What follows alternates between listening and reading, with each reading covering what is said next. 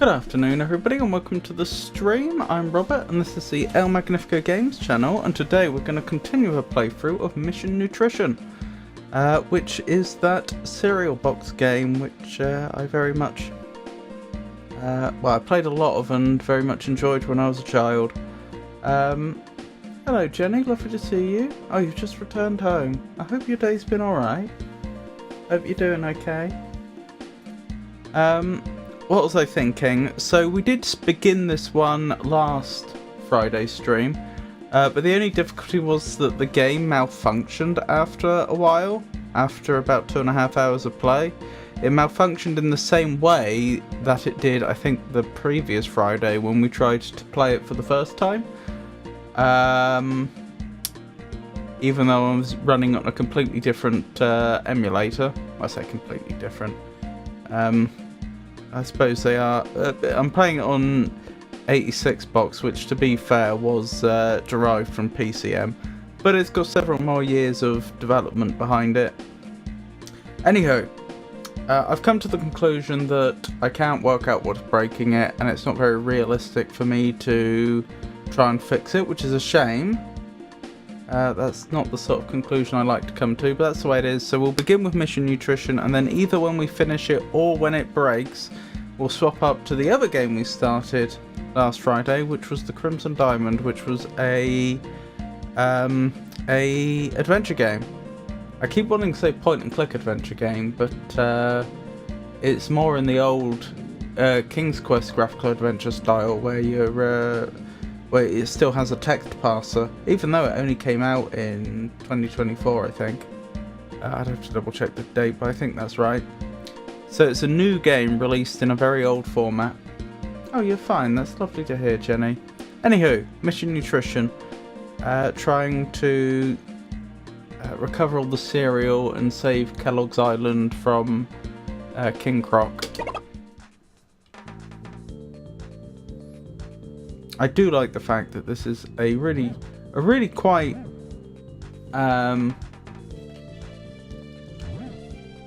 well-developed game, which can be played with just 4 buttons, up, down, left and right. Yeah, I thought there was going to be a barrel croc up there. Oh, we did start this one before, didn't we? I've actually forgotten most of this, but let's say forgotten most of this. I'm sure it'll ow. I'm sure it'll come back. But yeah, the game just stopped working mid-level, didn't it? How's your studying been going, Jenny? I don't think you've mentioned that for a while. Ah! Okay, they got me good. That was a poor show on my part.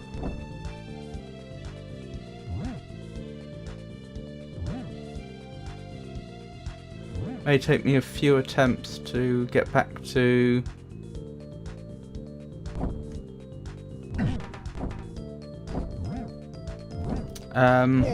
being able to get as far into the level as I originally was. Your sporting skill is in demand here. On no account should you touch the ice tips. Here's wishing you the best of luck.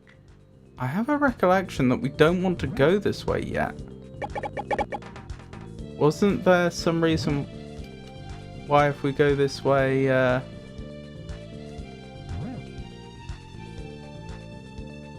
we can't progress? At least not immediately. Yes, red door. Right. Which isn't very helpful, but there we go.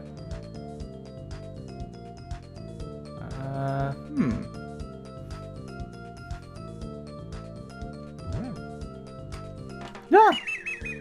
Well, that's unfortunate. But I'm not too bothered, because that has given us very useful information that I had, as I previously indicated, I had forgotten.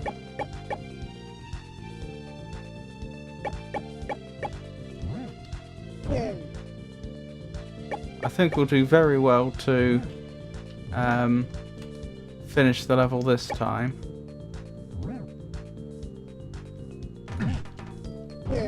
Blast. Could have done without that, but it is setting us up well for next time. Blast. That's it, isn't it? Yeah, that's it. That's okay though. Let's try again. I have a much better idea of what's going on now.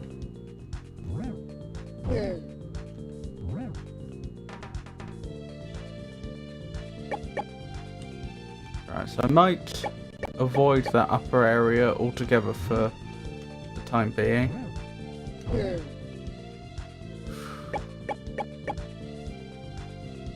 I do love this game. It's so well done. It's for something that was given away in a cereal box. It is so much better than it has any right to be. It's not even that like the actual game itself is complicated. Quite the opposite. It's just they've taken a really simple idea and really delivered on it.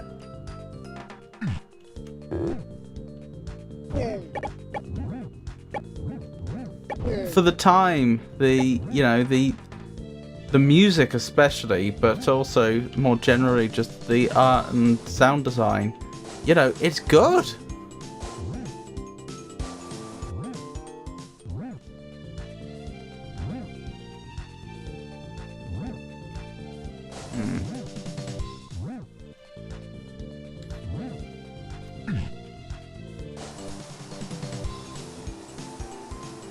Alright, you're slightly higher in the water. Yeah, I saw that.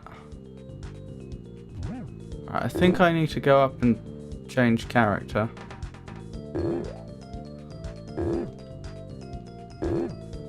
We've discussed this before about how the enemies always reset to their spawn point once they're off screen. There we go. That's you taken care of. I don't think we've died once yet.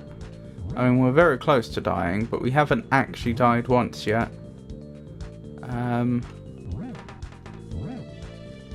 we're not doing too badly. Here's Snap.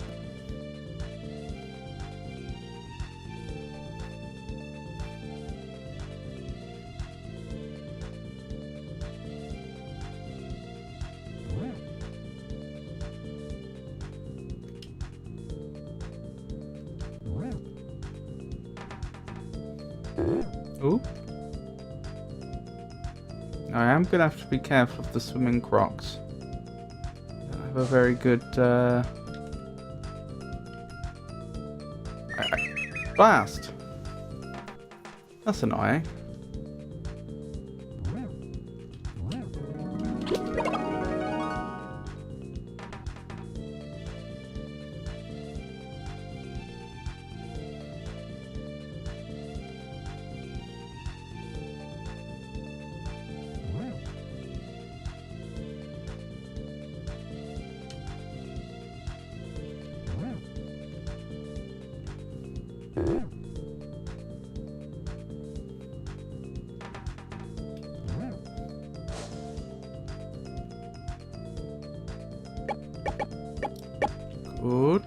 Good.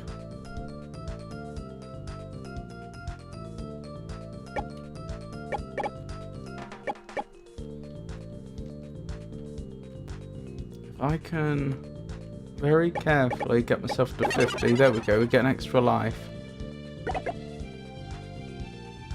I assume there's something down here that we need. Oh, blast. Oh, that was pointless damage. Since this is the only place we can get to that I know...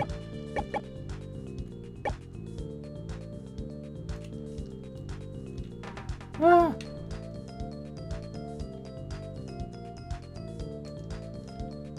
This is the only place I know we can get to that we haven't fully explored. So I'm guessing there's a key around here? There it is.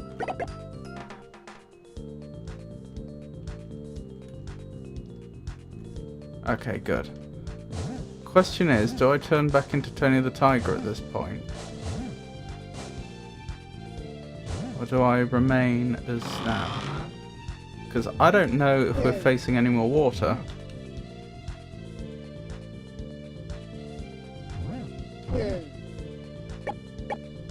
Oh no.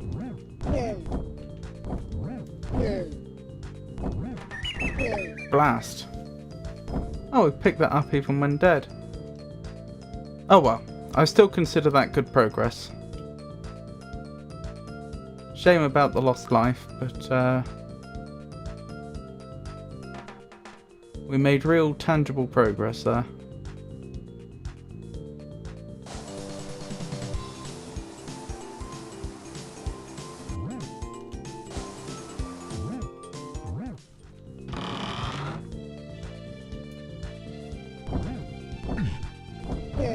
I don't know why I got hit by that barrel then. It didn't look like I should have, but hey ho.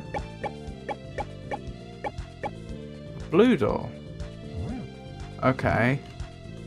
Wait, what am I hitting there?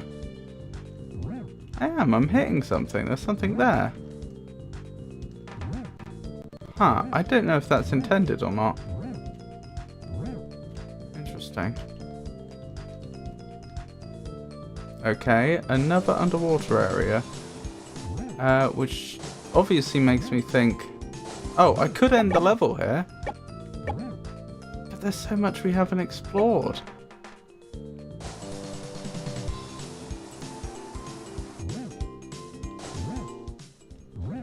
We know of 2 more doors that we have access to. Okay, I don't want to blow the game on this. So if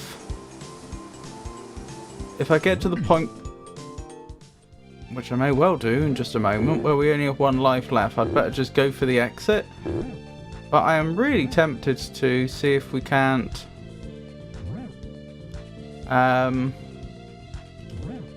explore a bit more of the level. Although on the other hand, I say I should stop if I only have 1 life left.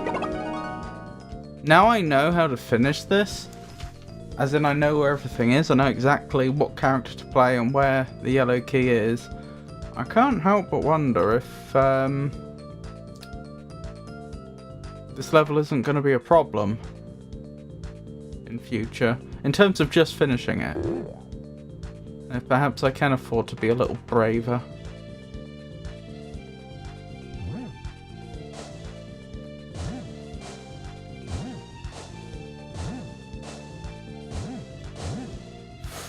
Close. Good.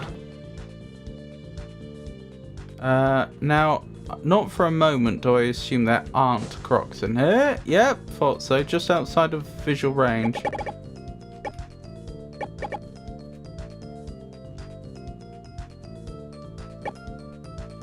Wait, is this the bit we were exploring before?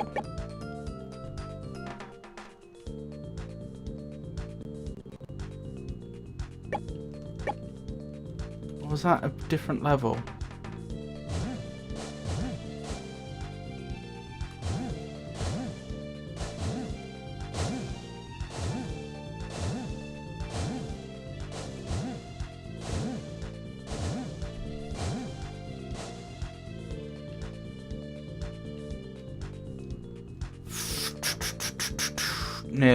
Nearly got hit.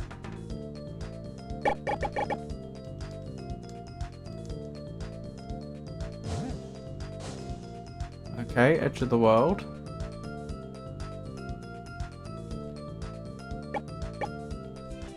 Wait, what is this? I genuinely don't remember this. It's a different exit to the level.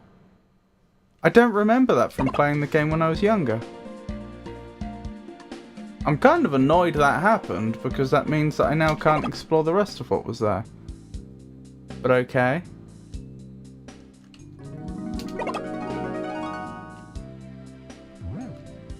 I don't know why they bothered to do that. But they're thinking that some players might not find the... that was fast. Might not find the first exit.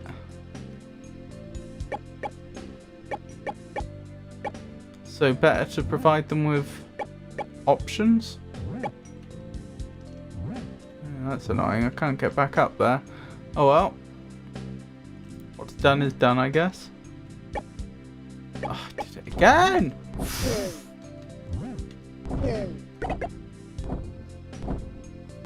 Oh my.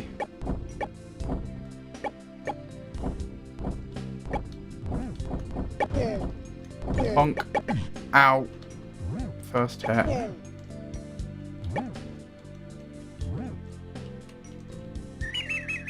Wow, that was dumb. And avoidable.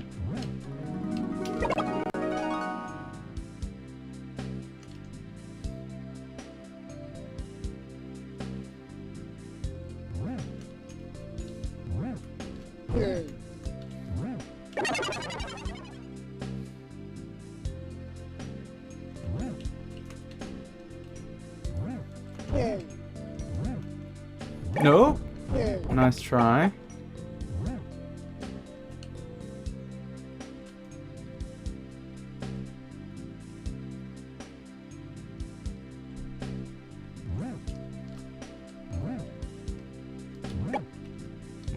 Look at me risking life for a single piece of cornflakes. Oh my, not cornflakes, Frosters. Oh dearie me. A single Frosty.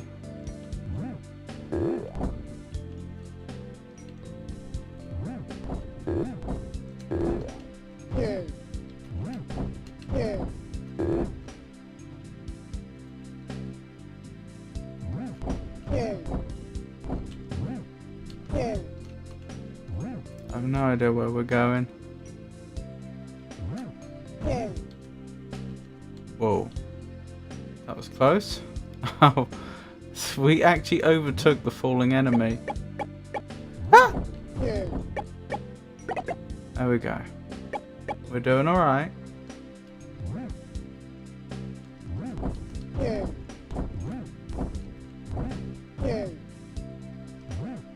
A red door. Wait, could I see the edge of what was through there? No. Okay, okay. Uh-oh. That's unfortunate.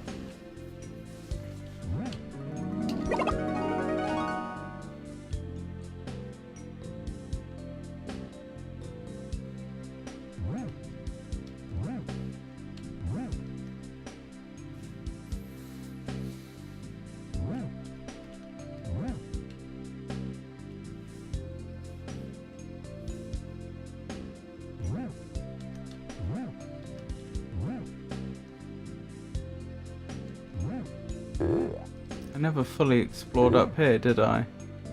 In fact, it's surprisingly difficult. There we go. Okay, this is new.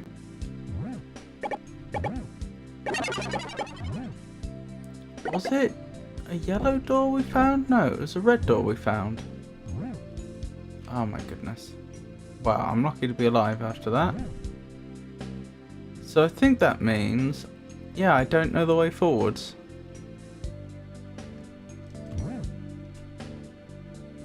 How puzzling. Quite literally. And why offer me the ability to change character here specifically? I don't see any vines and I don't see anywhere to swim. I hate to say it, I think the game's actually got me. I don't know the way forwards at all.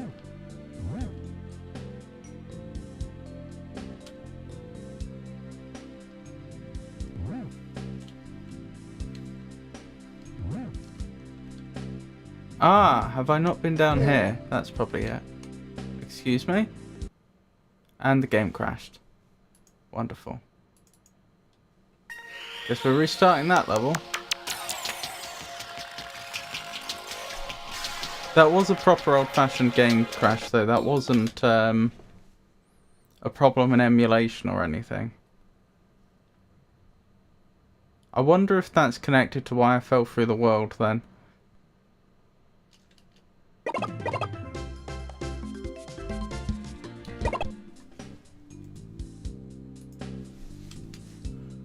I wonder if the actual physics broke down.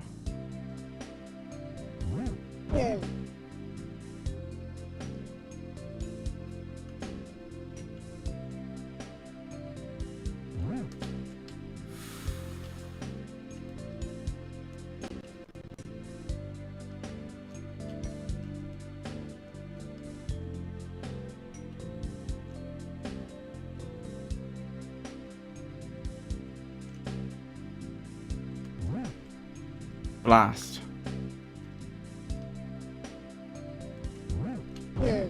Got him.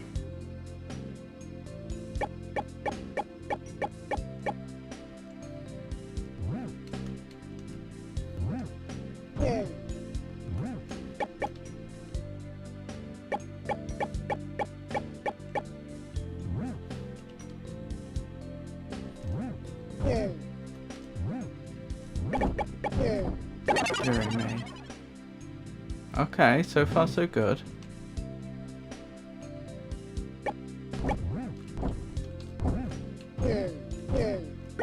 Got him.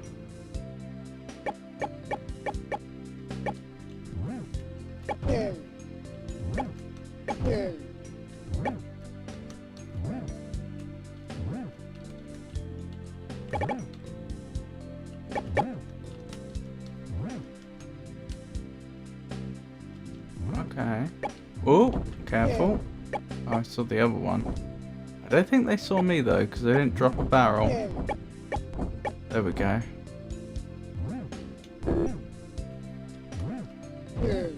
Good. That was close. Oh my goodness. Alright. Could have been a lot worse. Honestly, I really don't want to jinx it, but we're doing quite well now.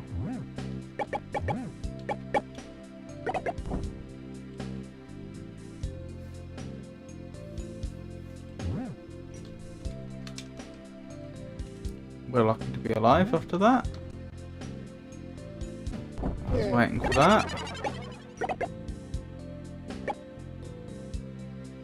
Helps when you know where the enemies are, doesn't it? To be fair, I forgot about these ones.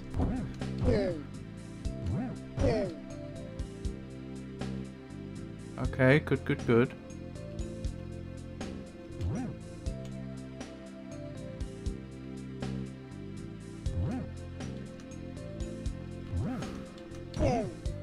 No! Well, it was going to happen eventually, wasn't it? I think up till then, this had been the perfect run of this particular level, so I have no right to complain.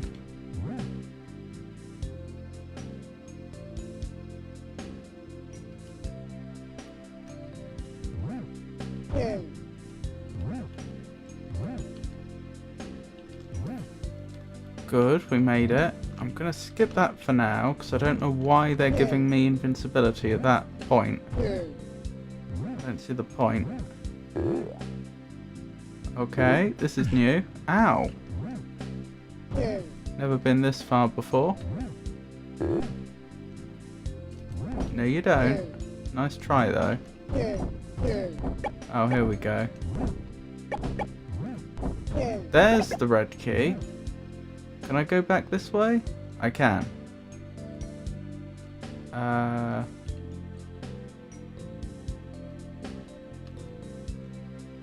Okay. I guess I have to try and hit that. No!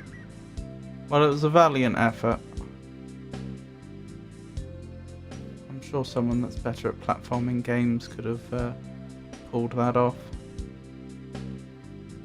But that person is not I. I'm so dumb. That was pointless. That was a pointless loss of life.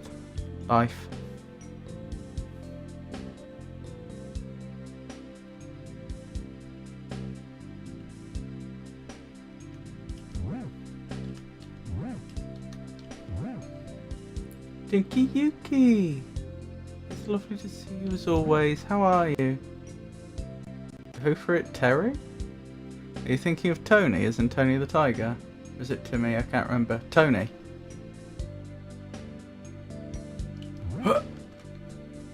I am going up from here, aren't I?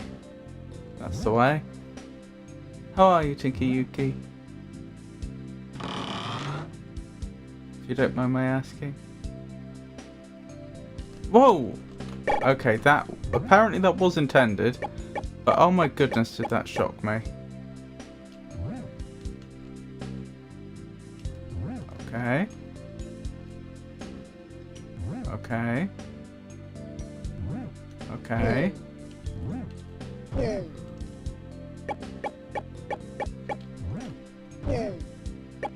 Okay. I'm tempted to go back a bit and see if I missed a bit. Well, I actually think we probably missed quite a lot. Whoa, hang on, that's not supposed to happen. This game is bugging again. Oh dear. And after all that praise I heaped on this game, this is disappointing. We might actually be stuck because I don't think there's any way I can force a respawn. Oh, what a pity. And that was going so well. Oh well. Such is the way, I suppose.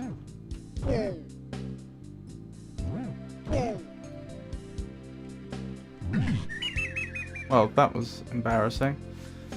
That's honestly worth going back to the main menu for, just because it was right at the start and very avoidable. Why am I suddenly so bad at this game?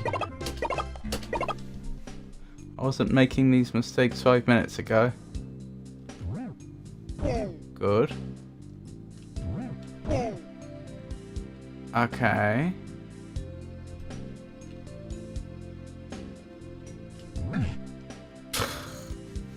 Sorry, this is bothering me.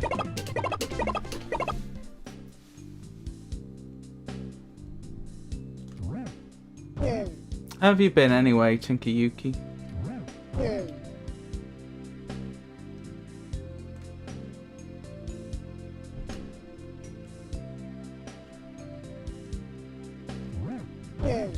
Got him.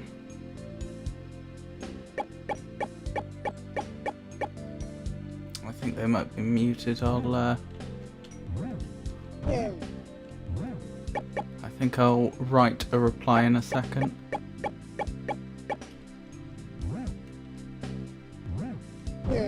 Good. No! Okay. Credit where credit's due. They work together well. They rather made a fool out of me.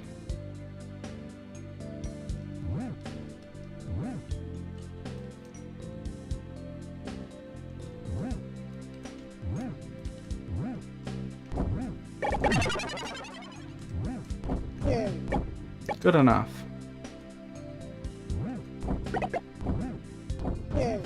Right, let's reply to Tinky Yuki.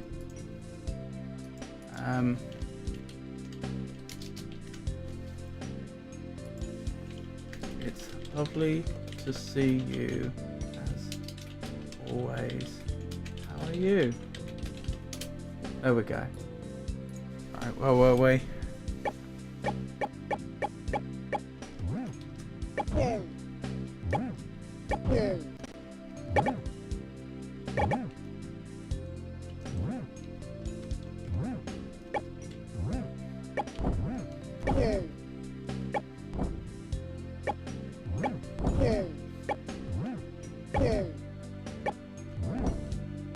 No!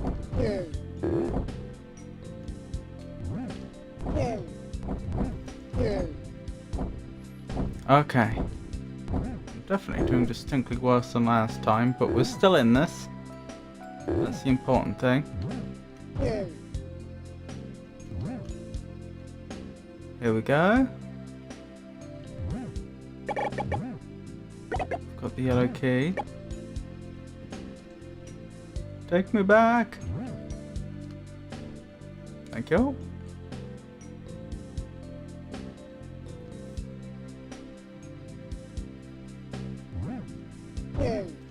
Good. Up we go.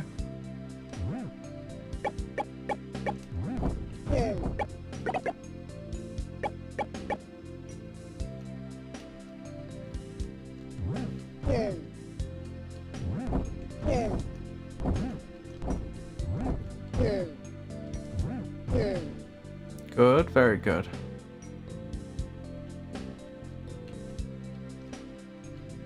Oh dear.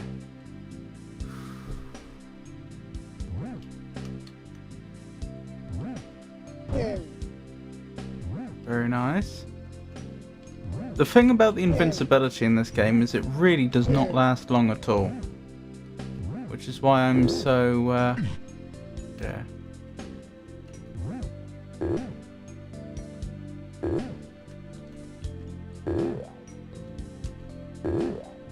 So reluctant to use it. Ooh.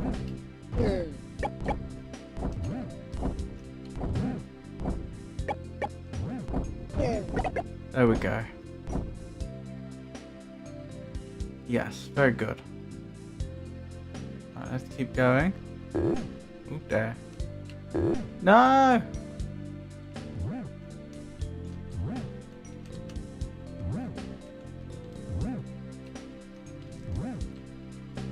I still don't know why they put that there. I'm really not keen to use it.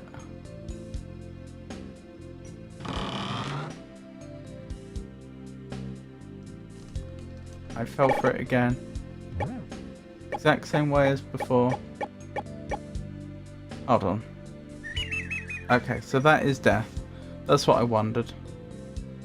I only had 1 heart left, and indeed, if I got back up to 3, then the next time we hit 50 frosted flakes, we'll get another life as long as I can maintain that 3. And given that we know there's a heap of cereal just over here, if I can actually get to it. It seemed like that was net a good idea.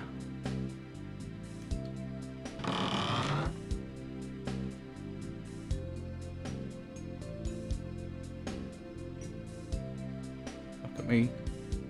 Very, very slowly moving forwards because I don't trust the floor.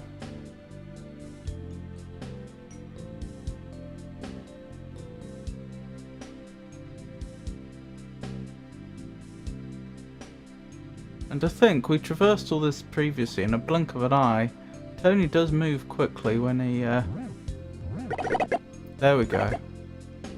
Wait, did they not give me any cereal? I don't think I was awarded any cereal. I think they're completely fake. Oh, we missed 1. Can you believe it?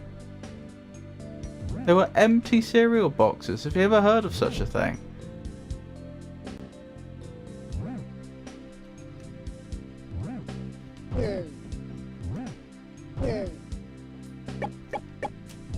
Oh, hang on. I don't want to go back that way because that's when the game bugged out before. So I guess we do want to press forwards. Good. Very good. Okay, now's probably it probably is time to leave the level now. I could go back and explore. I know there are bits we didn't see. Oh! Not a lot though. We saw the 1 bit of cereal that I missed. So the only thing I missed was presumably the wheat and maybe a secret level. Interesting. Yeah, we saw almost all of that.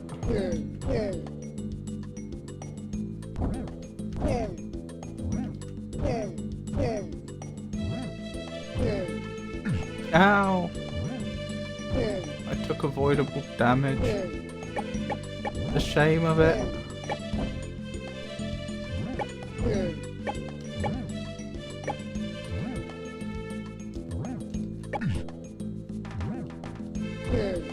I do, just like then, occasionally I take damage and I don't understand why. Like, I don't mean that in some sort of sore loser type way. I mean, like, I genuinely don't know why we took damage then. Because ostensibly I jumped on their head. I can't tell if there's some mechanic that I just don't understand, or if...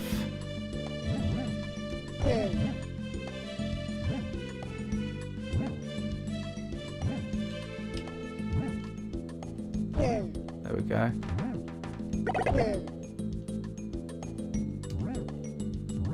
I can't tell if there's a mechanic that I just don't understand, or if the collision detection is a bit buggy at times.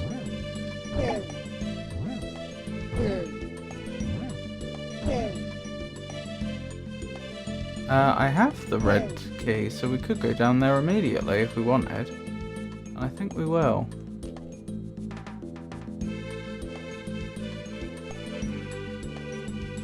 Wait, how do I get there? Oh, hello. I didn't realise that was there. That was lucky. Given the confined space, where Tony hit his head when we jumped, usually that really counts against you. And you just get hit when you wouldn't do, but in that case I think it worked in our favour and made the jump better timed than I even intended. Oh, that's unfortunate. I managed to get some things done today. In preparation for a champagne breakfast tomorrow. Is a champagne breakfast just a breakfast with champagne, or does it have a or is the is it a term that has some other meaning? And attendant lassitude the days following after. You've actually got me there. What's lassitude?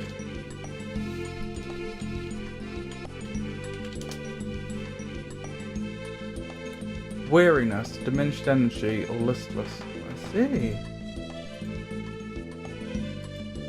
I'll respond in text because again, I'm not sure if you can hear me. I'm being told by the system that you're watching without audio.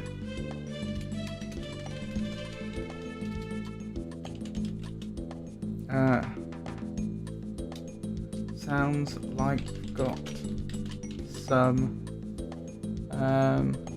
very pleasant days prepared. Right, was that a bright gentleman I just saw enter chat? Hello, that bright gentleman, it's lovely to see you. How are you? How have things been? Oh my. Oh, blast. Wish I hadn't taken that damage. How high does the invisible wall on this doorway actually go? If I were to go, presumably if I were up the top, it wouldn't be blocking me. Maybe it has to be in frame? Oh my goodness. Well, that went poorly. Take it one day at a time, and you? Yeah, pretty much. I've had some pretty poor mental health the last few days. The problem is, like, my mental health goes up and down, but the last few weeks I've had, even by my standards, more bad mental health days than would usually be the case, so it is dragging on a bit. But I'm doing my best.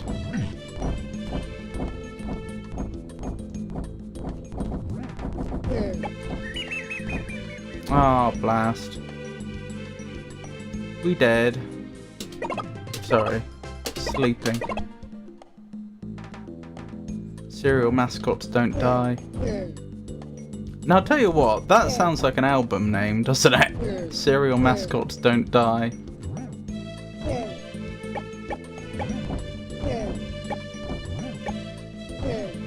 No! Alright, I'm resetting. Because we're right at the start, it just makes more sense to reset than play one life down. There we go, we've caught up. Oh no. Now we've caught up. Now we've caught up.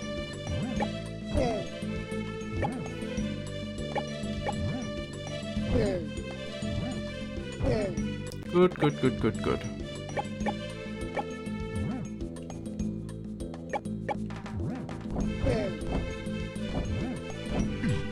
Ow! So, I get why the first one hit me. No, I don't. No, I think I got hit twice in the row for no apparent reason, actually. I'd have to go back and check.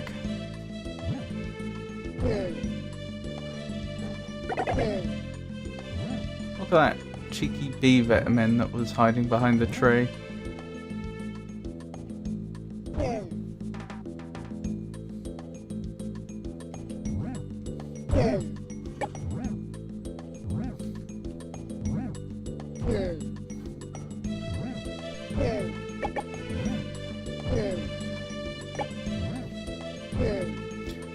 Got much to look forward to in the near future, right, gentlemen?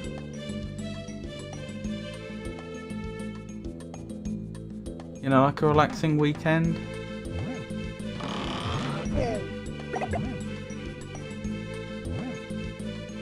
Something like that.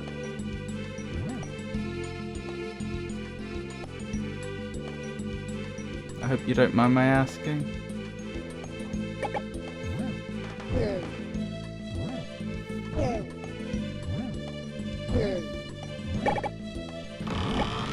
Uh-oh.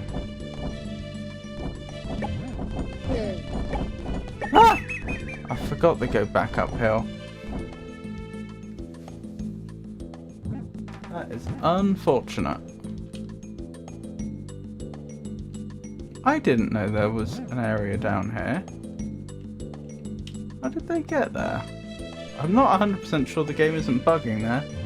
Birthday's in a couple of weeks, but nothing else to really speak of. Well, that's nice. Do you celebrate your birthday much? It's a Tato! We've been blessed with a Tato. How are you, Tato?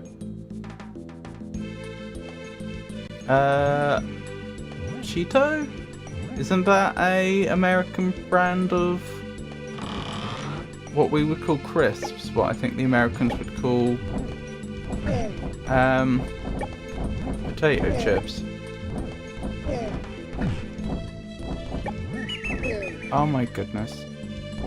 That is distressing. I'd argue we did reasonably well there, given all the things coming at us. I'm not sure Cheetos are made for potatoes.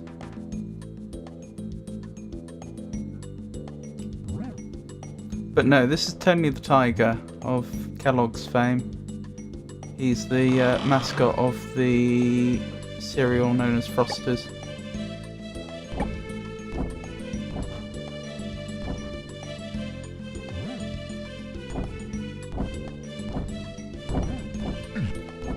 I was trying to avoid that.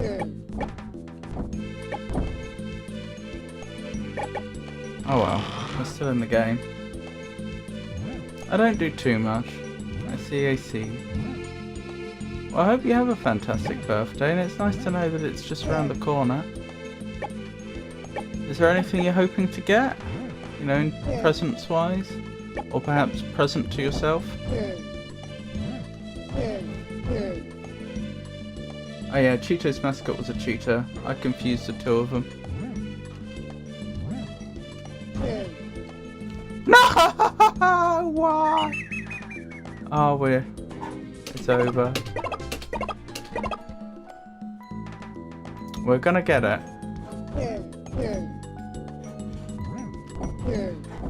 By Thor's beard, we're gonna get it.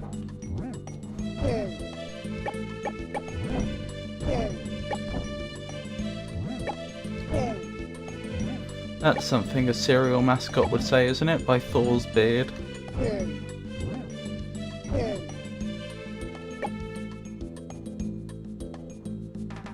Also, I was running local LLMs. They're quite capable now. I did mean to look into that, and then I forgot. You said you were using Gemma, was it? But I think that was just the LLM and not the environment.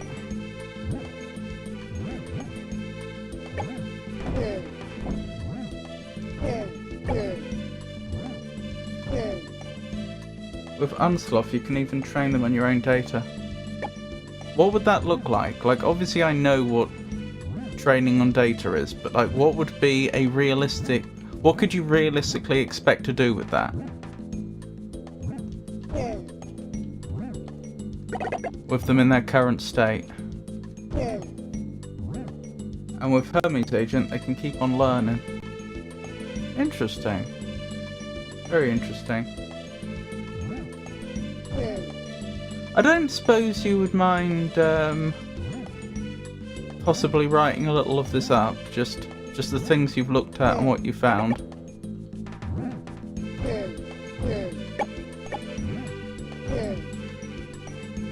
Hey Robin Tater, I cannot seem to get access to 5 kings. Oh Rowdy, you poor thing. Wait, aren't you still live? I'm still lurking on the other screen.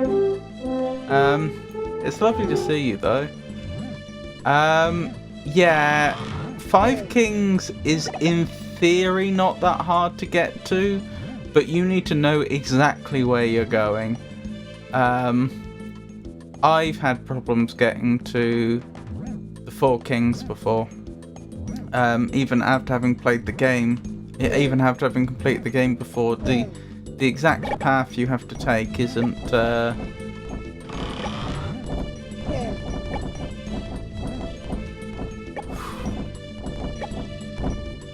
isn't the most intuitive one in the dark. What's the issue? Have you not the ring? I assume it's just navigation that she's struggling with. She's already lowered the water level. She hasn't told me, but my guess is that she's just finding it difficult to actually navigate to them. There's a lot of nasty enemies in the area, and as I say, if you don't know exactly where you're going,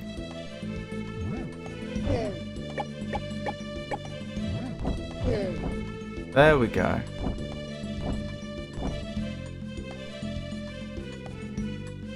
Use generic models if you want to deploy LLM on public spaces. What do you mean? Deploy in public spaces?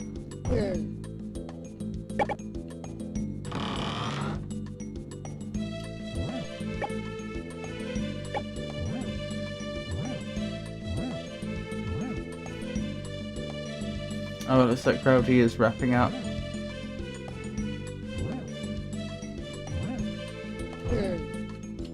No!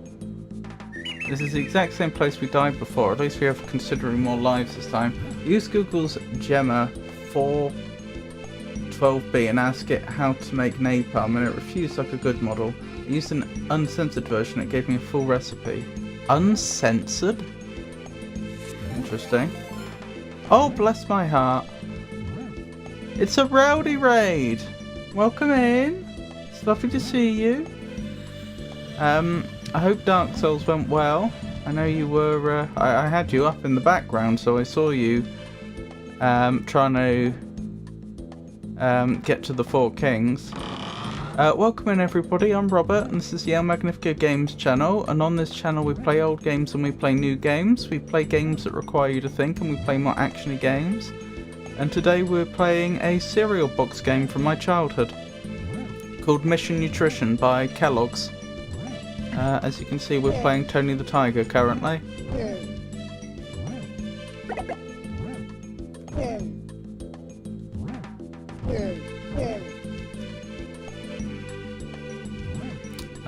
And yeah, it's a platformer, as you can see. We have been having some emulation issues. If the game degrades too far, we'll be swapping up to the Crimson Diamond, which we started last week, which is... it's a graphical adventure game. It was released recently, I think 2024, but it uses the old graphical adventure plus text parser interface that the old excuse me, that the old King's Quest games used. So it's a very old interface to a fairly new game. Anyway, welcome in. It's a pleasure to meet you all. Hope you're all having a good day. On Hugging Face, you find uncensored model. I see. Huh. Interesting. There might even be models perfectly fit for Twitch chatbot. Add your own one day, and the bot will replace you eventually. Well, I saw Valley of the Drakes route, which places me in the Abyss bonfire. Interesting. Oh, blast. That didn't go well.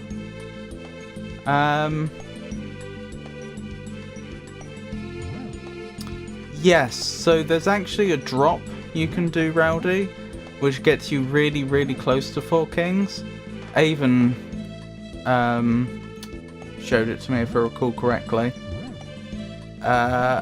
You actually use the Firelink bonfire because it's that close. It's... yeah. It's worth looking up. It's very quick, but the only problem is you are walking around in the dark, so it can be difficult to navigate if you don't know where you're going. Generally that whole area suffers from being quite dark.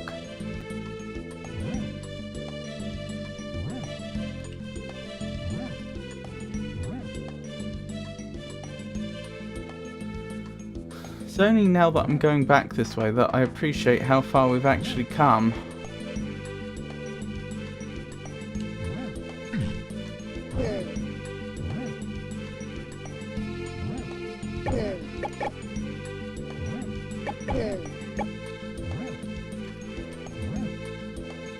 Oh my goodness. Imagine coming this far and not having the blue key, how disappointed you'd be. The video I watched showed me a spiral stairs through the Evil Knights. Ungood. Yeah, that's not the path I would take. You can literally drop down and skip almost all of it. Almost all of it. Not quite all of it. It's getting the water down that really limits you. As in, limits the rate at which you can complete that area, I mean. I didn't explain that very well. Holds you back may have been a better way to phrase it than limits you. I'm just thinking carefully about the timing here. If I get this even slightly wrong... yeah, that didn't go well.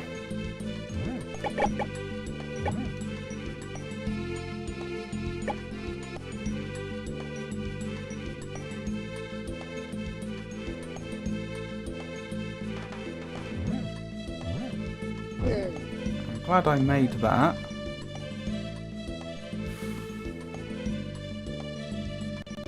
Okay, that's invincibility. I definitely want to go for that. Avon! It's lovely to see you. How are you?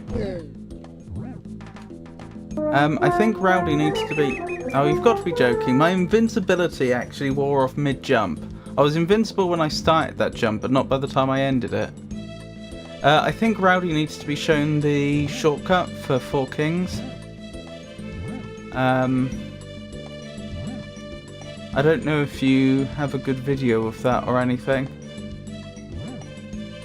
She's dropped the water level but now can't find the Four Kings and keeps dying to the various enemies in the area.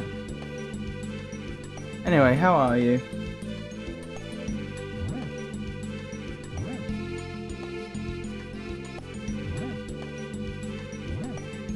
How the raven are you, Avon?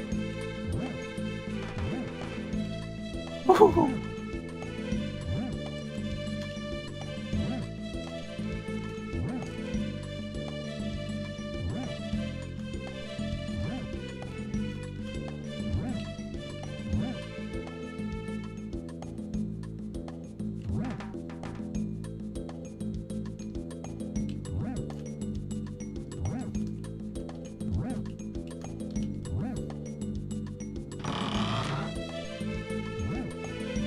The water's been drained, which you saw when I reached the lever. I did.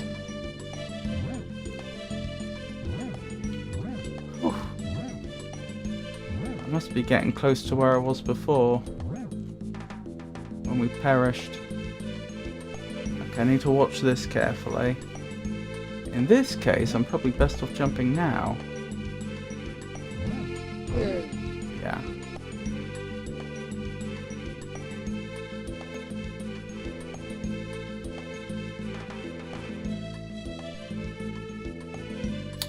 I'm not sure when the best point to jump here is going to be. Maybe it is about now. Nope. That was a poor choice.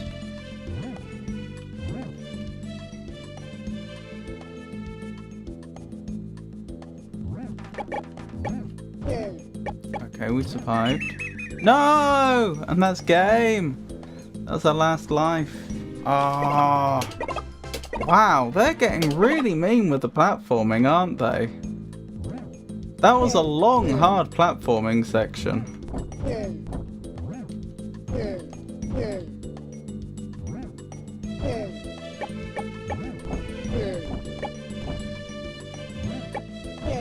I have to assume we must be getting close to the end of the game then. I don't know how close, but... that was so mean.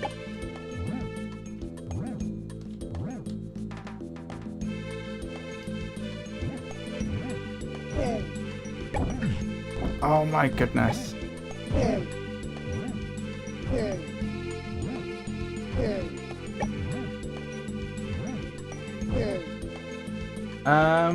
I made some progress on Isaac P. I got to the cathedral area. I also got another 10 gifted towards the end, which I'm semi-ashamed to admit made me a little suspicious, since it was more gifted than I had viewers at the time. I don't think that's suspicious, because it depends upon the generosity of the person.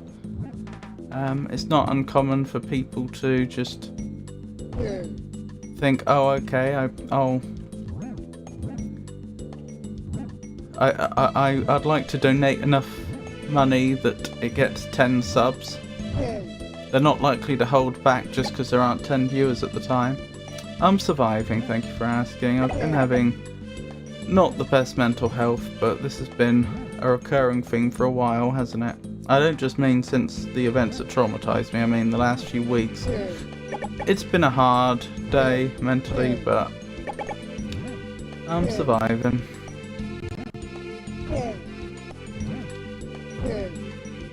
Thank you, Avon. All the better to see you, though. Oh, I didn't pick up the key. Apparently. I was just thinking, why isn't the door opening?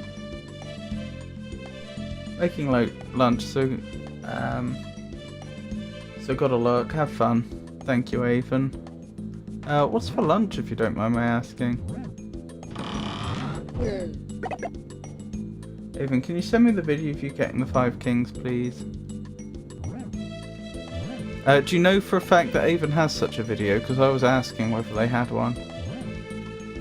You could also use one of my old videos.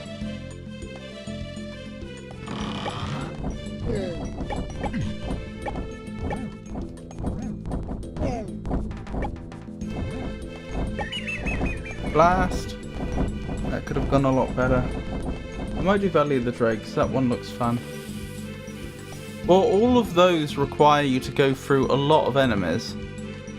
The advantage of the shortcut is you literally just fall down and avoid almost everything. You jump almost straight to the end.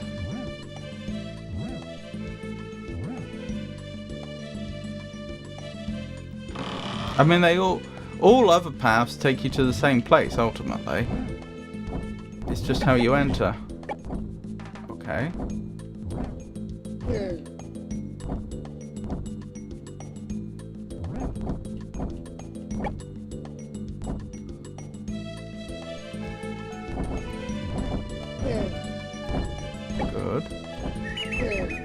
Wait, why did I get... Okay, fine.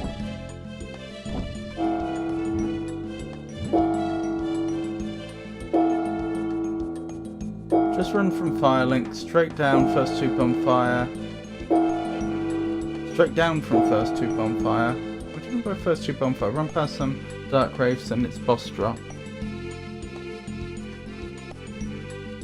Why do they keep all the barrels? I don't know.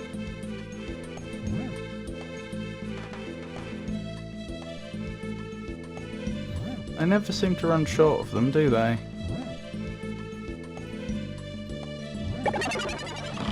Ah, good. I've got an extra life back. That's a big help.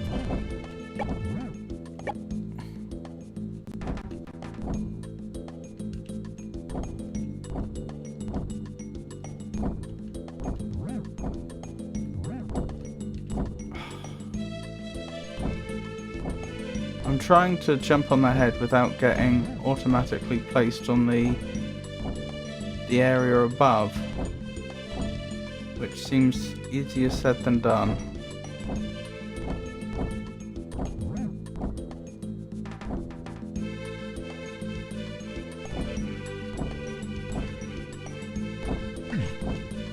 Oh my goodness, I even got... The game considered me as having collided there and got hit. Ah! Effectively blocked with a barrel there. There we go, got him. That was a really mean place to put an enemy, and I don't mean in a clever strategic way. I mean as in the way the collision in the game works, it was protecting them. In a way it probably shouldn't have been.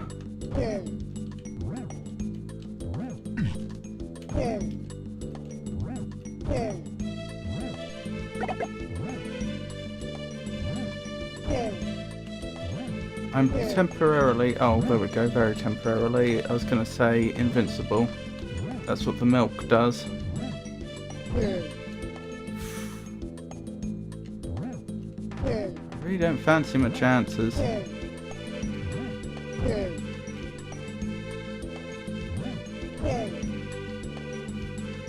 Ooh.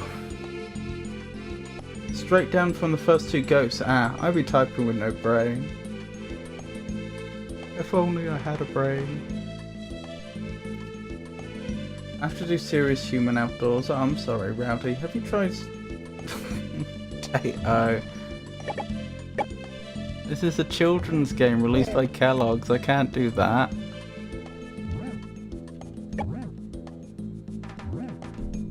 I certainly wish I could, though. That would make things a lot easier. I'm down to 1 life, which isn't great. 1 fall or 3 hits and I'm out. And the platforming up ahead is not easy, as we saw. I haven't even made it back to the really tricky platforming that I mentioned last time we attempted this level.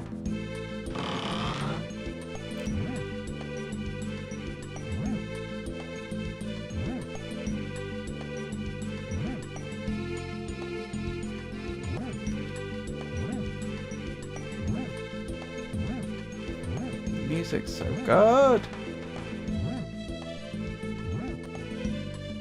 Little repetitive, that's the only thing I would like to see changed about it. I think they could have done with a slightly longer loop.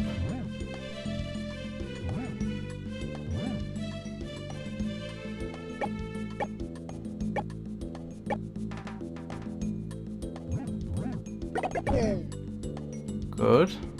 Very good.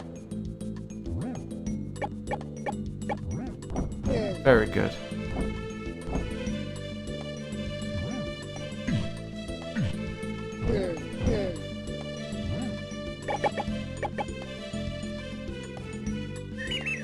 And I'm out. It's fine, we just try again. We'll get it. We'll get it, mark my words. Oh, I'm resetting for that one. Oh dear, that was almost like the opposite of an inspirational speech, wasn't it? I'm saying, we'll get it, immediately gets hit.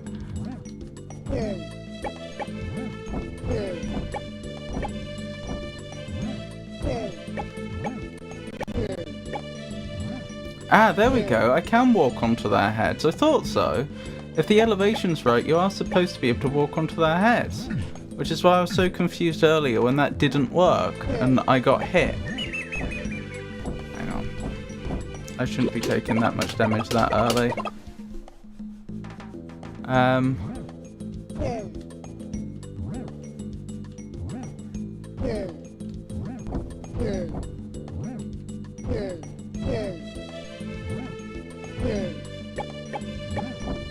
There we go.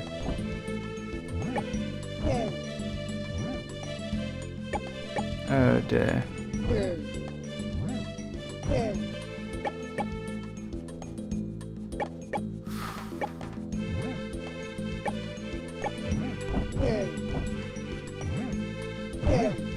Okay, very good. Very good. We're pulling this back. Oh.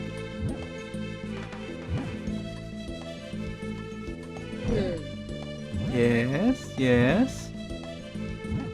Oops. Uh-oh. There we go. Got him. Got him.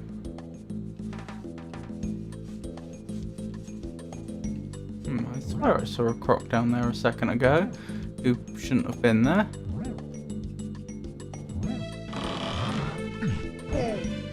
Oh, the low ceiling got us that time. Huh. I bet if you really studied this game for shortcuts, for like, with like a speedrunner's on set, what am I talking about? A speedrunner's mindset, I bet you'd find all sorts of little glitches you could exploit.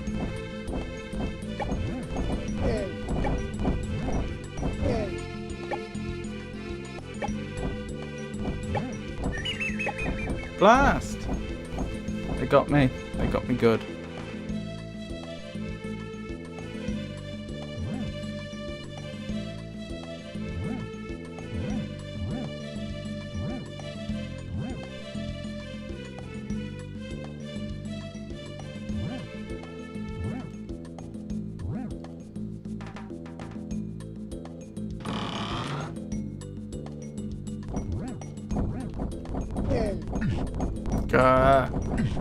Oh my goodness!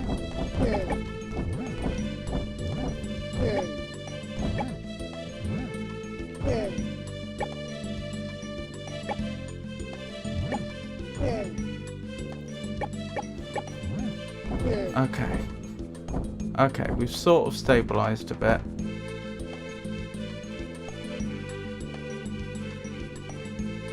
I still wouldn't say we're doing great, but it could be a lot worse.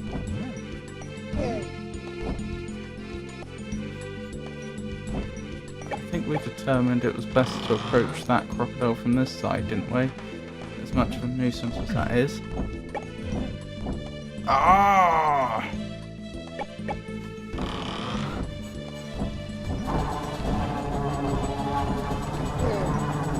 Oh dear. Hold on, I might have to close that window.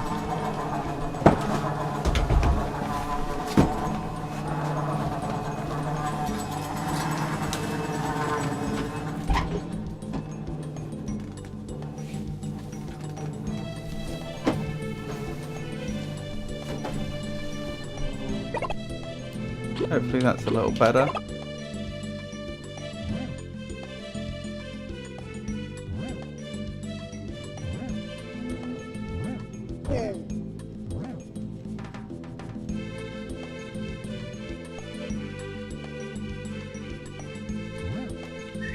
No! One more life.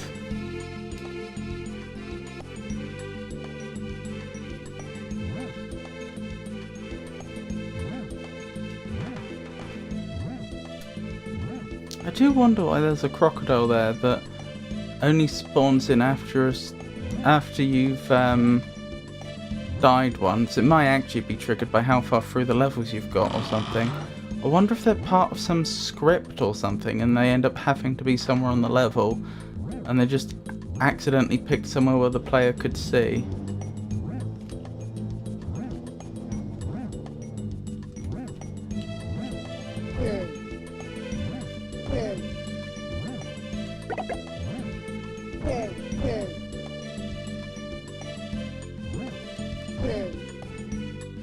I think I skipped one of them, but it doesn't matter.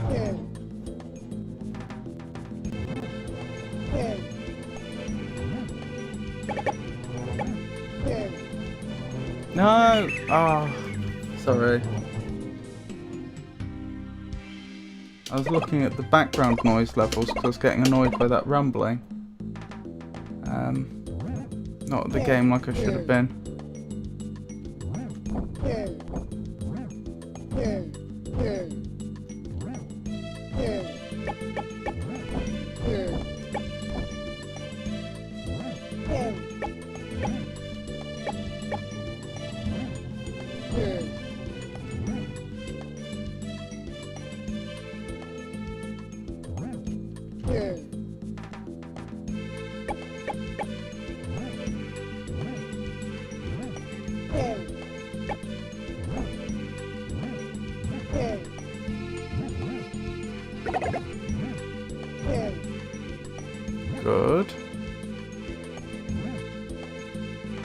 Very good.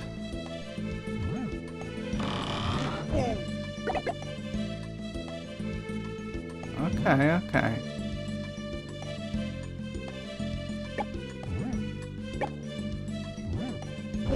Very good. Oh no. That was unfortunate. I got myself stuck between a rock and a hard place.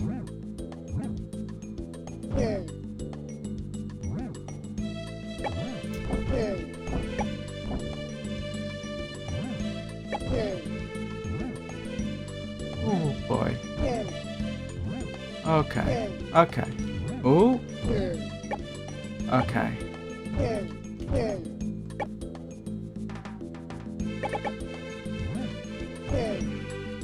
Known for forming precious gems like rubies and sapphires, the mineral conundrum is an oxide of which light yet strong metal. Find out in the ad's end in about 2 minutes. Corundum is a crystalline form of aluminium oxide. I didn't know that.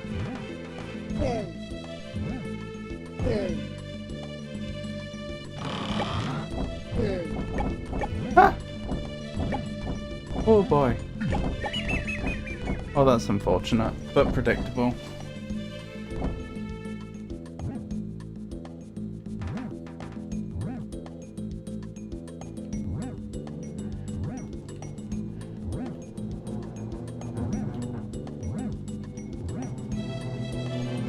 Sorry about all that noise, there's really nothing I can do.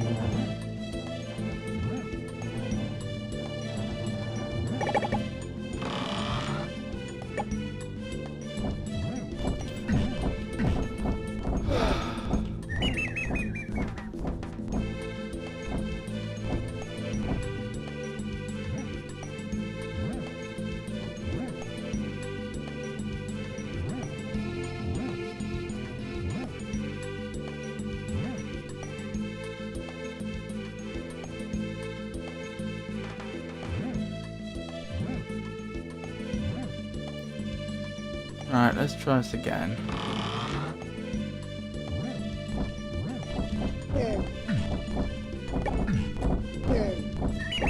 And we're out. That section is hard.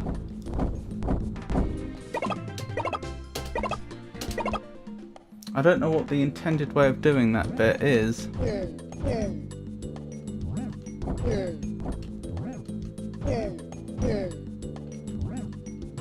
Besides get good.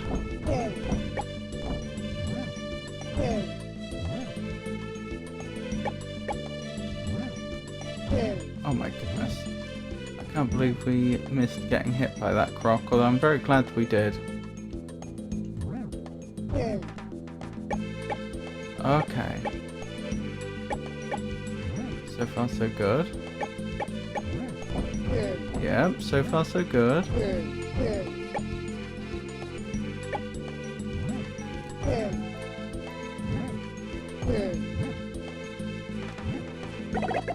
No! No! That enemy spawned on top of me.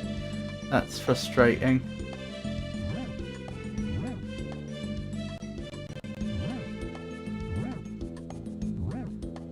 Oh, hang on, I've got the key now.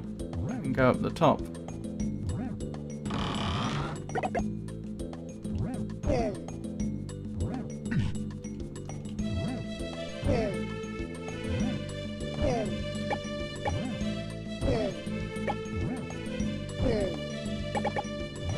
I do think the way you can use getting hit by enemies to skip areas is very notable.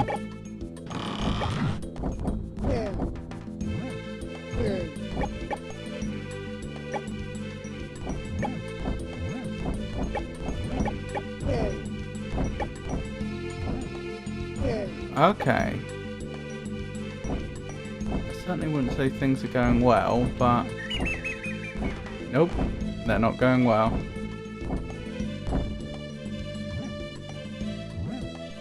But we got rid of the worst things in that area. Now if I can pick up 2 more cereal before I take any damage, we'll get an extra life.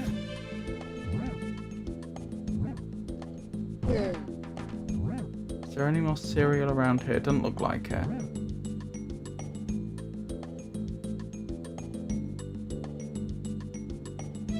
we'll go this way.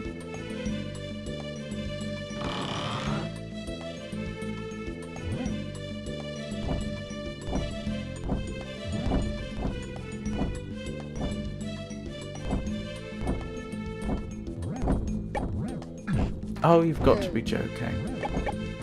And we've just been shortchanged out of a life because I took a point of damage.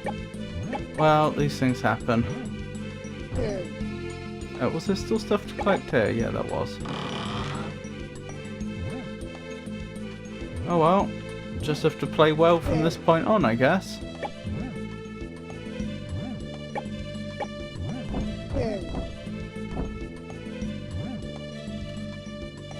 This is our last life, isn't it? And I'm frivolously losing hearts like that. Yep. Oh well. Give it another go.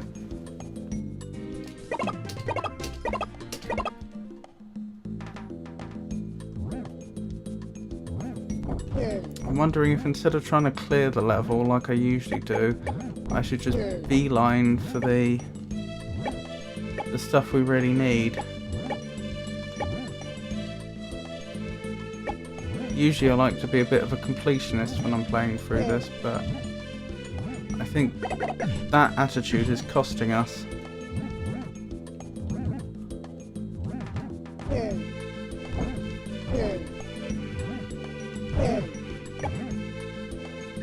Ah, blast. I don't know, is it costing us? Because I did considerably worse there than I usually do.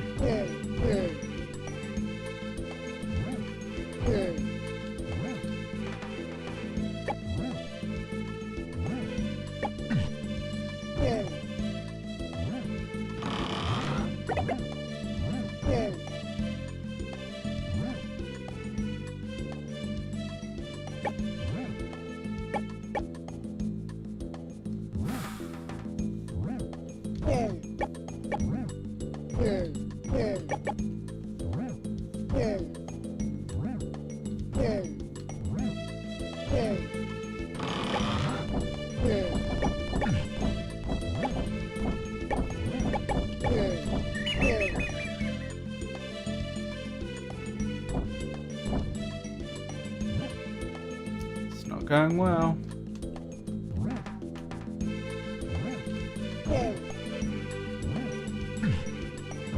I could have done without taking that damage, I really could have.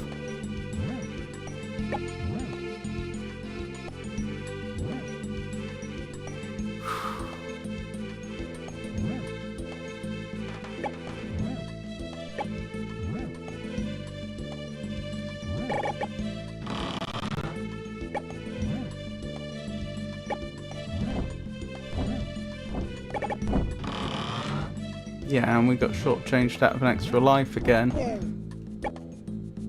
Because if you get up to 50 cereal and you've taken damage, it just gives you 1 heart back. If you get up to 50 cereal and you've taken no damage, it gives you a whole life back, which is worth 3 hearts.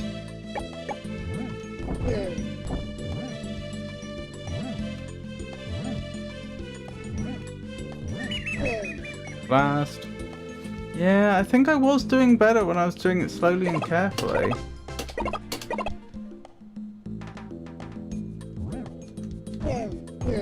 Which is unfortunate.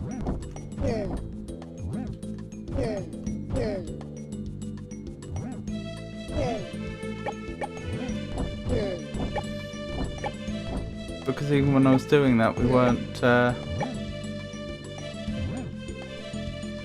managing it.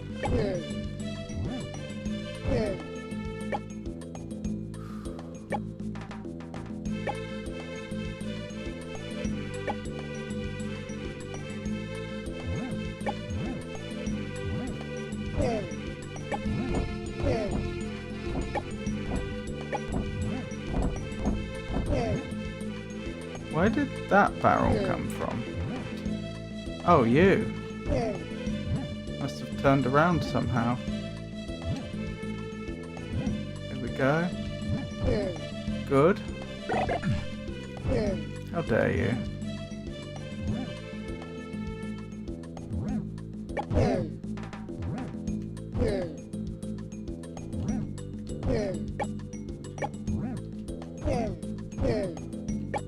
Good. Very good.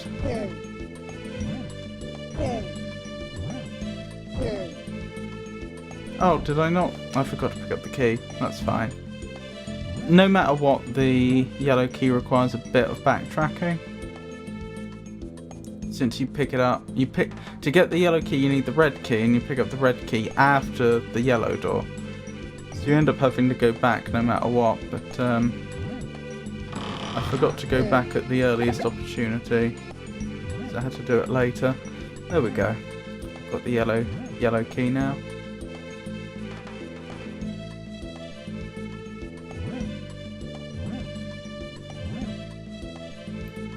Alrighty then. Try this again.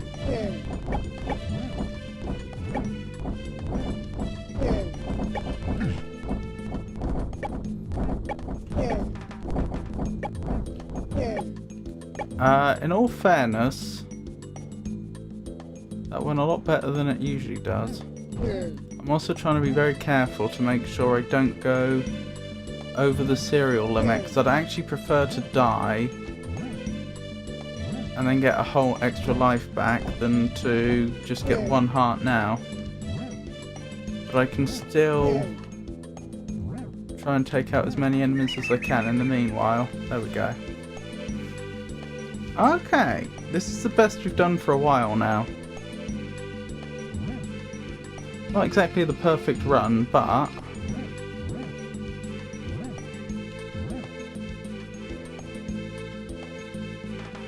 previous recent attempts have all been somewhat worse.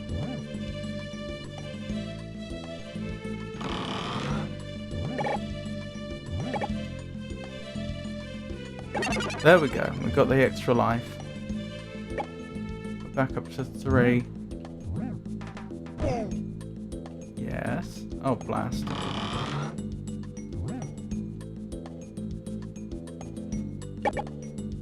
Wonderful, wonderful.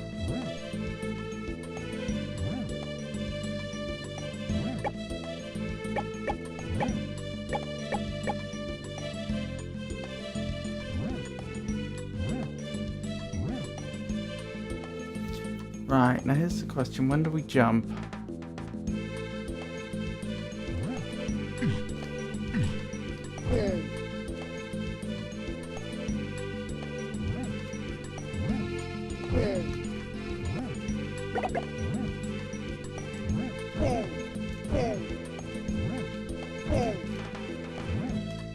Good.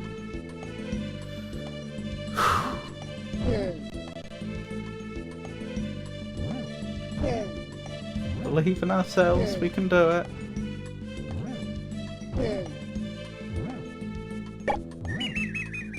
That's fine, we have the lives to spare for now.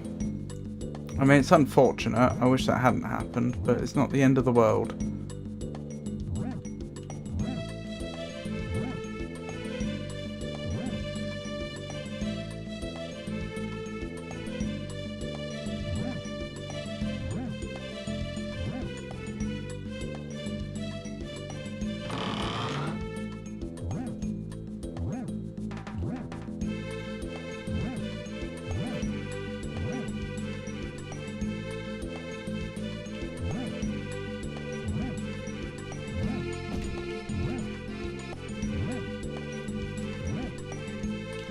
No.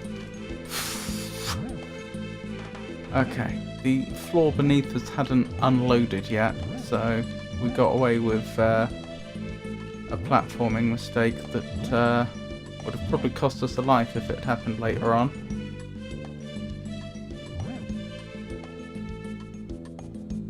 How did I get hit by this one? I must have been playing awfully.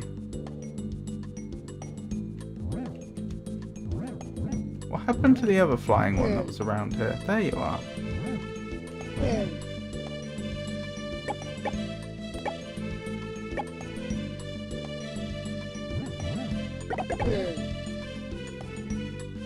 I think we just picked up some hidden wheat.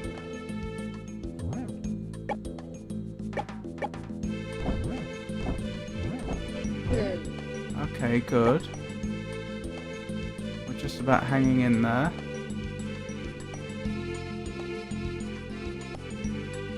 Just trying to judge when the best point to jump's gonna be. Probably now.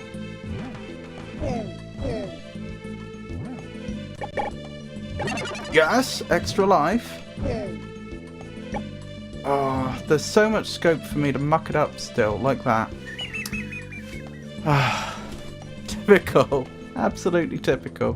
What I was about to say, before that little accident, was there's plenty of scope for me to still mess it up, but honestly, this is going really, really well. And then immediately, almost before I could finish the sentence, death. In fact, I didn't finish the sentence, did I?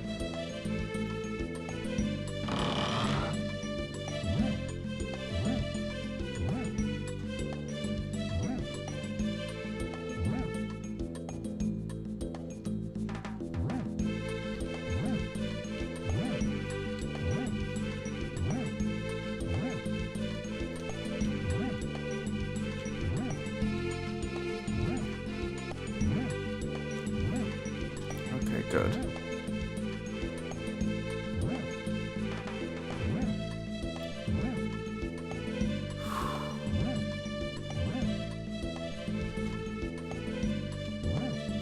Wish we could find that iron. Okay, good.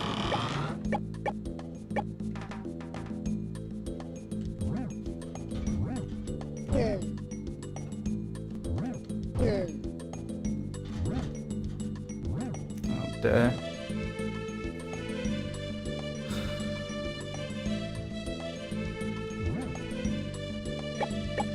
Oh, no.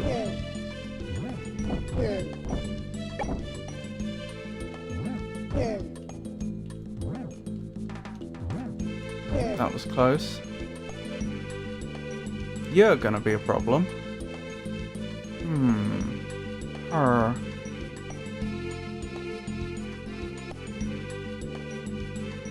Can I jump high enough? I can probably hit you when you're closest to me. Just. No. Well, then I don't know how to get past them, honestly. That's really unfortunate. I don't have an answer to that. Huh. I mean, I'll have another look when we get back there, but that's odd. I don't have an answer to that. I don't know what I'm supposed to do about an enemy positioned like that. It seems like no matter how I jump, they're going to hit us and knock us back.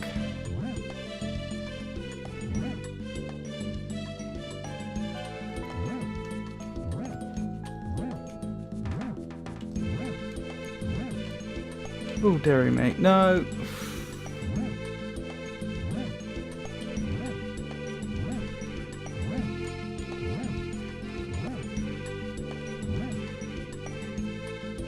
I'm sorry, clearly my platforming skills are degrading the more it is demanded of them.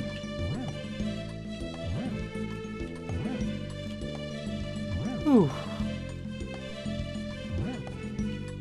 Okay.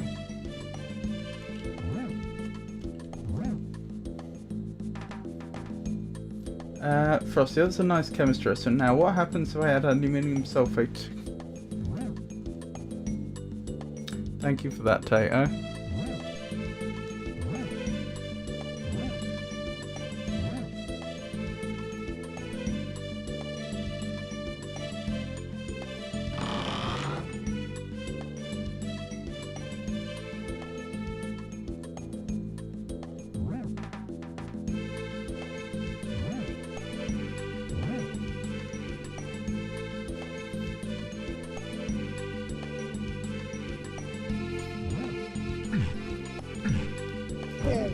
That's the only way I think I could have got past them.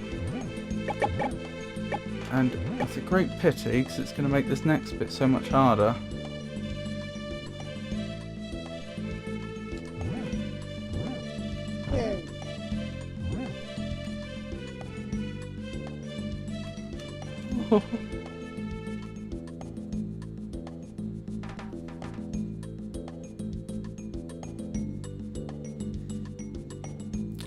thinking carefully about when to jump.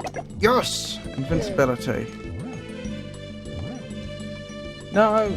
Oh, no more invincibility. And we're dead. Ah! Oh, that was so good! That was so much closer than we've been before.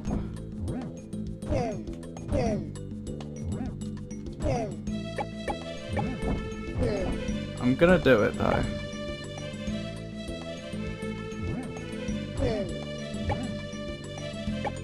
I made it through Dark Souls, I can make it through this. Well, I have made it through this, of course. I've 100%ed the game multiple times in the past when I was a child. Which honestly I find even more remarkable now.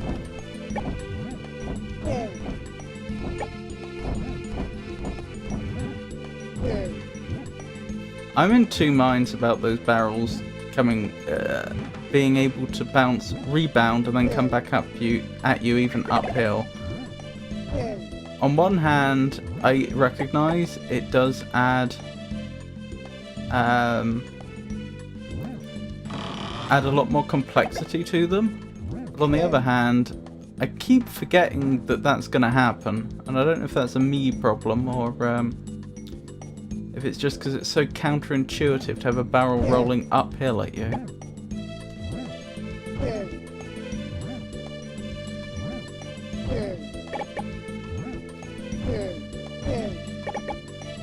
So far so good. I think the next bit is usually our first big challenge. Uh-oh. Of course.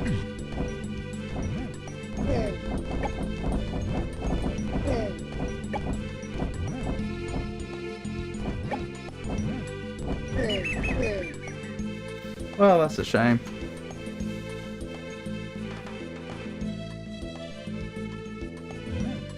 Keep going though.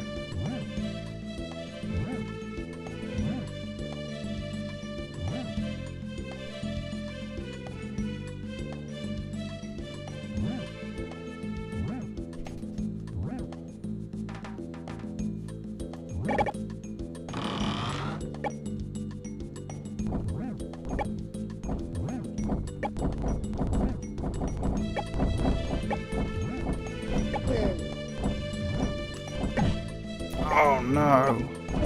And yeah, I just got shortchanged out of a life. Oh wow.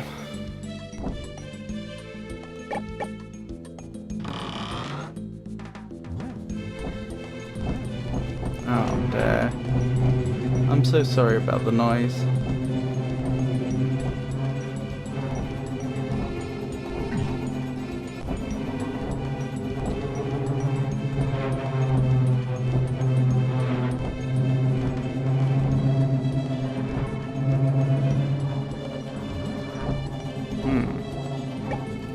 What I can do about that.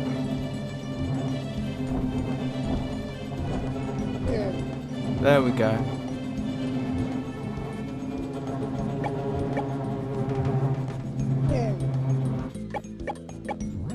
Hopefully they won't be very long with whatever they're doing.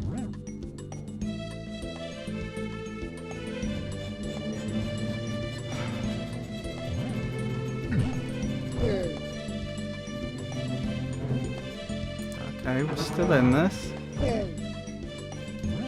There's invincibility.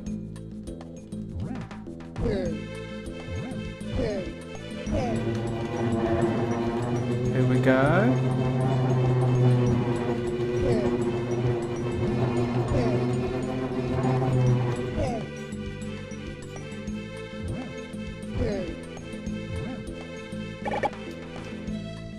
Oh no. That's unfortunate.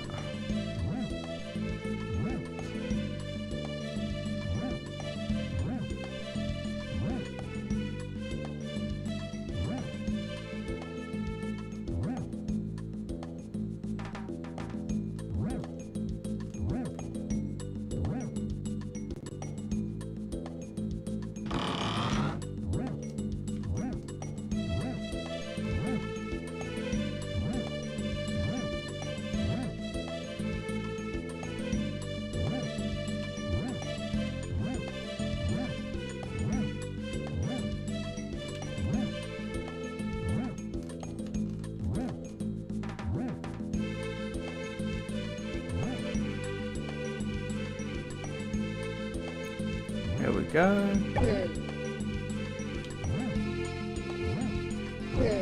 Okay. No, no you don't.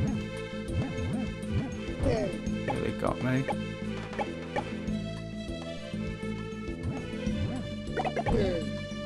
Good, good, good, good.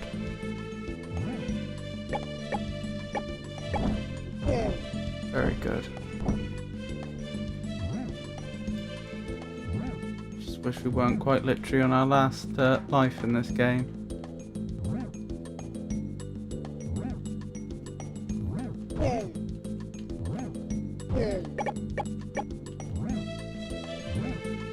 I had to abandon there because I'm so close to getting another life.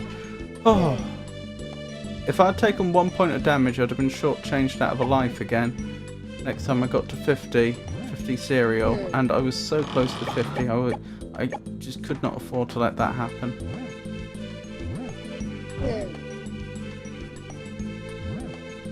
Never did figure out what the point of this bit is. Who can I even turn into? All three? Yeah. Why would I change character at this point specifically? There's no vines for Coco to climb and no water for Snap, Crackle or Pop to snorkel in.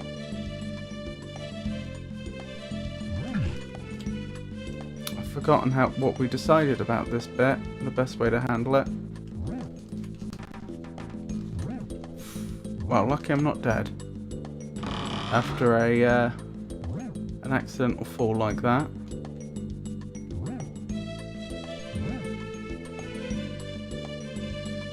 I am just gonna have to jump after them, aren't I? And we're dead.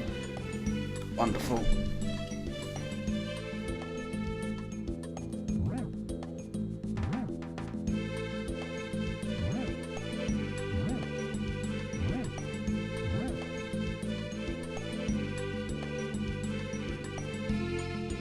There is a trick you've probably seen me do a few times, which is where I well, I say a trick, it can be a mistake as well, where I try and jump on one of them, but I'm not quite high enough, so it counts as them hitting me. I bounce back, and then I press towards them, and then often I'll be hit one more time, but then on the third attempt I'll hit them. But that requires you to have all 3 hearts, and you give up 2 hearts to do it. It's not an ideal way to try and get past them, but sometimes I just don't have another solution.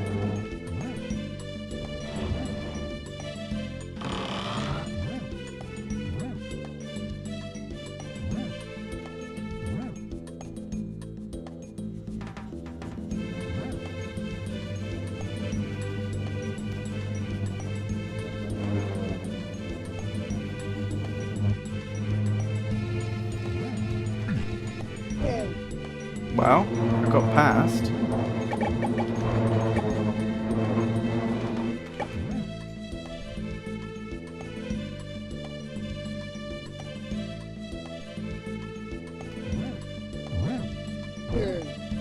Good. Very good. There's the immortality thing. I remember what we did here before. I went now. Bonk. Yes. No.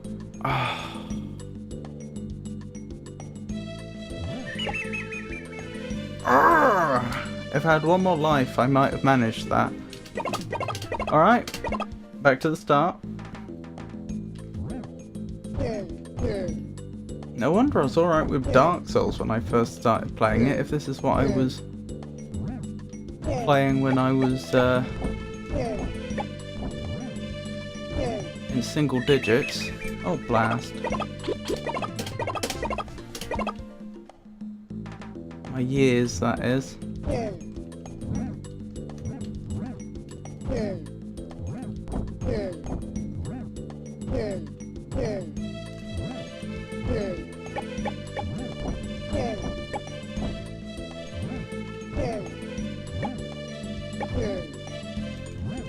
Oh dear.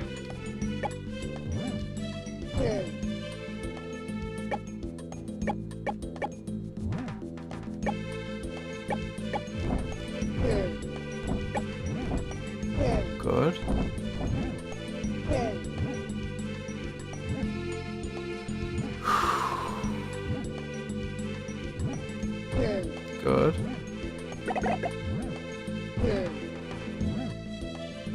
No. Flying crocodile nearly got me.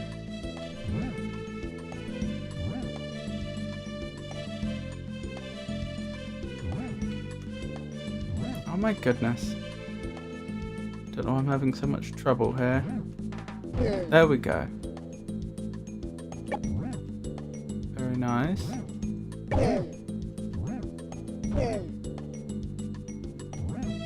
Oh, you know what I haven't done and I should have done? I should have gone back for the key already. So let's do that quickly.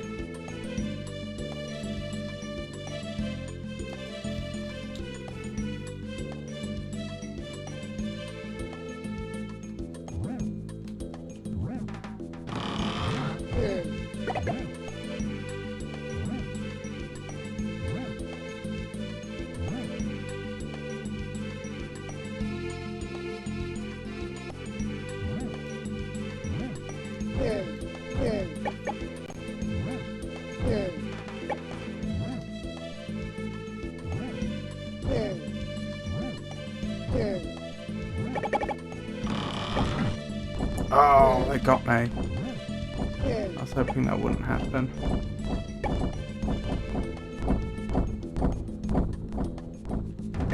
Once again, it's a terrible time for it because we're so close to getting another life.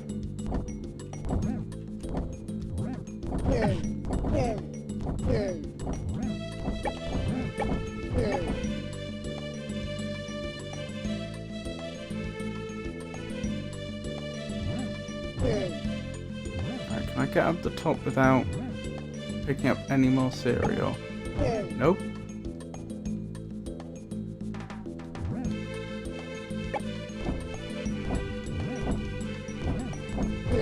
Good.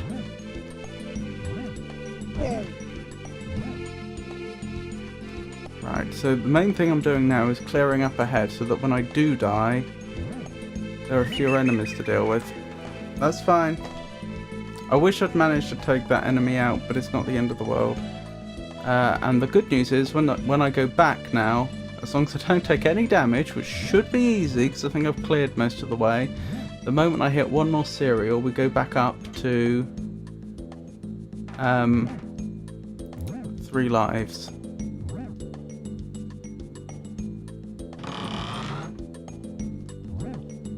There we go. You can see that in the top right. I just noticed the information on the screen's covering it up a bit.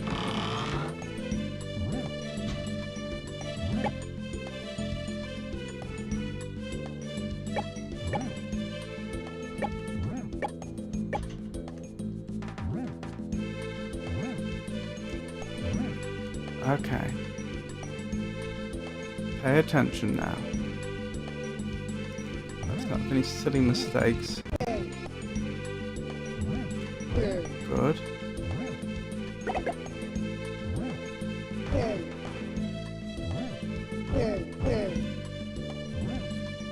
Very nice. Oh no!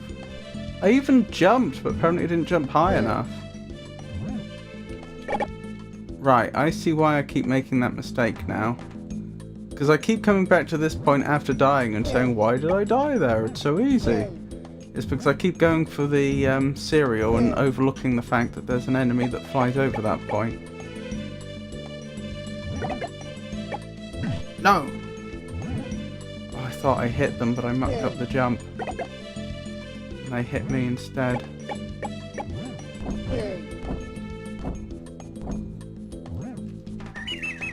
Oh, so frustrating. It's going well till then. Well, well-ish.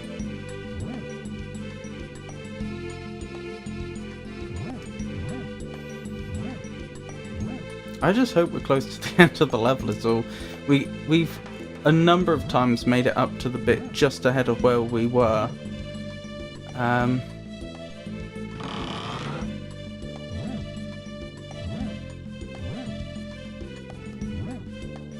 I'm just ready to face King Croc, I think.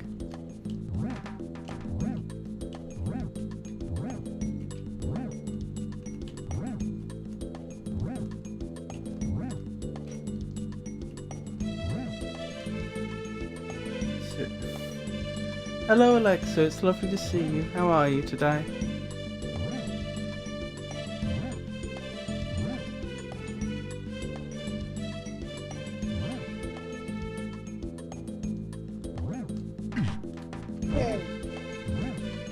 Wish I hadn't taken that damage, but oh well.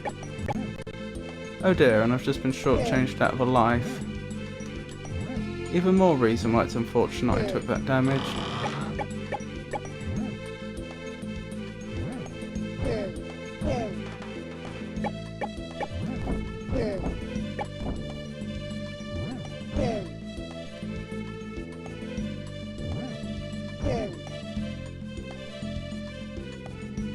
Getting past them is going to be a nuisance. I remembered the timing for that one from last time we did it. I still haven't found a way to get past them without taking any damage, but being able to... Well, that's unfortunate. I was about to say, being able to consistently only take 1 damage when I get past them, still a net improvement.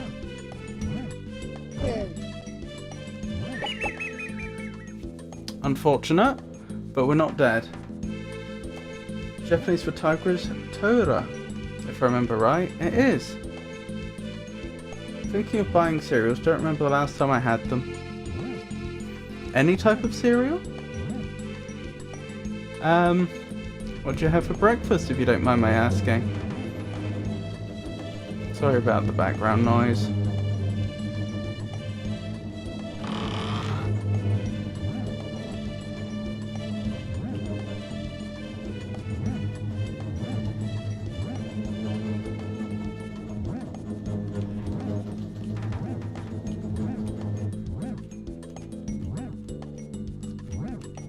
Deary me.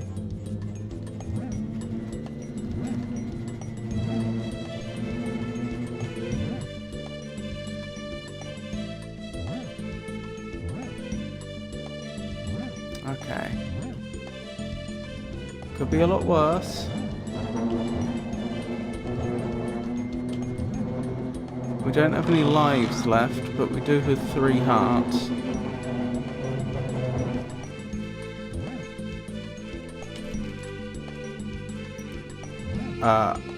Wow, okay, we're very lucky we survived there. I'm also not quite sure why we fell through that platform to begin with.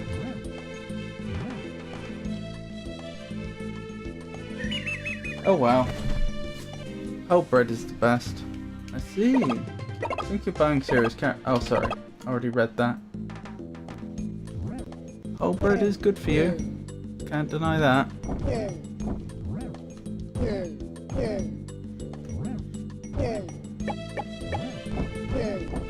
How do you prefer?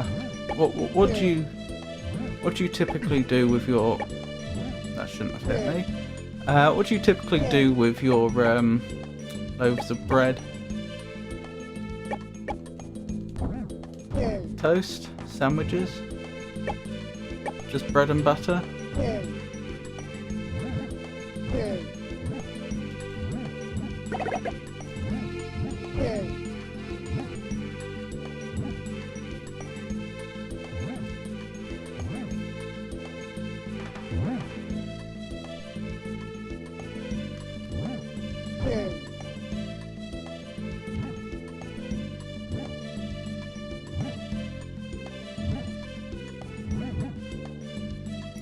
Trying to get that one bit of cereal without...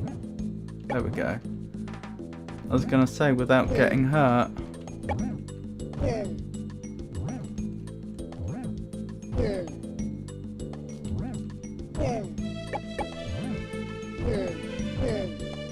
Good.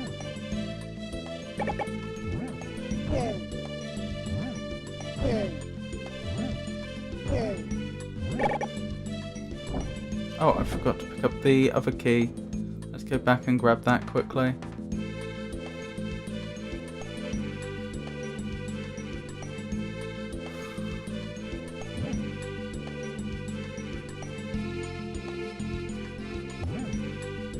I have to check what this one was called.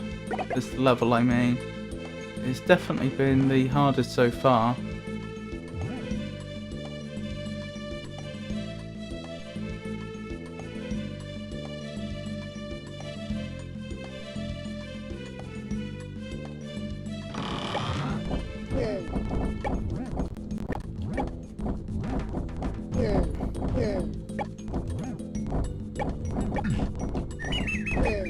Of course.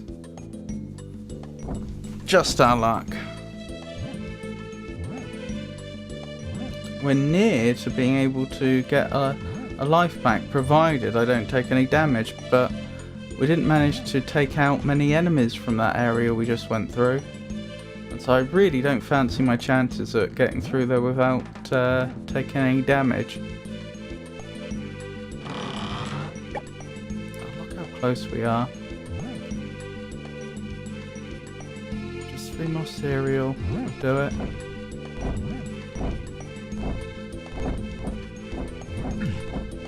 And there we go, I took the damage that I wanted to avoid.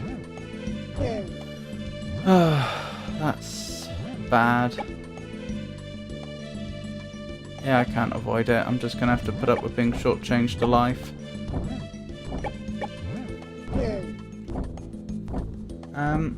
If given the chance with any type of protein, let's see. What's your favourite type of protein?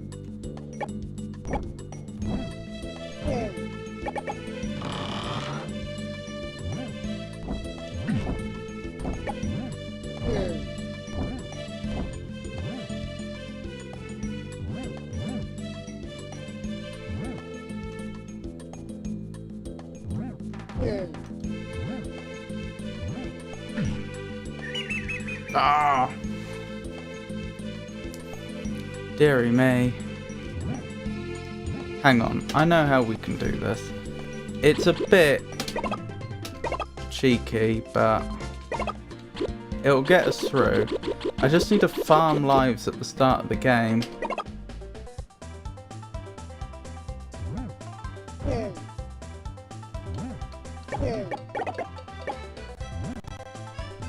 I don't like doing this, but, you know, I have to be pragmatic. Chicken? Oh, really? I'm slightly surprised by that. But I did go through one point in my life where somebody I know bought a lot of chicken, as in, like, months on end, and I think it kind of ruined chicken for me a bit.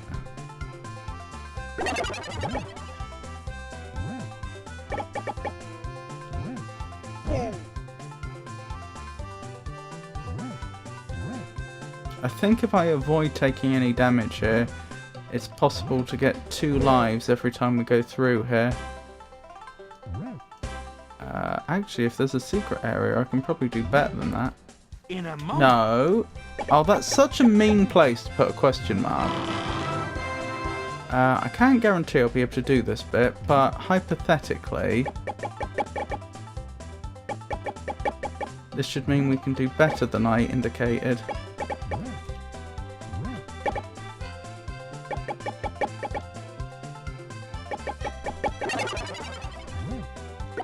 Oh wow, actually, yeah, I was going to say, if they've got the vitamins here too.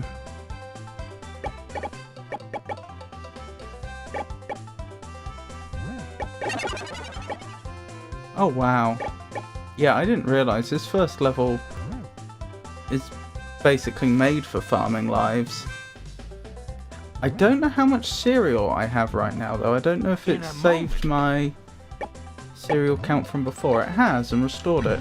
Oh, and now I took damage. Well, I can't complain after getting that many lives. Oh my goodness.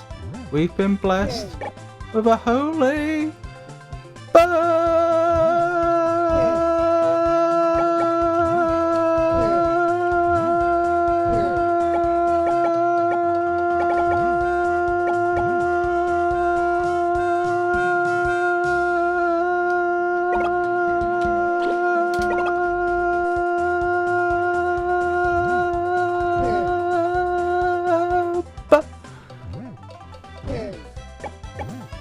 Lovely to see you, Holy Burp. How are you? How's your day been?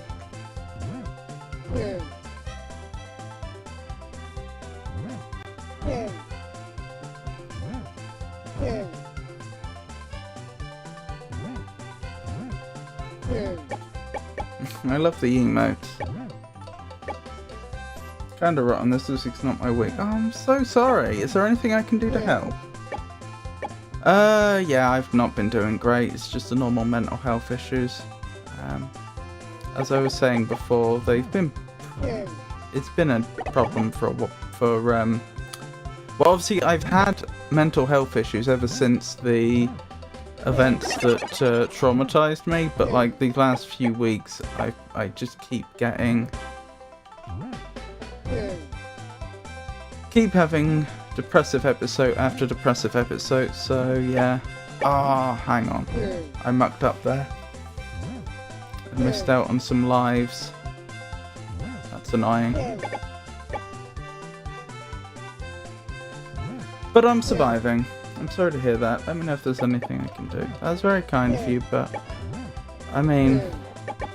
In the nicest possible way, I don't think there really is, because it just comes down to... the trauma, doesn't it? And the way I'm constantly being reminded of it and then ending up getting depressed. But there we go. Listen to some music. I'm just taking it easy, to be honest. Gonna apply for jobs, have a look on the market for a Wii U. I see. Sounds,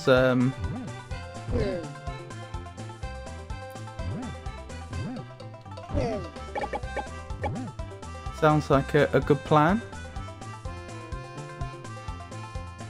Do you have any music in particular you're thinking of making sure you have a listen to? You know, do you have any like albums in mind or anything like that that you've been looking forward to having a listen to? Now, one thing I don't remember is 9 the highest number of In a moment. lives I can have, or can I go higher than that? I really don't remember.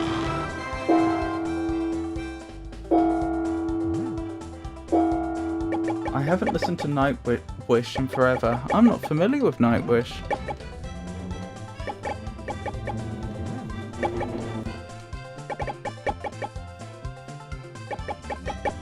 So that might be my music sorted for tonight. Sounds very promising. I can't go over 9. Well, if I can't go over 9, there's no point in my continuing here, is there? Since I literally can't do better than I am right now. Still, this was a bit of a cheesy tactic to go back and farm lives, but I'm feeling pretty confident that we'll be able to do the level we were stuck on now. Right, what's this level called? Frosty Mountains level 5, right. That's the one that's had us stuck for forever. Sorry about the background noise. Symphonic metal band from Finland. That does sound very interesting. Nightwish, right.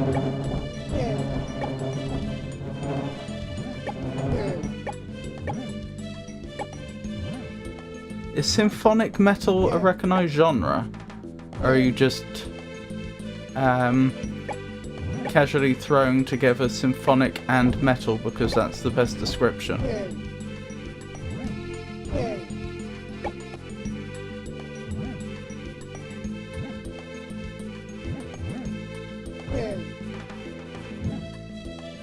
It's been its own genre for at least 20 years now, I think. Okay.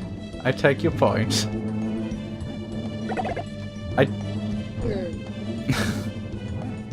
I have to be honest, metal isn't a genre that I've... there are exceptions, but in general I don't find...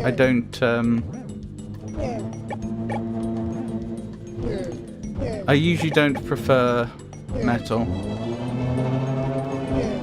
The metal bands that make more... There we go. The metal bands that make more melodic music, I do tend to get on with. You know, where there is...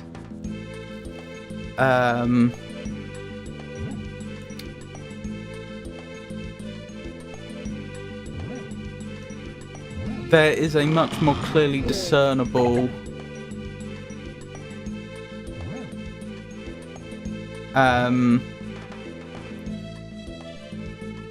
repeating series of musical progressions going on that carries the song. But a lot of metal music I find doesn't fit that description.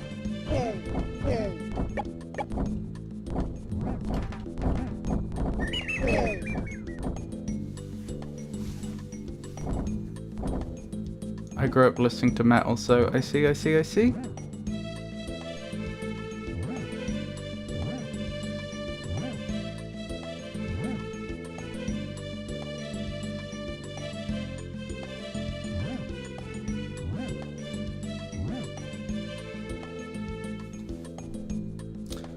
remember...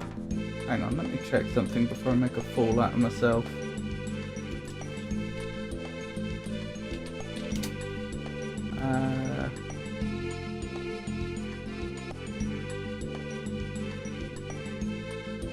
Yeah, never mind.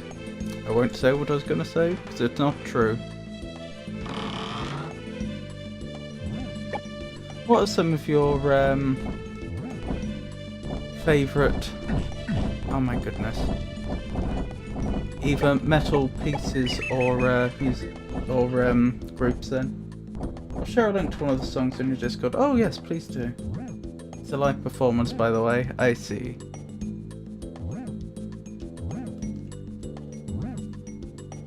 So much nicer than the original recording, in my opinion. Oh, interesting. Is it a metal...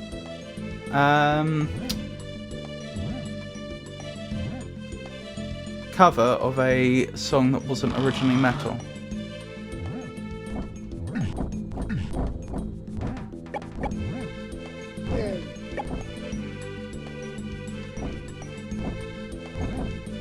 For all the extra lives I farmed, I think we're doing pretty atrociously poorly here.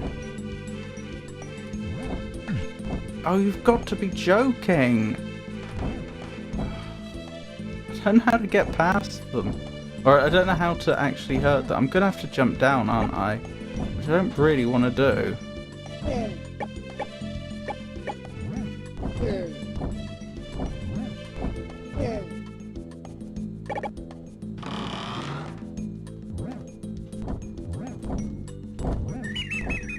There we go.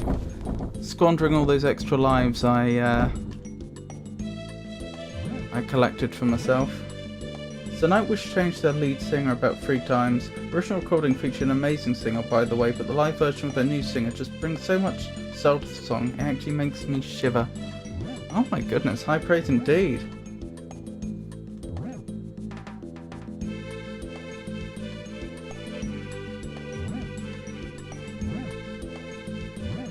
Does the rest of the band remain largely stable, or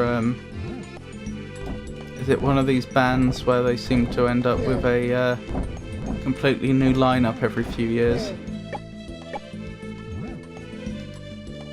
Oh, that's embarrassing. Okay, I absolutely botched the beginning of this level, but to be fair,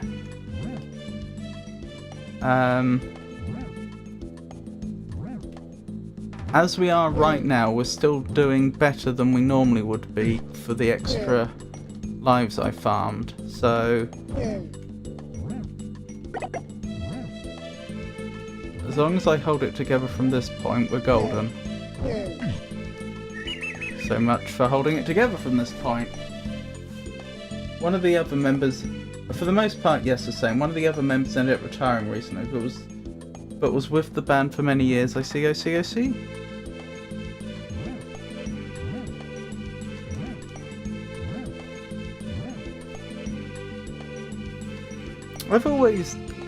I understand that obviously a band needs to be able to survive like a band member leaving, but I've also kind of felt like once too many members leave, is it really the same band? You know, it's a bit like the Ship of Theseus, or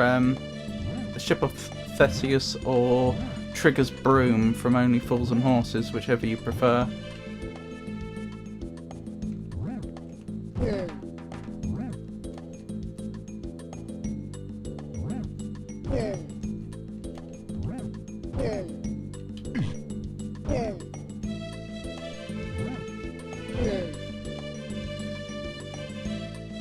I so agree with you. In a way, it's not the same band anymore, I feel.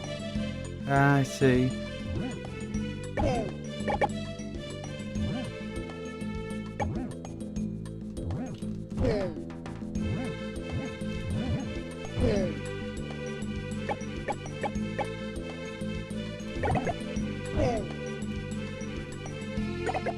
They'd create a very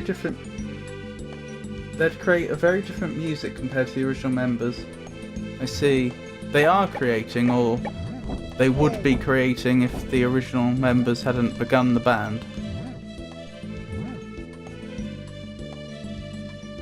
Imagine what that must be like though, because presumably the new members have the rights to sing all the old songs. Like imagine you created something like that, a band like that, and then someone else has the right to sing all your songs and presumably you don't.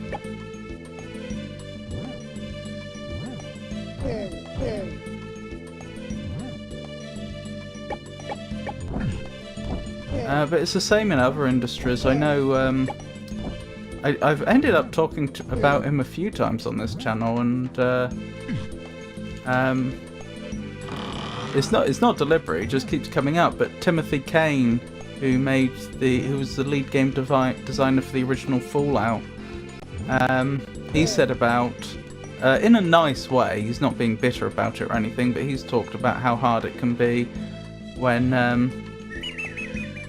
obviously the company is the one that owns the game you design and owns all the IP, and so this thing that feels like your baby that you helped develop, which in many ways as a game designer you've brought into the world and, as I say, led to the development of, you know, you don't own it and now somebody else does, and you just have to watch as other people develop the game in very different directions. Also depends on who leaves. I find that if it's a lead singer, the association with that member is unusually strong, so the band can't replicate that with a new person. Yes, I nearly said that. It feels wrong that that's the case, because honestly the lead singer is just one band member of many, but it's true. Like, people do tend to associate bands with the lead singer.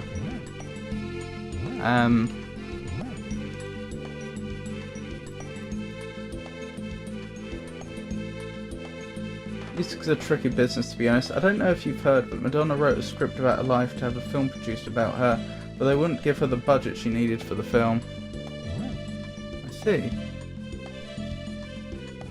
And they couldn't come to an agreement, but the studio now owns the script she wrote, so she can't take it anywhere else. That is... yeah, that's not good. I've heard about things like that happening. That would have only happened if she'd already signed some sort of contract with them. So presumably something was agreed and they got the rights. But even so, there is an older principle, and it is just... It's not enshrined in law, it is just something that people always used to stick by. Well, many did, that if you're not going to use something, then you shouldn't be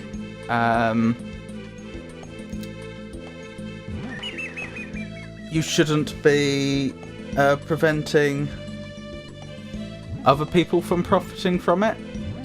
I know this happened with Jane Austen, because she ended up...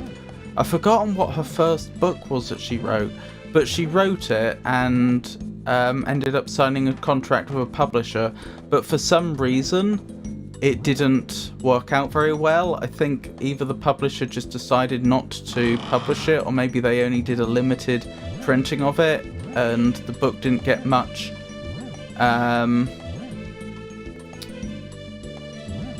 didn't get many sales as a result. But then she ended up finding a new publisher, if I recall correctly, who was much more interested in her subsequent books, and then she went back to the first publisher and said, hey, you know, I really think this book is worth something. I'd like to take it to another publisher, And what they said was, well, look, we did pay you for the script originally, and you signed the contract with us. So if you give us that lump sum back, we'll release a script. And that's exactly what they did. It's so shady. Same happened with Tim Burton, who'd already had the concept drawings for The Nightmare Before Christmas, because he worked for Disney at the time and presented the idea to them. They then owned it. Well, you don't own it just by presenting something to them. There must have been some sort of contract at play. But it's more just the morality of it. It's like, if you're not going to use it, then you shouldn't be preventing other people from using it, in my opinion. And I know I'm not the only one that feels that way. There is actually, in UK law, such a thing as performers' rights, which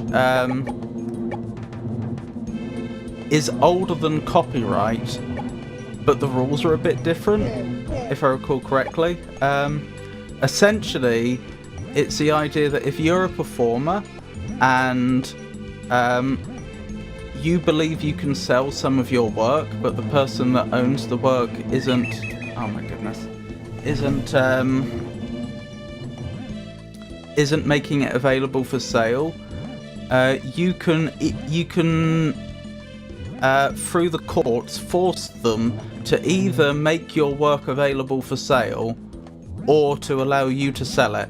It doesn't change the copyright situation, so if you were to sell it yourself, you would still have to pay them the money they would be owed, but they aren't allowed to just not make your work available anymore.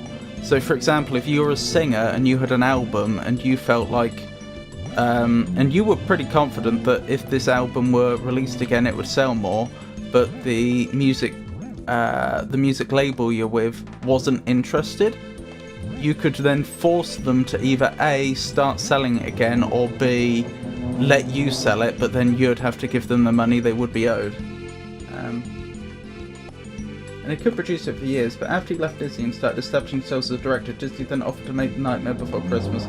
I found a video of the Artorias fight in the DLC on the interwebs. He does buffing. He does. He does indeed.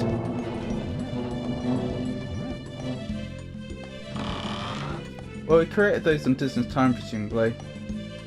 Yeah, that's another thing I think is shady, when companies claim ownership over something because you're an employee. I know oh my goodness, I squandered all those lives I got for myself. I know in some cases that can be fair, because you shouldn't really be using company resources to create something and then walking away with it. But at the same time, it can leave you in the position where, for example, I don't know, you write music and you're employed by a company to write music, and then you release an album and they say, well, actually, you own this. Sorry, I said the opposite of what I meant. They say, well, actually, we own this. It's like, well, no, this clearly wasn't part of the work for you, so no? Or if you're in software, that would be another great example. You write software all day and then you write a program in your free time that sells really well, and then the company says, well, actually, we own this. I think in the UK, it's much harder for the companies to get away with that sort of thing than it is in the US, but that doesn't mean people won't try. Oh, no gravity deaths. Yeah, and I think especially back in the old days, there were contracts were designed to only benefit the companies. I mean, people still try that now. No amount of success ever seems to be enough success, and people will be just out for themselves, unfortunately.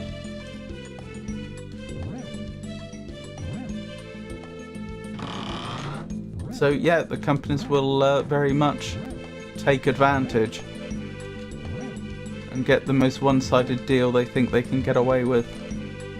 Why am I missing so many times? Which reminds me of the poor Leslie Gore, who signed when she was 16, released a few albums which she has no creative direction over, then a few years later the label pronounced her music is doing bad and that she somehow now owns them.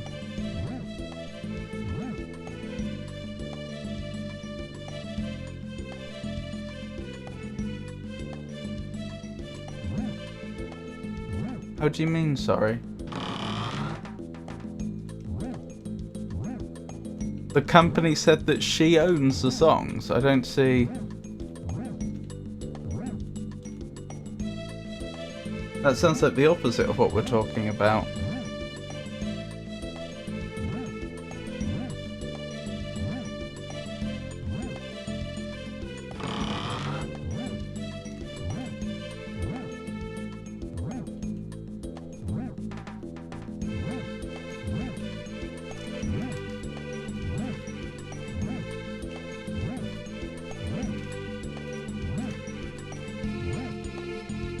Okay, I'm back to, obviously, as far as I got before.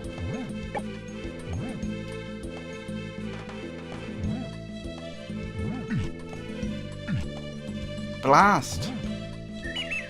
And I'm dead. Okay, I deserve that. Wait, have I gone backwards in percent? Is that because... Can I, if I replay a level and do worse than the first time I did it, does it actually put the percentage back down?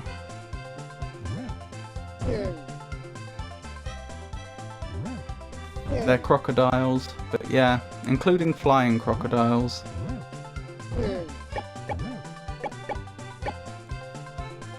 I did a quick Google.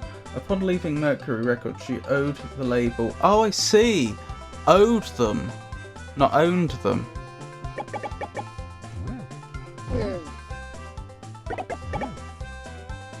Yeah, that sounds very dodgy. Oh, they are crocs? Indeed! King Croc came to the Kellogg's Island with his crocodiles and stole all the cereal. In a moment, you'll Okay, let's try this again. I can't believe how long I've been playing this and failing to get past exactly one level.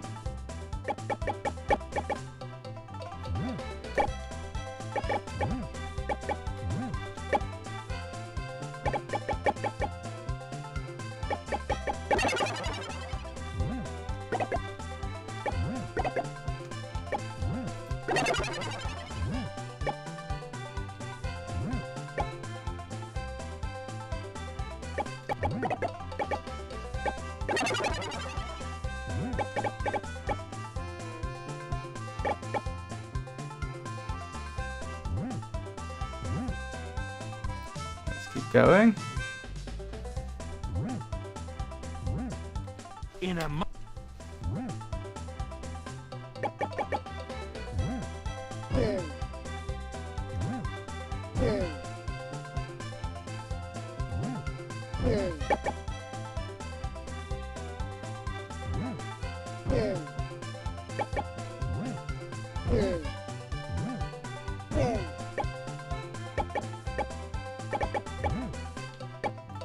Oh, one cereal short of an extra life. Hold on.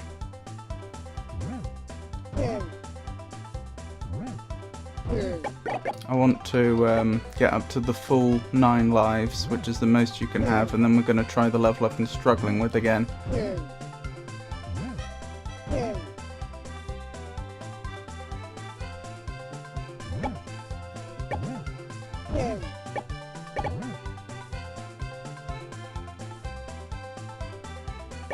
But yeah, I agree. Business practices often are very immoral, unfortunately. Very disgusting behaviour. And people get away with it. And they often say things like, oh, it's just business, as if that makes it okay. You wouldn't get away with that in any other context, would you? Oh, it's just murder?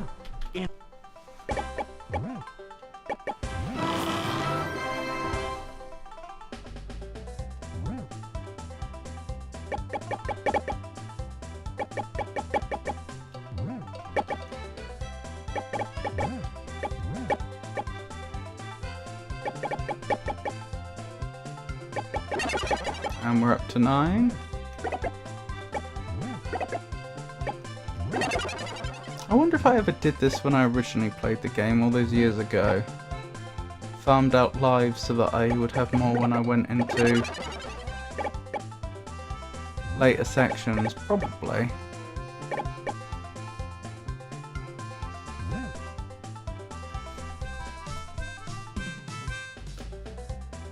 Okay, wonderful.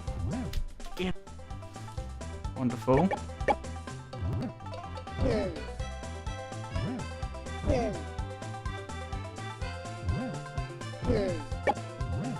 Murder, you say? Indeed.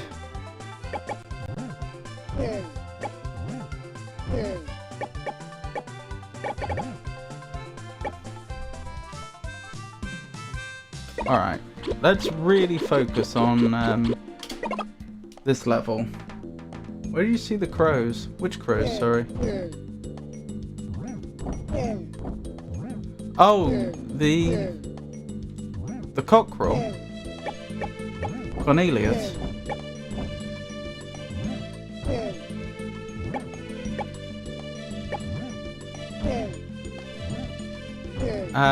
Cornelius appears in little tutorial bubbles that pop up when you hit a question mark. This section of the game's quite late on though, so I don't think we're likely to see any more question marks. But in answer to your question, that's where he appears.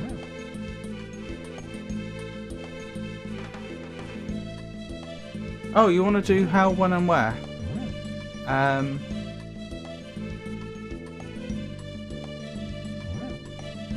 Hold on, give me a moment. I just realised I didn't have combined chat up. Hope we haven't missed any YouTube comments. Well, if I have, it looks like it was before Holy Burb arrived, so a while ago. Not that that makes it okay or anything, but at least it means I'm cleared as far back as that.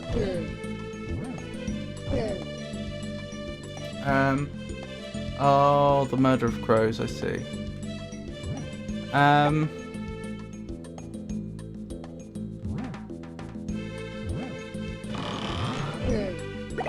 Okay, just a sec, let me find my list of things for how, when and where.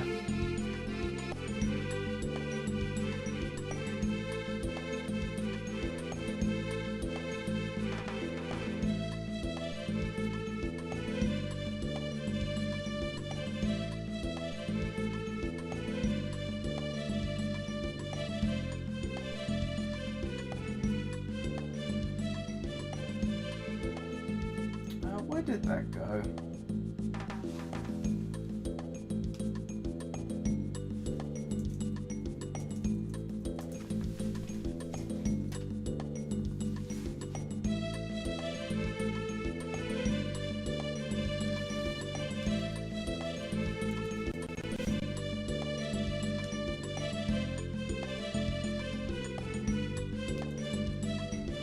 Found it.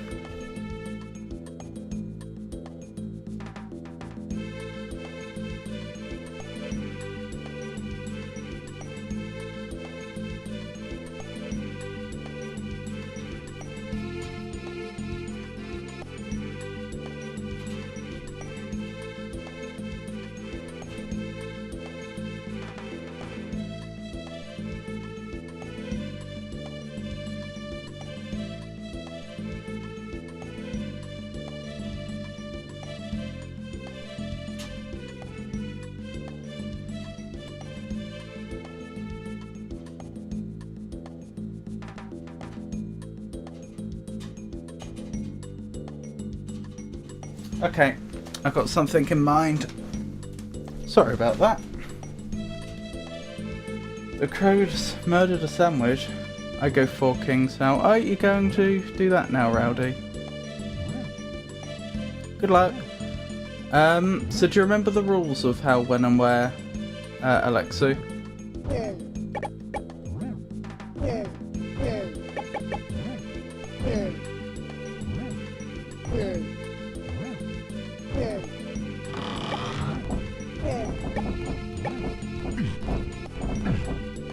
Typical.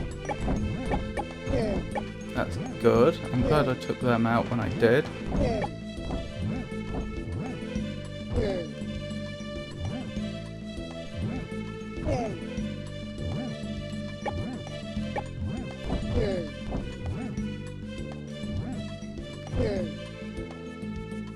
Oh dear. That's unfortunate, but we've got the lives to spare, so not the end of the world. You don't. Okay, fair enough.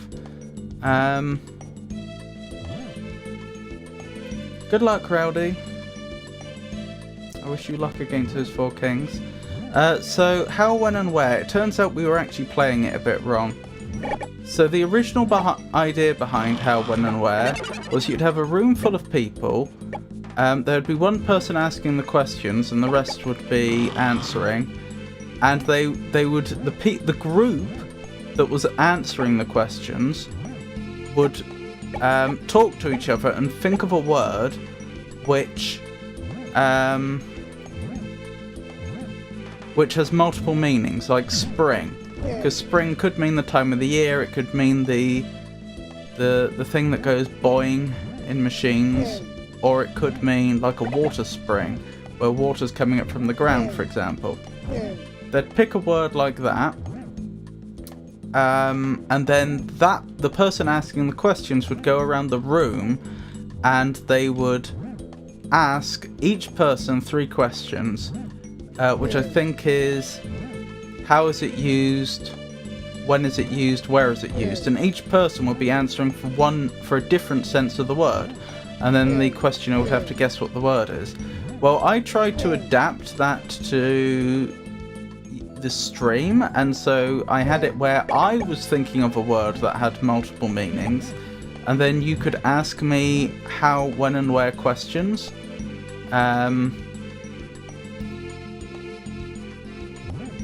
And I'd have to answer for each sense of the word. The thing that I got wrong is I didn't realise in the original version of the game you didn't just have to begin a sentence with how, when and where. It had to be exactly how is it used, when is it used, where is it used. But the thing is that doesn't really work on stream, because then the person asking the questions doesn't get any creative control at all over what the questions are. And obviously I would just then have to memorize the answer to each of the questions. So we can go back to doing it how I was before, where I have a word in mind and then you can ask me any question you want as long as it begins with how, when, or where. Don't we have another rule about... Was it you could have as many questions as you wanted but only 3 guesses as to what it is? I think that's what we said. Oh my goodness. Pretty sure you changed some things, thanks. Or to free someone from jail.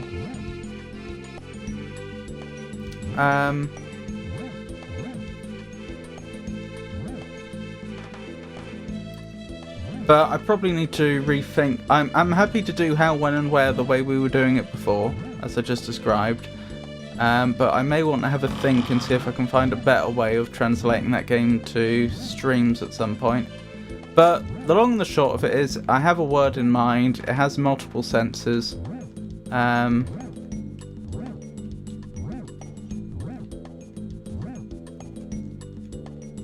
I'm just waiting on you to ask me some questions.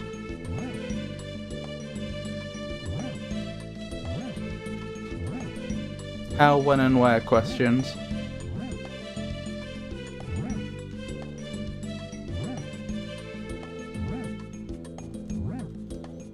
Okay, good.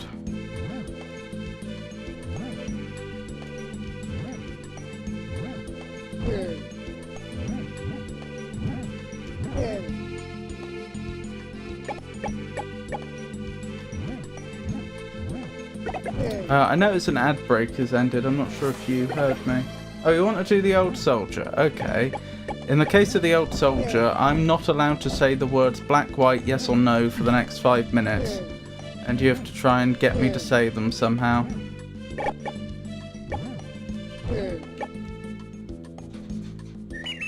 Arrgh.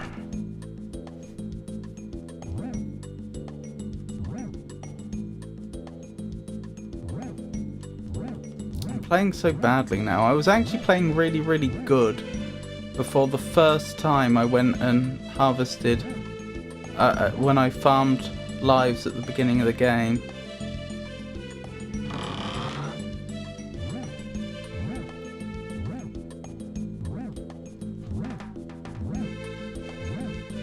And I think just mental fatigue from playing the game has caused my performance to degrade since then.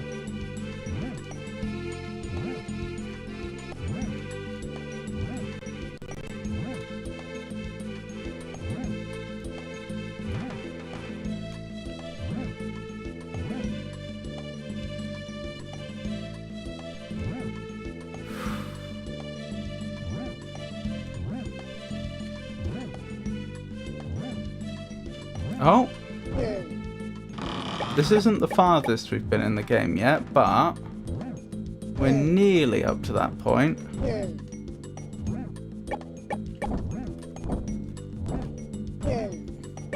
What are the best ways to make your hair look more natural?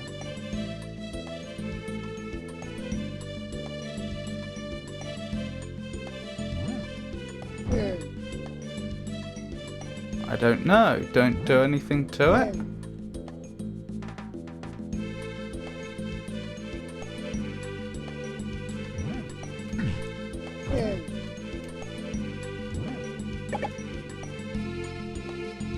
Well, we're not dead. That's the important thing. I'm glad my instinct to just keep moving to the left as we were falling paid off.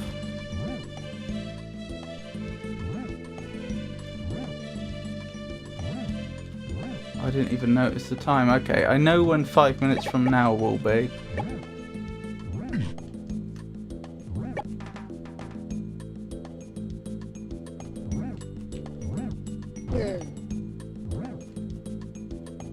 Right.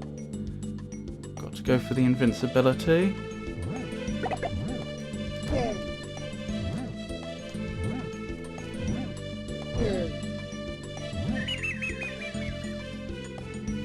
Okay, as long as I lock in now, we should be good.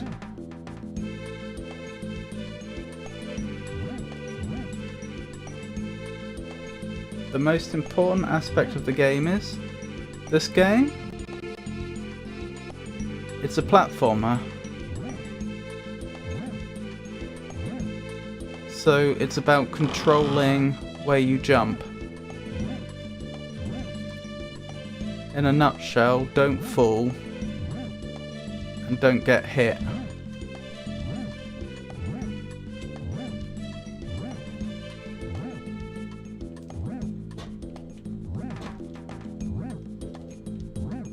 I wonder where the expression "in a nutshell" came from. Oh! And here I thought you'd say cereal.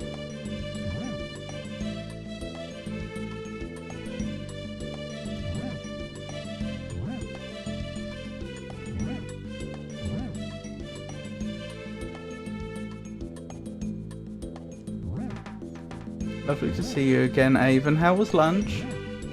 I'm not sure if you heard me ask what lunch was earlier. I'm pretty sure it's a helicopter. Oh, did I read out what?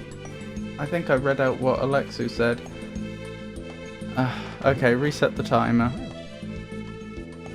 The walnut.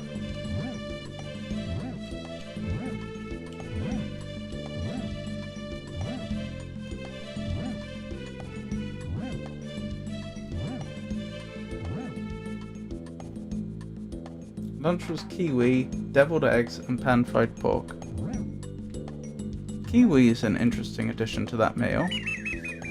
Oh my goodness. I'm actually getting tilted at this point.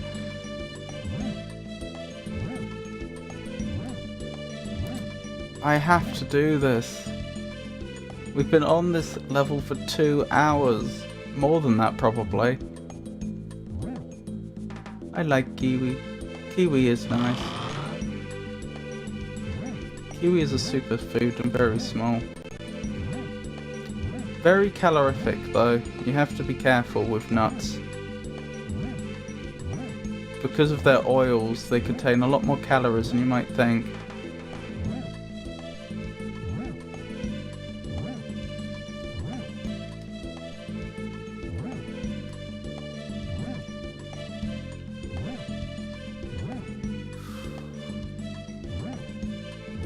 Right, I apologise, but I think I simply have to lock in.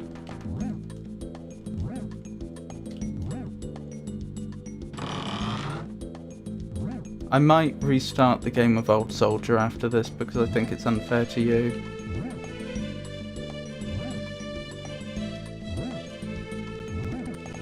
Oh, and now the game's malfunctioning, of course. That's embarrassing.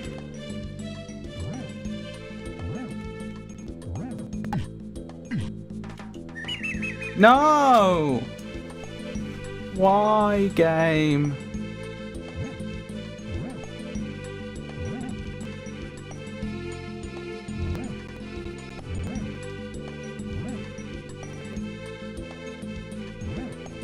I found out you can eat it whole. It's healthier to eat kiwi whole. The walnut is not kiwi. I, for one, am not fond of fur in my mouth. Oh, did I lose again? Well, as I said, I'll restart the game after I've attempted this section again. I've been on this one level for about 2 hours. I have to get past it.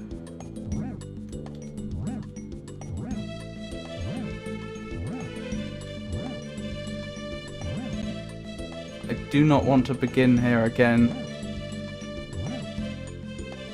next week.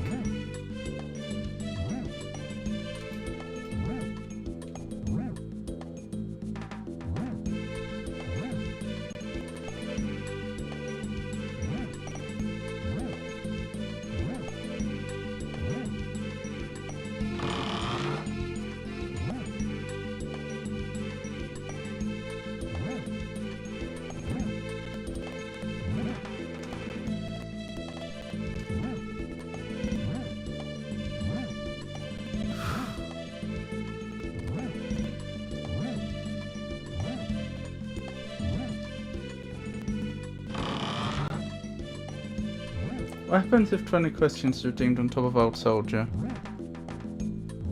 Then both apply at the same time.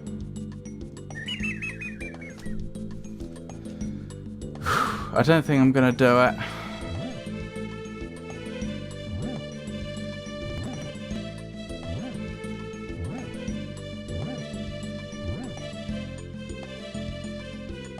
I've only got one life left. And I'm struggling with the platforming as much as anything else.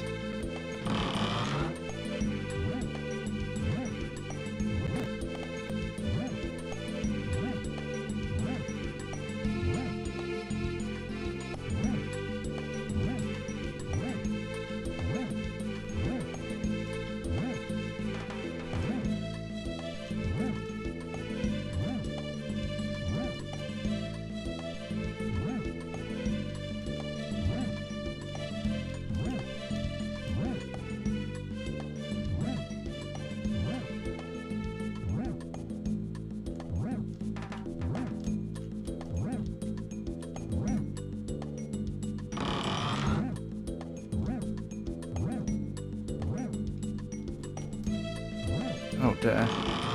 On YouTube you can find a channel called In a Nutshell for German Kurzgesagt. I like that egg video.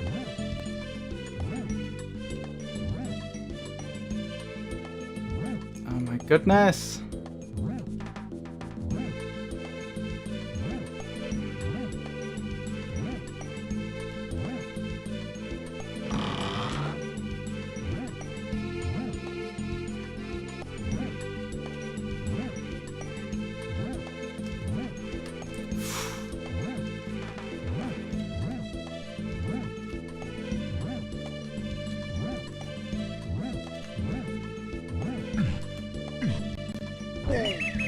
No!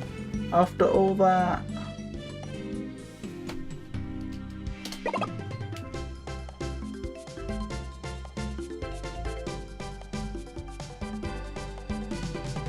I'm so demoralized.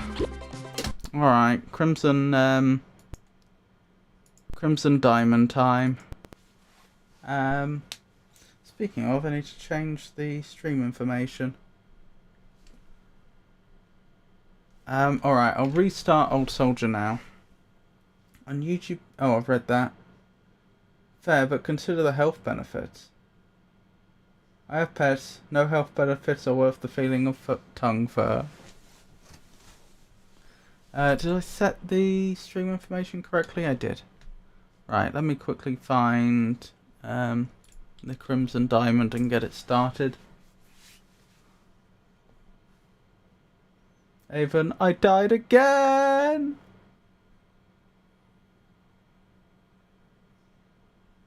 Just waiting for Sting to start. I think it's updating itself.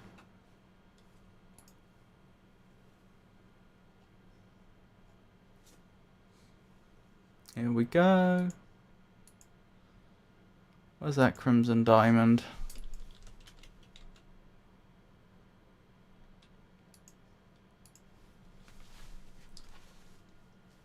I did exactly what you did and died!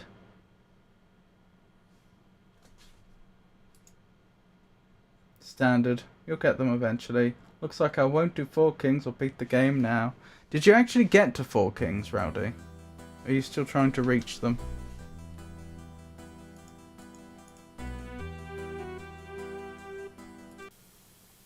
Right. Was it review? I need to collect a total of 3 samples from outside the lodge. That was it. We were trying to collect mineral samples, weren't we? And I think we were told one good place would be on the cliff edge where all the birds were. What type of birds were they? Talk to Kim. Oh, what's her name? I've clearly forgotten her name. Did I write it down in my notes?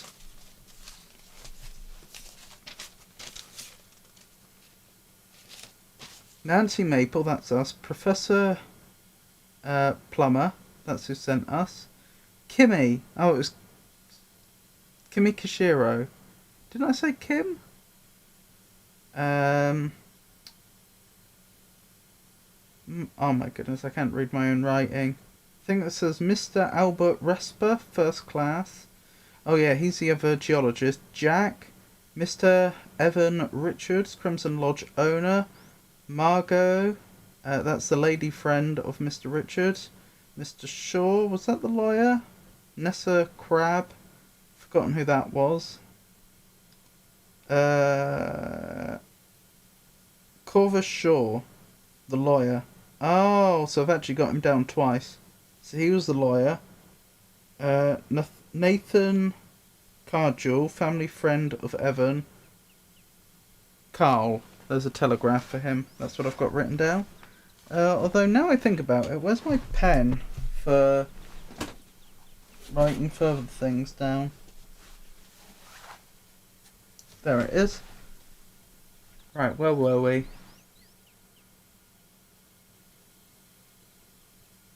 No, I keep trying to reach and I keep dying. No, I kept falling, not full damage. I just went down a black hole. Then you were not where I was. Find the pot and roll left. There is no pot at the bottom of the spiral stairs. Where did you find apples? You're going to the wrong stairs then. Look at my video. Again, I'm going to do the same stairs through the fog door. Hold on, we'll say Old Soldier starts now. I've made a note of the time. Talk to Kimmy. Oh, hi Nancy. I didn't see you there. Look at birds. The double-crested cormorant is distinctively large with a swan-like neck, webbed feet, and bright orange beak. Welcome back, Tato. It's lovely to see you. How are you? What happens when you have a headache? Well, you experience pain and treat it as best you can with painkillers, lying down, what have you. Why was that flagged? What was flagged, sorry? Oh yeah.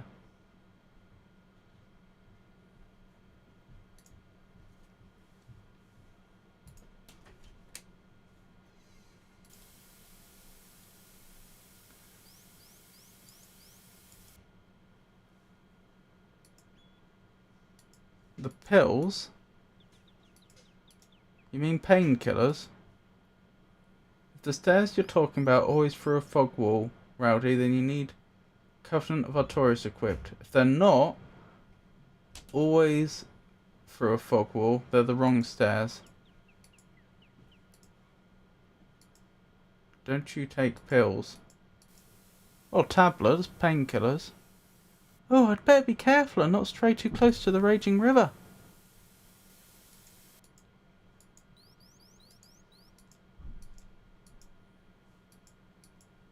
Part of what I'm doing here is just trying to assess where might be good places to collect samples from. Hang on. Examine birdhouse. Look at birdhouse? The birdhouse is mounted on a tree. Oh, that is a ring. I have it equipped.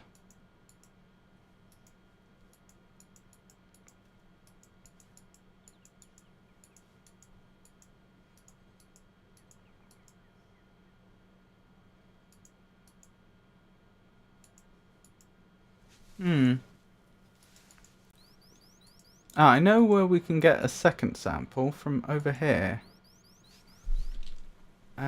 Take sample. Do you mind, miss? What would it, that wasn't his. How do I do his voice? Do you mind, miss? I'm busy here and cannot be disturbed. Oh, sorry. How can I make Albert leave so I can get a sample of the boulder? How do I usually annoy people? Poke Albert. That achieves little effect. I don't know, how would one usually annoy people? What colour is the sun? It's all the colours.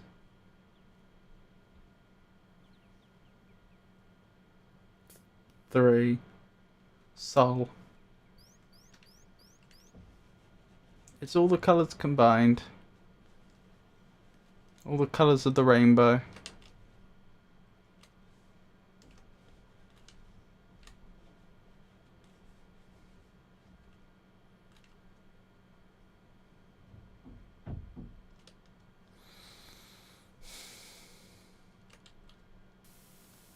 Well, if I'm going to take a sample, necessarily it's going to have to be rock that's in situ. You're not going to take a sample from a rock you find just lying around, because that could have come from anywhere. Don't disturb the cormorants. Oh, I'm sorry.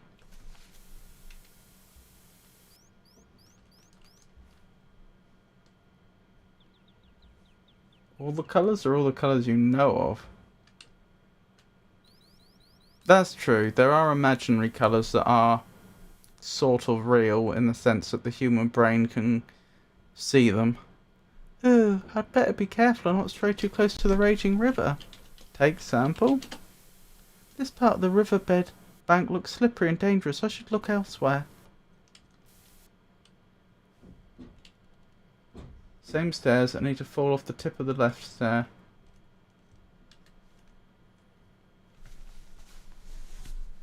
By your colours combined, you are Merob? I feel like that's a reference to something that I'm not getting.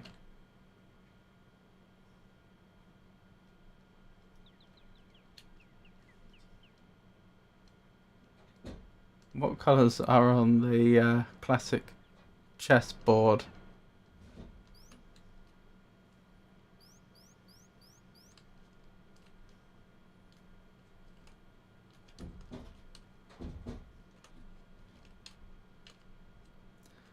An extremely dark brown, an extremely light brown. Captain Planet?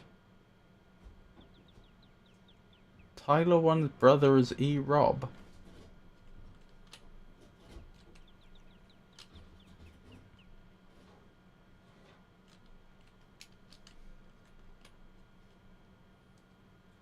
I can't leave yet, can I? No. So I'm still unclear on... There are two locations where I know there's stone that I could take a sample of, but I haven't figured out how to actually take the sample yet. But I don't know where else I could... I don't have the third location. You are magnificent, Robert, aka Rob. Interesting. I don't know about that. Oh, Old Soldiers timed out a while ago. I've just noticed. I was still playing. We did it for about 7 minutes instead of 5.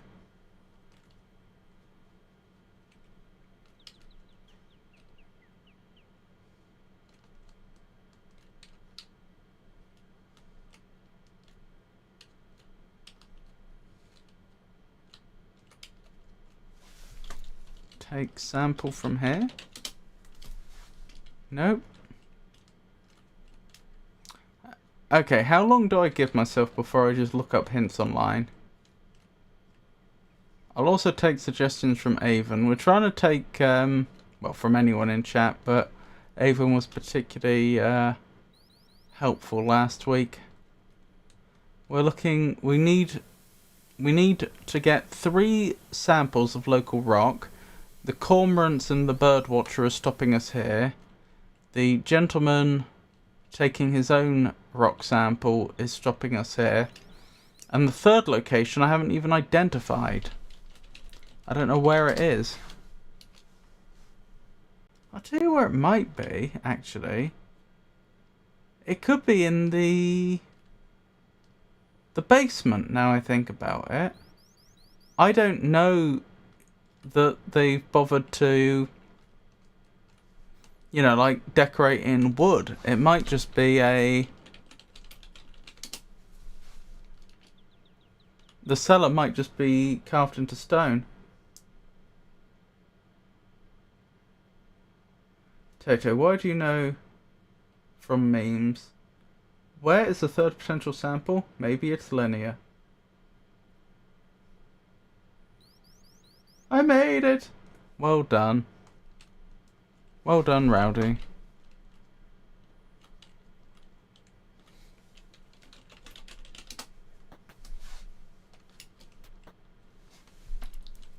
Talk about cellar. Oh, ask about cellar. That's fair. I've forgotten what voice I was giving him to. Yeah, the root cellar entrance is outside the kitchen. I keep fruits and veg down there, stuff I jar and bottle too.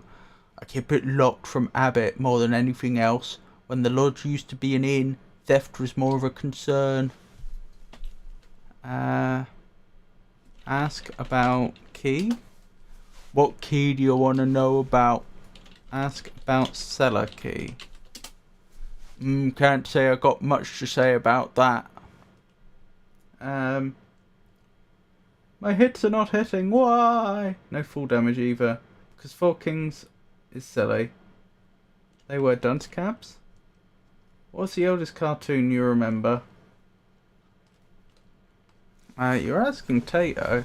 Do you mean oldest cartoon that I remember? What? Do you mean cartoon that was produced the longest ago, that was actually on TV and I was watching when I was younger?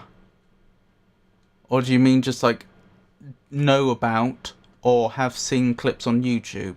Because those are different things. Any other cartoon that you'd like to share? Tom and Jerry is really surprisingly old. The very first episodes were pre-World War II.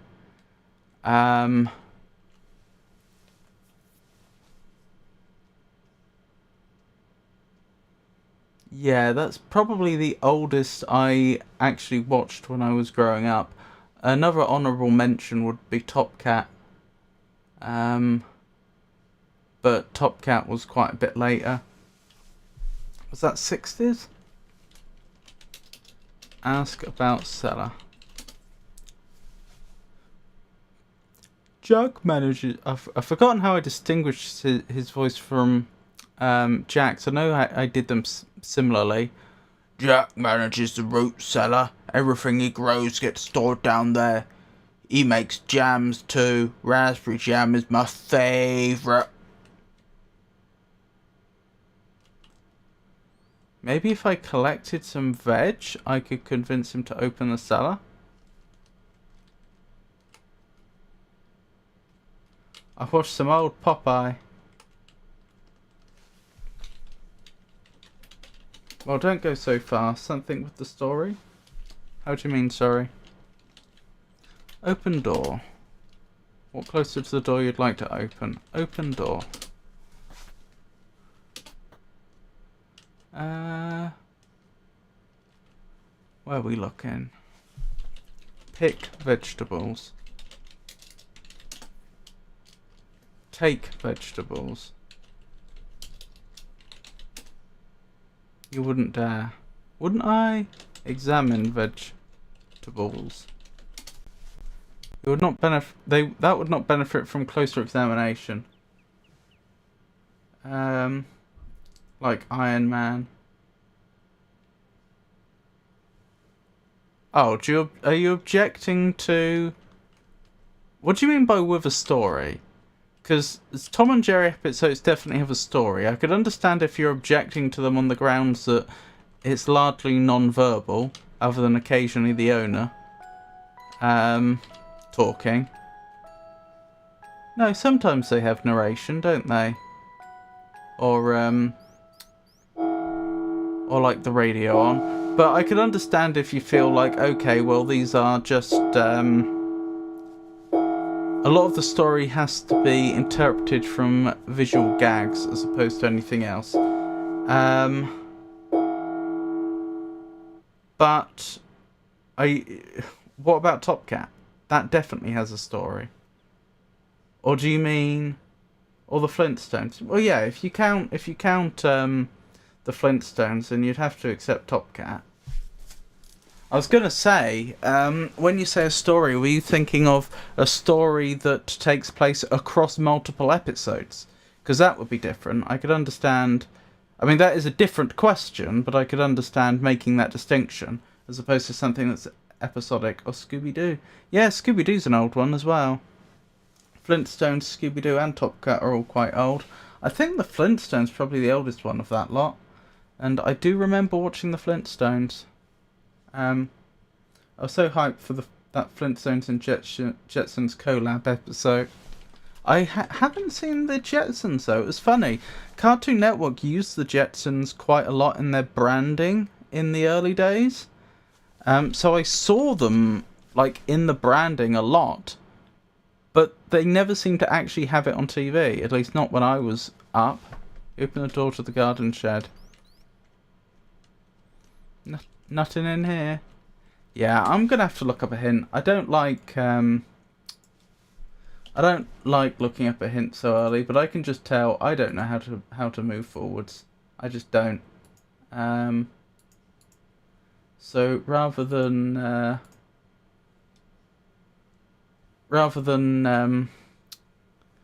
just what's the word? I can't think of the word. Nope, I don't know the word. I mean, like, rather than just walking about achieving nothing, just scrabbling for answers, I'm better off looking up a hint.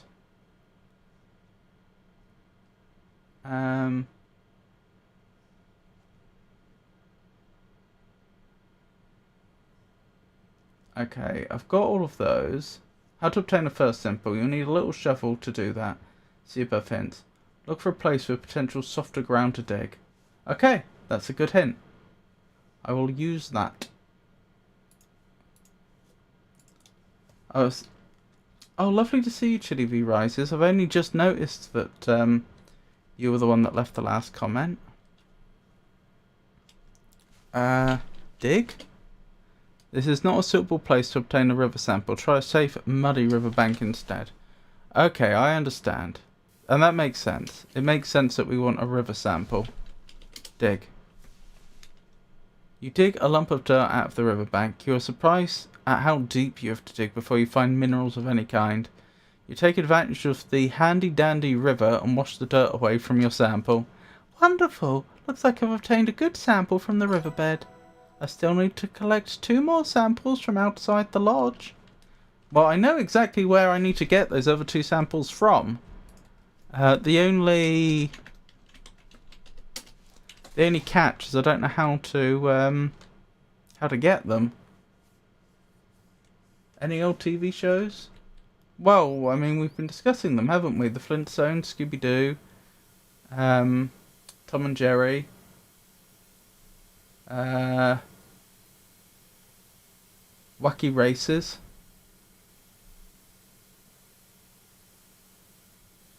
Top Cat. All of those were on when I was younger. I really enjoyed early edition of the show with the newspaper that contained future events. I don't remember that.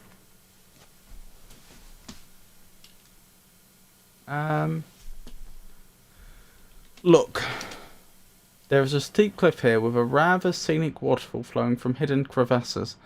The cliff face hosts a thriving colony of what you assume are double-crested cormorants. They clearly enjoy nesting here. You can see the boathouse east of here and the faintest indication of the carriage house to the north. Kimmy is here. The cute orange cat. Nope, I'm not familiar with that. Inventory. What do I have? Oh, there's a map of the place. There's a drinking glass. I can rub samples in this plate to help me identify specimens. Rocks are a combination of more than one mineral, so it's easy for me to remove these from the sample by visual inspection. I've also removed the red stones from the sample as those are clearly garnets and not the subject of this fieldwork. There, now I can analyse the sample using other methods. The river sample now contains possible mineral specimens only. Closely examining the river samples with the loupe, you can see that some of the specimens have tiny arching scratches and a pitted frosted surface. Some of this is river glass, so I can eliminate those specimens from the sample. River glass and sea glass are bits of glass that have been tumbled with water and stone for years. It can sometimes look like minerals. Okay.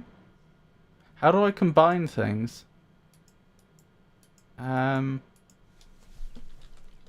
Combine sample plate. No, sample with plate. Let's try that. Oh, Garfield. I'm familiar with Garfield. Use sample on plate.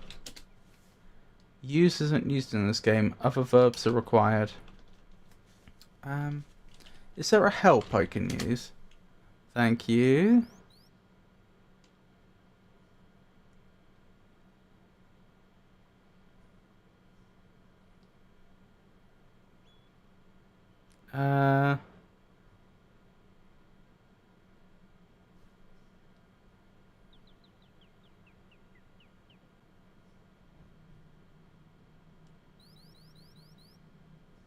Interesting.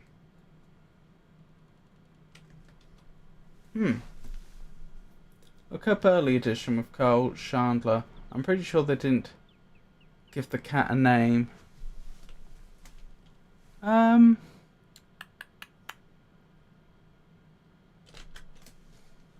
So how do I combine items?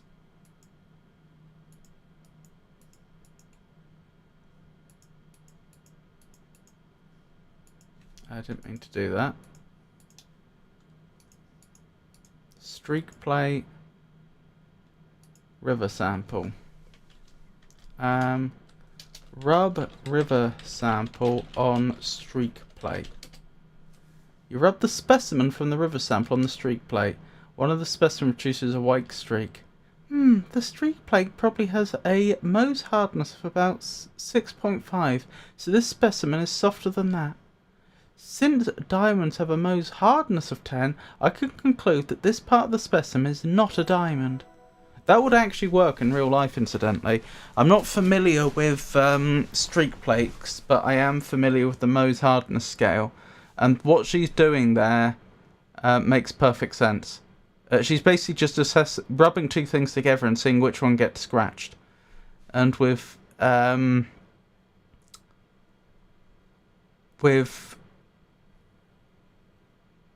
substances that are that works, is what I'm trying to get at. Like, it's interesting, if you rub two things together, usually only one will get scratched. At least when they when you have things like minerals, like, I'm trying to think of a better way to put it, when it's not something that's clearly made up of multiple substances. When you just have two surfaces interacting that are made entirely of one material, or one material each. The remaining specimens from the river sample don't make any streaks on the streak plate. When a specimen doesn't make a streak, this is sometimes called a colourless streak. The streak plate has a Mohs hardness of 6.5 to 7. That means the minerals in this specimen are harder than that. Garnets can have a hardness of up to 7.5, and diamonds have a Mohs hardness of 10, so they wouldn't make a streak. I wonder if Albert will let me borrow one of his Mohs hardness picks so I can test the remaining bits of my river specimen. I still need to collect 2 more samples from outside the lodge. Oh, the IRL name of the cat was Panther. Bye. Well, I gotta leave now. Gotta eat early. Good night. Good night. Good night. Oh, thank you for coming, Tato. I really appreciate it, and hope you have a wonderful, restful night. You take care of yourself, alright? It's always a pleasure when you can join us. You take care.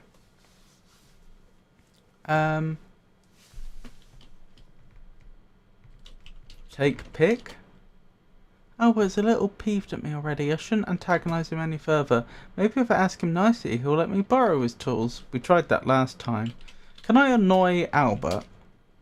You can't use annoy in this game. Oh my goodness. Do you see what I see, chat? We have been blessed with a Pikachu! Hello, Pico. It's lovely to see you as always. I hope you're well. Potato, don't go!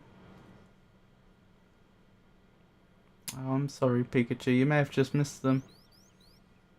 Pikachu, hi. How are you? That was too enthusiastic. Oh, I'm sorry. Let me try again. Hey, everyone.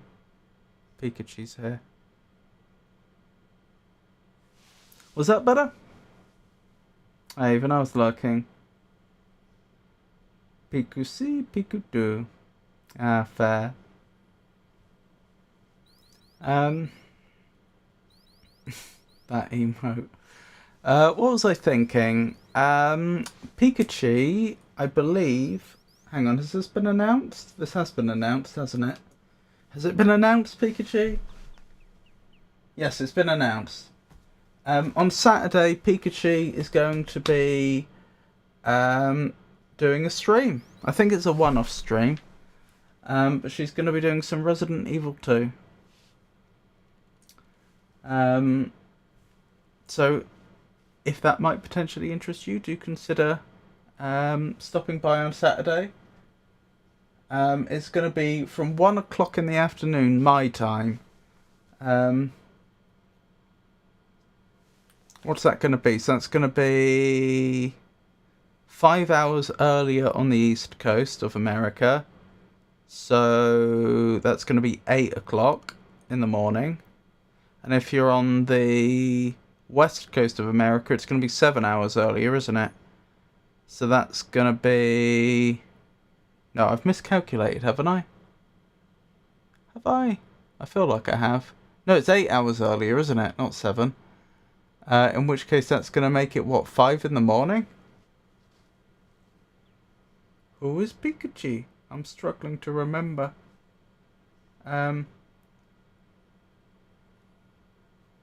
Okay, Demon Fire Sage. Bad!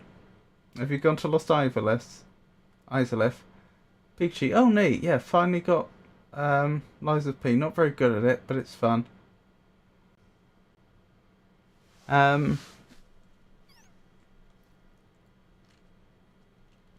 I'm going to have to look up a hint again.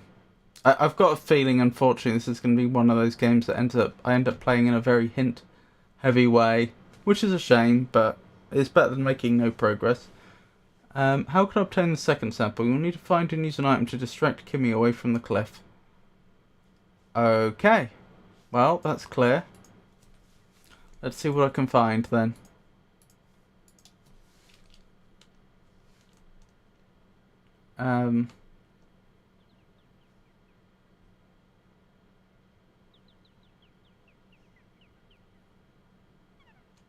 Haven, are you lying? Yep, going after better chaos. Kinda have to progress the plot. Oh, hang on, did you manage to defeat 4 kings? Oh, okay, you didn't defeat 4 kings. 4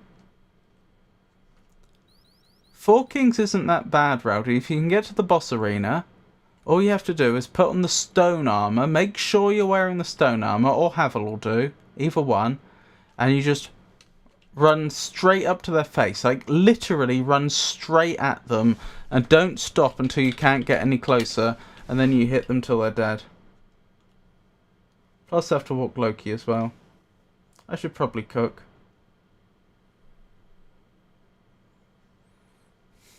Even since Pikachu left, someone has to.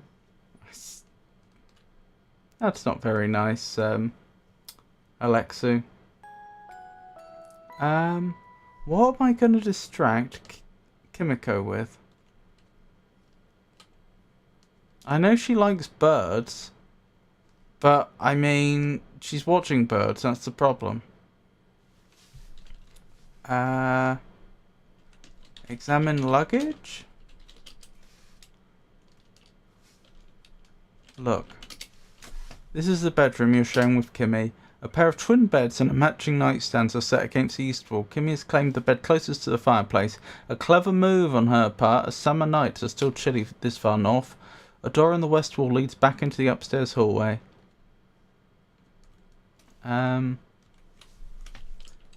Look at nightstand. Huh? Oh, Alexu was teasing you. I think, if I understood correctly, Alexu was saying that because you haven't streamed in a long time, someone else needs to pick up playing Lies of P. And that person is clearly Avon. Well, someone has to lie to win the game. I'm not me. Take hat. You take your green felt hat. Wear a hat? You don't need to wear your hat.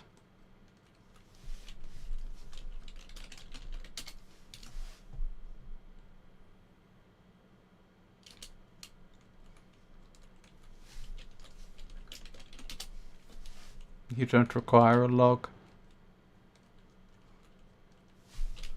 Take pictures.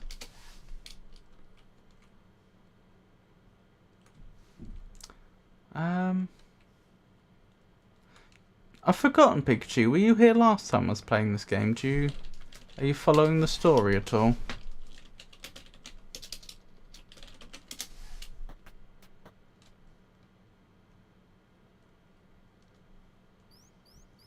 Interesting that I can go to either side like this.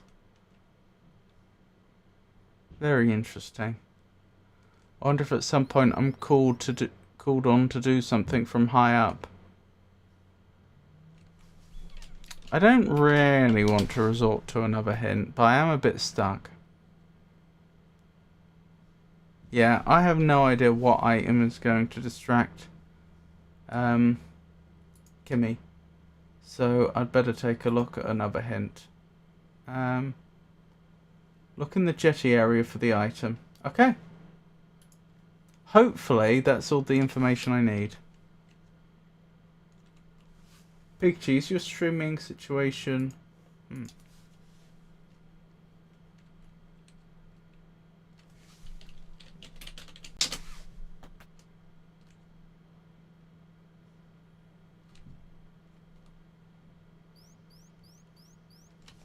Look. There's a jetty here overlooking the rushing river. Cattails line the riverbed and there's a rotting log lying on its side. A dirt path leads north into the forest. West leads to the bridge and east to the waterfall. We did pick up an item here and it was in the log. Hang on, I remember that now. What item was it? This? This is a metal reducticle with a carved wooden case. Right! Yes! And of course that might well interest the bird enthusiast.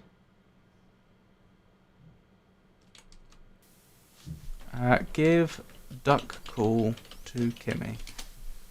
No, thank you. What'd you do to a duck call? You wouldn't play it, would you? Blow it? Blow duck call? Hang on.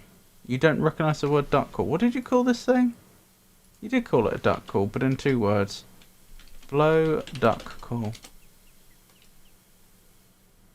You put the duck call to your lips and blow.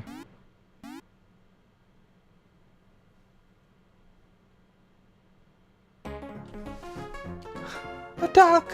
Where?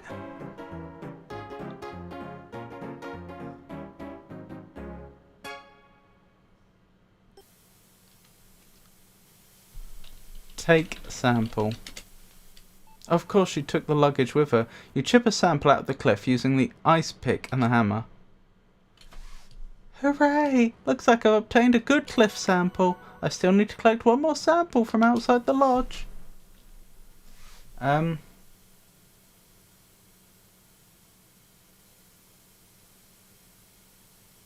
probably stream weekdays at the new time for 2 weeks or as long as I have the game. Then on August 17th I'll resume the regular schedule. Oh, that's wonderful news.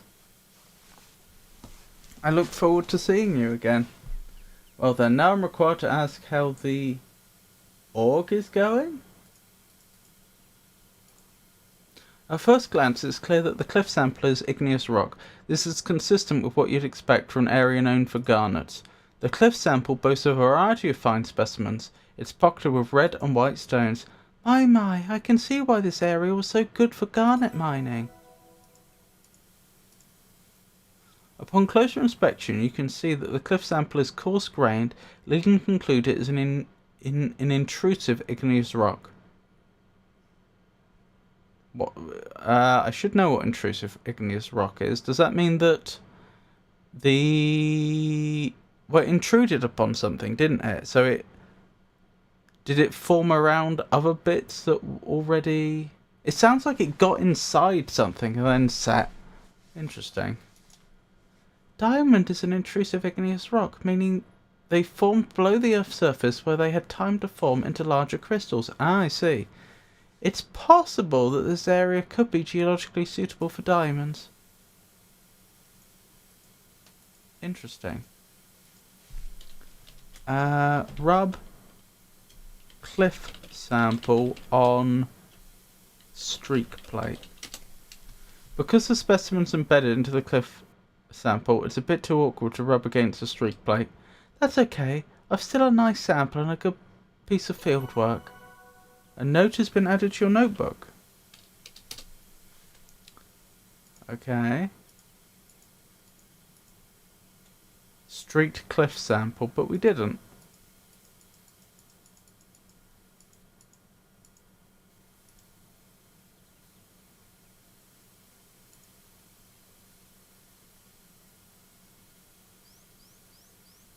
Telegraph tape says bridge bomb sabotage await. River sample.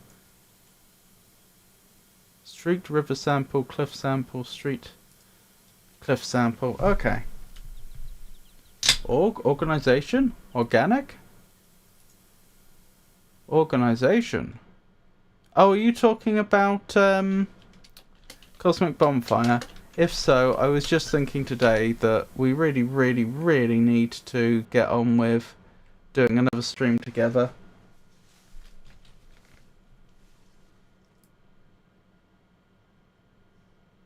No organization. I'm a slave to the whims of my library.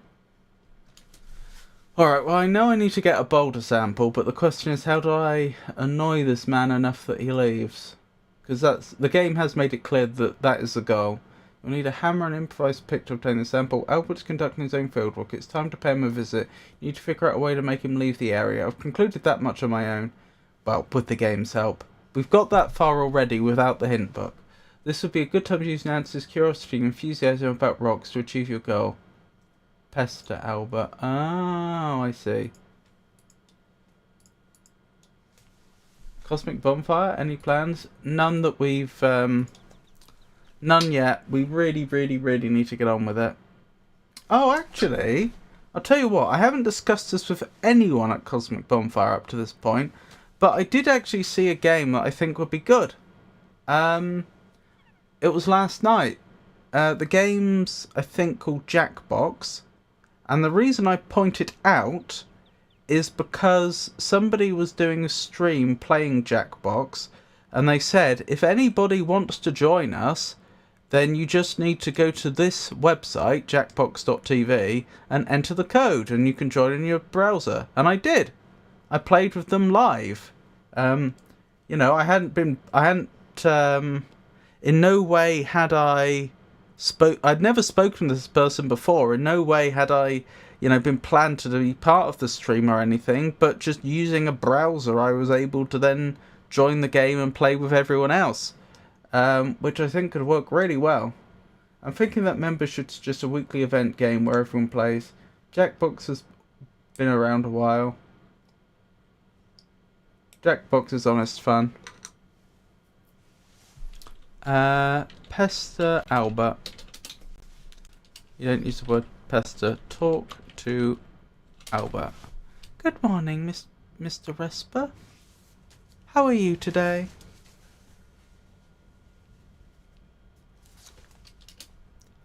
I'm very busy, Miss Maple. Miss Maple, I'm very busy, as you can see. The field work must be comprehensively performed. Well, maybe that boulder isn't a good place to start. It looks to be a glacial erratic and... Excuse me, young lady. Are you trying to tell me my business? How amusing. Run along, then. Maybe you can help Jack in the kitchen. Alright. Ask about boulder. Excuse me? I was curious about your professional interest in this glacial erratic. This rock is granite, which is a type of intrusive igneous rock, but not the appropriate type. Will you please leave me alone? Granite has a high quartz content, whereas diamonds are found in ultra-basic rock that is low in quartz. What will make you stop? Furthermore, granite and diamonds don't even come from the same depth in the earth. Listen, miss. Miss Nancy Maple, Mr. Resper. Yes, Miss Maple. I've had just about enough of your help. I'm returning to the lodge to get out of this sun. When I return to my work, you will not interrupt me. Do I make myself clear? Okay, Mr. Resper.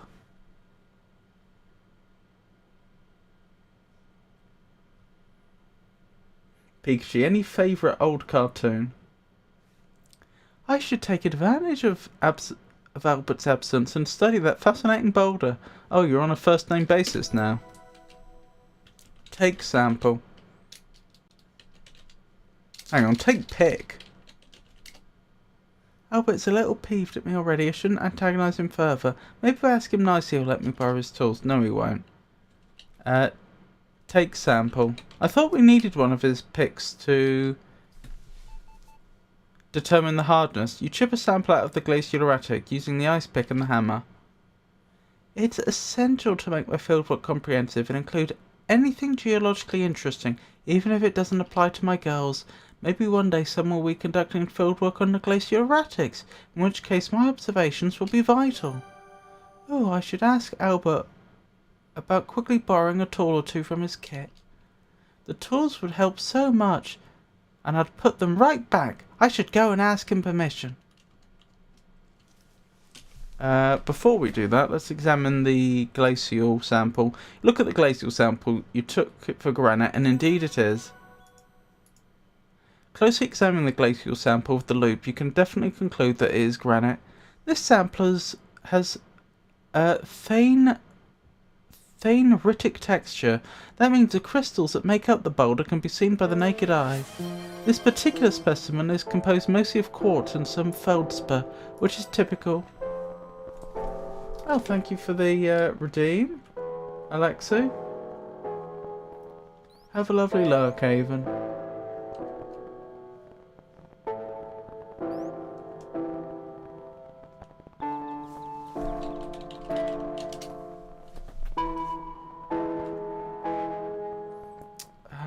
So let's go disturb Albert.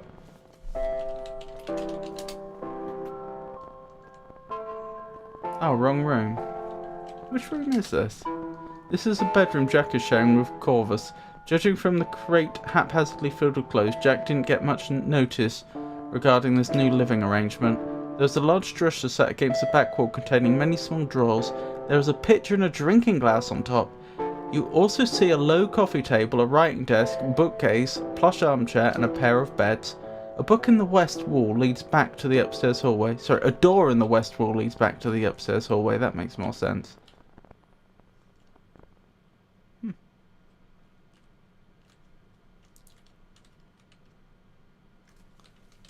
Open door. You there, Piku? No, Albert. Is he downstairs?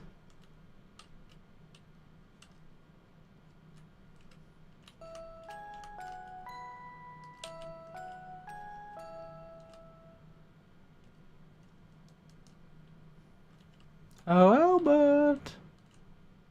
Where are you? There you are. Ask Albert about tools. Say, Miss Berespa, may I borrow a tool or two from your kit? I promise to put them right back once I'm done with them. Certainly not! I've had enough of a break. I'm returning back to work now. Albert properly turns in his heel and makes for the door. Albert is gone for a while. You're about to leave the kitchen when you hear his heavy footsteps once more. My field kit's gone. Did you do this, Jack? No, I surely didn't. Where is it? Mr. Richards will hear of this. Who knows? Could be a bear carried it off. You can't go leaving stuff outside unattended. I don't think Mr. Richards cares much about your problems. Why don't you just sit tight until the bridge is repaired? Then you can get out of here and never come back. My superiors will send me a replacement kit. Take me to the train station immediately. Can't. Car's broken. Darndest thing. I put it in the carriage house and a part broke right off. I haven't got a replacement. Nathan's got a car and spare parts, and he's not around, you know. So please, go make yourself a drink and enjoy some of our northern hospitality. Albert glares, but says nothing. Wonderful, I'm satisfied with my fieldwork and analysis for today. Bye, it's getting late, but I'm pleased with my work today.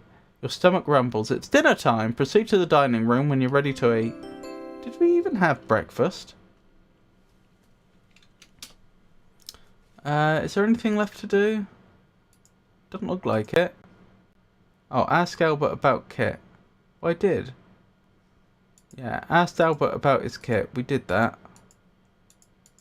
Obtained free samples from sources outside. We've done that. Yeah, I think we've done everything. Other than gone to dinner. Interesting they say that dinner is ready, even though this is the kitchen and quite clearly nothing has been prepared yet. Wow, I've certainly worked up an appetite. Jack has prepared a delicious dinner of salted pork and buttered parsnips. That does sound delicious. Margot hasn't come down for dinner. Evan says she's not feeling well. Well done, keep up the good work. Oh, she said she wasn't feeling well earlier, didn't she? I hope she's not, you know, been poisoned or something. I only say that because we know this is supposed to be a murder mystery. So, Albert, I hear your field kit has gone missing. Too bad. Albert narrows his eyes. Mr. Richards, you must realise this is merely a delay, nothing more. See, I don't know about that. There's a war on. Canada might have bigger fish to fry soon enough. I got a feeling. all this could get forgotten about. Well, I won't have my possessions stolen. Surely the lodge has a way to secure valuables. Yeah, sure. There are 2 trunks in the upstairs closet. Jack's got keys. I've only got a key for the blue trunk. You can lock up your stuff in there. That will have to do, and if something goes missing, there will be no mistaking who's to blame. And what about the automobile? Has it been fixed yet? I've forgotten what voice I was using for this character. Jack and I have looked at the automobile. I don't have the part with me, but I will bring it next time I visit. I suppose that will have to do. I don't care one way or the other. Everyone seems to be eager to escape the dinner table. Phew, these dinners are pretty tense. You follow Jack into the kitchen and help him with the dishes. Gee, thanks, miss. Oh, can you do me another favour? Take this bowl of broth up to Margot. She's still not feeling well. She's in her boudoir. She says being surrounded by beautiful things makes her feel better. Sure thing, Jack. Game has auto-saved.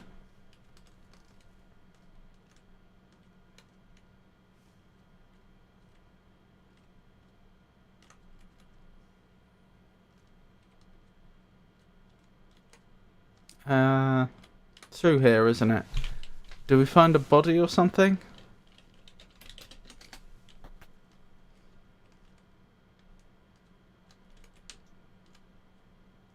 Nope.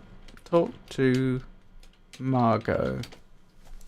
Are you feeling okay, Margot? Today, my body aches a bit. I've been feeling a bit under the weather recently. I will probably feel better tomorrow. Give broth. Hang on. Taste broth. This broth is for Margot. I wouldn't dream of it. Well, you could taste a bit just first to make sure it's okay, but fine. Give broth to Margot. Margot, Jack made some broth for you. Oh, he is so wonderful. Please set it down on this table. A note has been added to your notebook.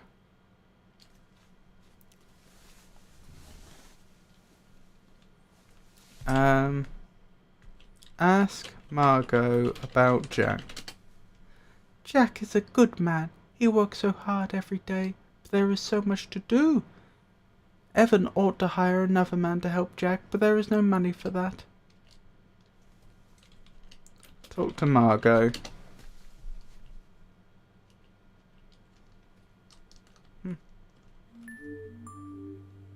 Oh, hello there. Oh, hello, Nessa.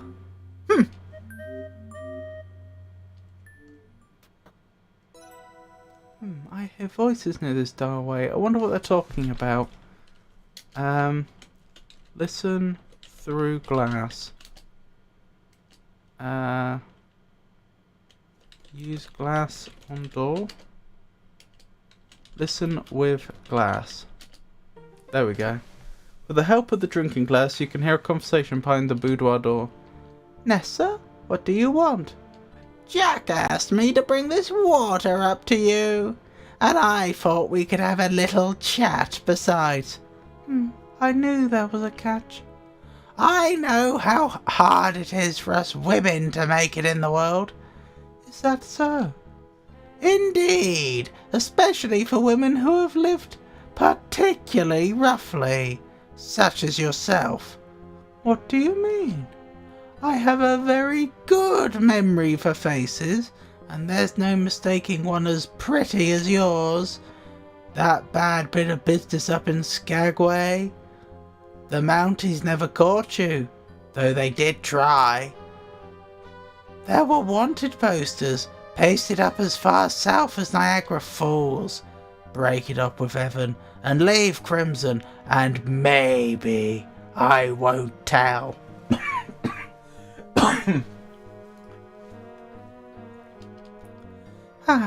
The things I've seen, the things I've done. You don't frighten me. You're old hag. You will get nothing. Do you hear me? I will make sure of that. Skagway was lawless because people looked the other way, but up here, there was no one to see what could happen. Watch out. I figured as much, silly little gold digger. You watch out.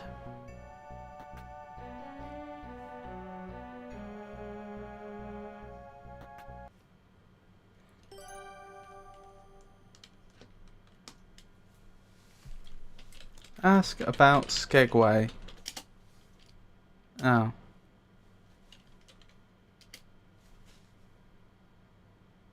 Oh, Skagway.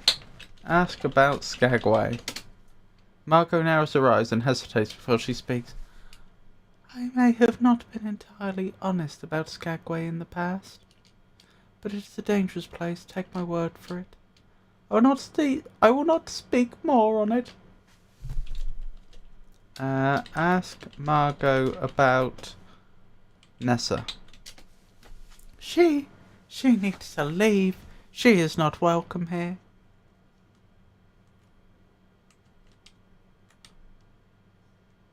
Well, that was interesting. What are we doing now? Can we go out at night? My goodness, it's dark as anything out there. I have no need to go out this way right now. But did the developers draw the outside at night? Yep. Or at least they provided a shader that would produce that effect. What a wonderful view from the balcony. What's my current priorities? Review. After Margot is finished with the bowl, I've got to return it to Jack in the kitchen. Okay, that's clear.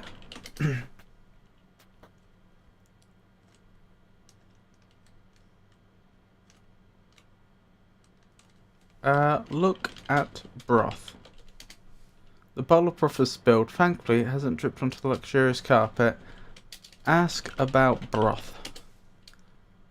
Clumsy me, I've accidentally knocked it over. But do not worry, I would prefer this refreshing water. Taste water. That doesn't look very appetizing. Chuck water. Throw water. I'm just worried it's poison. Take water. Mademoiselle, please leave that where it is. I'm not feeling well. I'd like to have some water nearby. I'd be much happier if I got you some more water. But okay. Take bowl. You clean up the spill and decide to take the empty bowl back downstairs for Jack to wash. Merci beaucoup, mademoiselle. You are so helpful. I don't have much of an appetite right now anyway. The water is enough for me.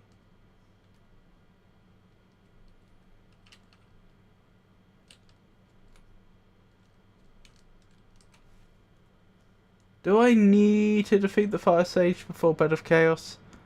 I believe there is an alternative. But it requires giving 30 humanity to the Fair Lady, I think. I've never done it. The conversation does open a door for you to eavesdrop through.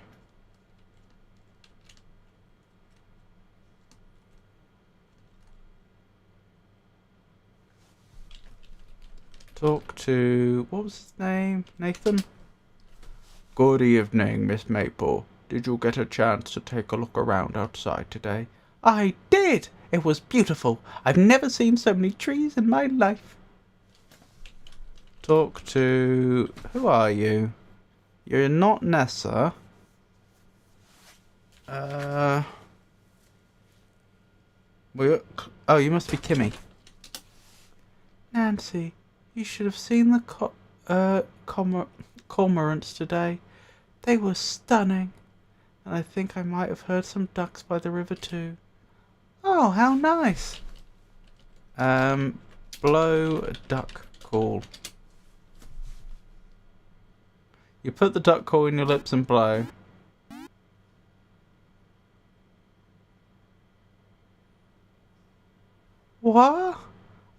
Nancy, it was just you.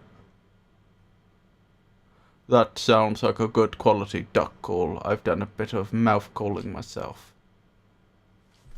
Ask Nathan about duck call. This is a duck call. Hunters use them, blow into it, and it mimics the sounds of ducks.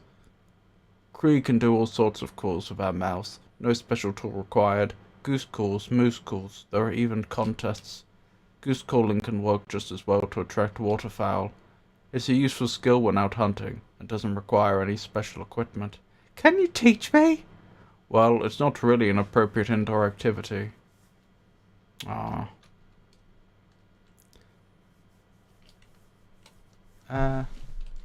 Listen. It's a myth that cormorants hunt fish that are prized by fishermen. Unfortunately, the birds have been subject to many attempted exterminations. This colony suffered when Crimson was a garnet mining town, but it's recovered since. The nesting colony in the cliffs to the southwest of the lodge is the only intact example for many kilometers. I'm so relieved to hear that the colony survived. Nature is so resilient. It is, to a point. But should the government return and claim this land for its so-called precious stones, the entire nesting colony will be at risk. This cannot be allowed to happen. Are we going to be forced to choose in the future whether to report diamonds, as it will determine the future of the town? Oh dear! Nathan and Kimmy continue to chat about cormorants and other birds. You find yourself starting to nod off. Give plate to Jack. Nah, you keep it. What? Oh, sorry, bowl. Give bowl to Jack. You hand the empty bowl back to Jack. Thanks, miss. I really appreciate the help. Tell you what, I'll brew you up a cup of tea and bring it you in the conservatory. Gee, thanks. You headed in the conservatory. Nathan and Kimmy are still talking about birds. You had no idea anyone could be so keen about the topic. Jack brings you a piping hot cup of chamomile tea from flowers he grew himself. The combination of the warm tea, the comfy couch, and the slightly boring conversation lull you to sleep.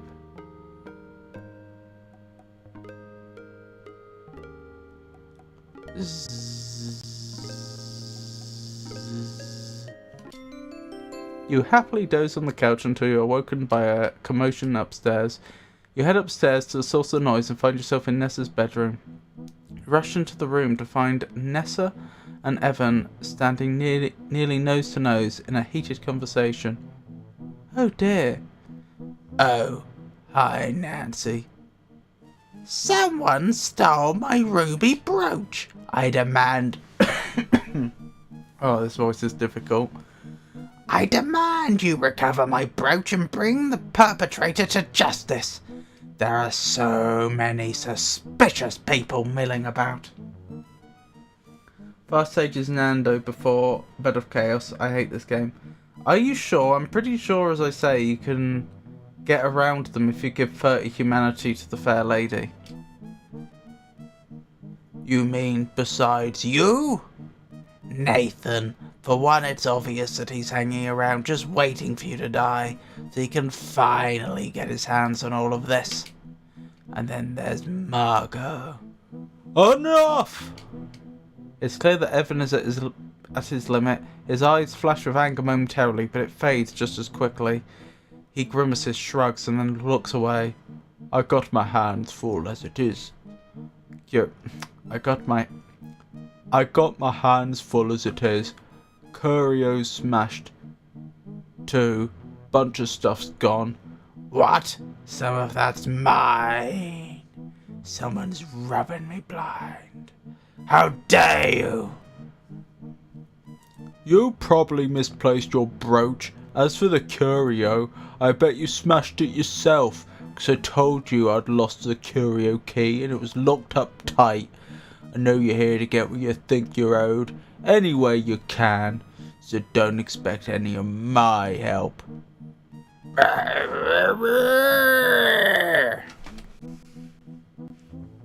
I'm done with this. Keep your voice down, why don't you?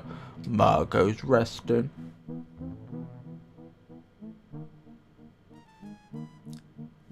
Cannot bypass. There is another fog door behind him. No, but there's a way round him.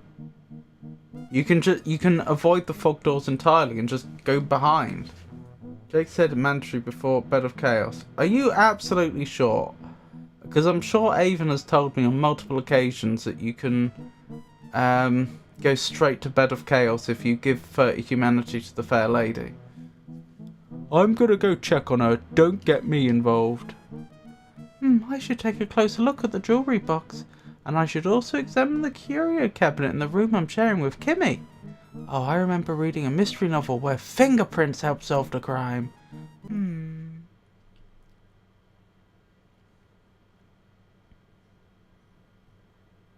Chapter 3, Investigations. A note has been added. There is.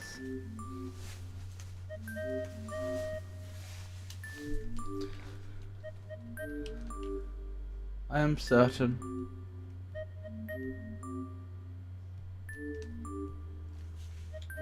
Examine box. The smooth wood looks unharmed. The box probably wasn't forced open. I think I see some oily smudges on the jewellery box. I just need a powdery substance to reveal any fingerprints that might be on smooth surfaces.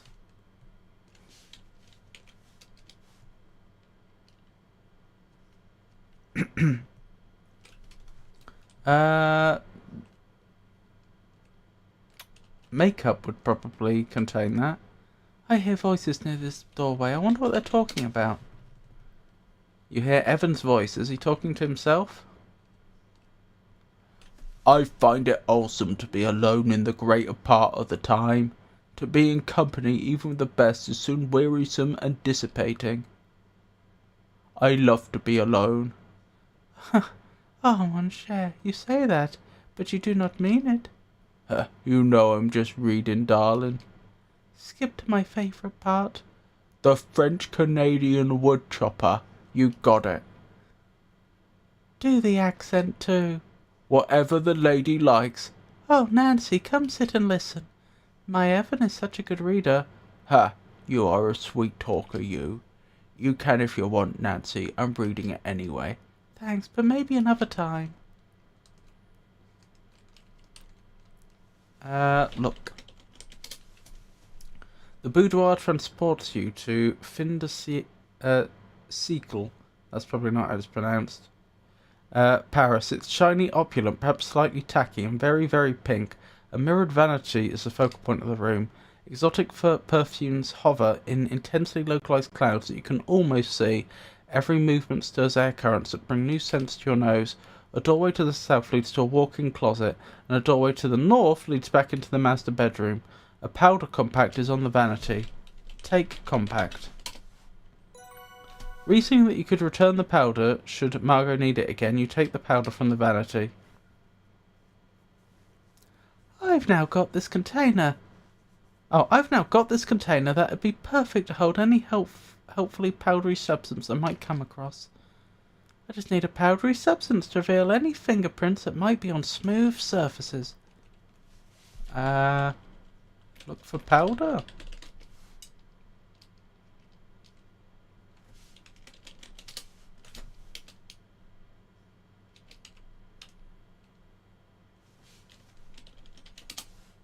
Margot's walk-in closet is luxuriously appointed. It is an enormous mirror on the wall and an ornate bench in the centre of the room. There is a shelf full of footwear, some fancy frocks on hangers, and a selection of elaborate hats. A wardrobe and 2 chests of drawers are surely busting with more finery.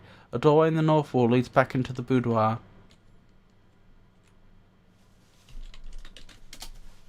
You don't hear any voices at the boudoir door. No, listen to Evan.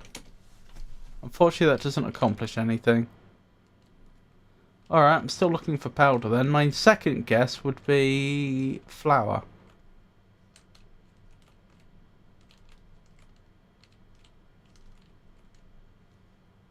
Good evening, Jack. Thanks again for the tea. It was lovely and so relaxing that I nodded off on the couch for a bit.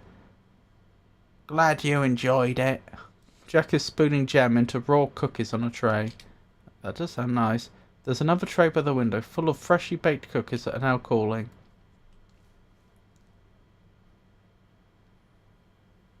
They've done a good job of the animation, haven't they? That's about it for the jam. I'm making up some thumbprint cookies. They're Margot's favourite. I'm hoping to get some food in her. She's not feeling well and doesn't have much of an appetite. Thought I had more jars of raspberry jam, though. Mr. Richards loved these cookies, too. He'll put a bunch of them in his pockets to snack on later. It makes doing his laundry a bit more challenging, but I guess I take it as a compliment. Can I get to the cellar now if you've been in there? Open door. My goodness, it's dark as anything out there. I have no need to go out this way right now. Ask Jack about flour. Can't say I got much to say about that. Ask Jack about powder. Fireplace in the lodge are a bit grimy with soot, yeah. I'm pretty good about keeping the rest of the lodge clean. But there's only so much work I can do. I gotta confess, I kinda let the fireplaces go. The soot's so powdery. When I try cleaning the fireplace, the stuff gets everywhere. I'm probably gonna have to hire some help with that before winter comes. Okay, that works.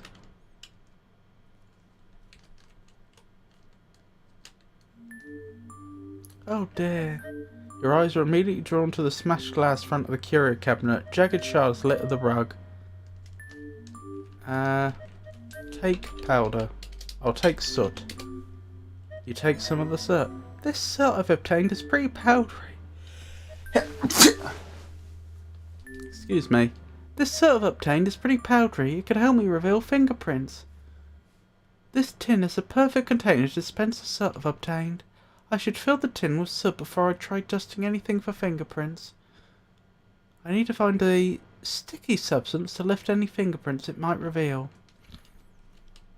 Oh, I know what that is. Although I don't like it, it's going to be the fly paper, isn't it? Hopefully they've got some fresh fly paper. Ask Jack about fly paper. I keep tons of boxes of fly paper out in the shed. The black flies up here are murder. I don't know if it's just the stickiness of the fly paper or what. That stuff kills flies dead. I don't like it. Take fly paper. There's fresh fly paper out in the shed, but it's too dark to get it now. Let's leave it for tomorrow.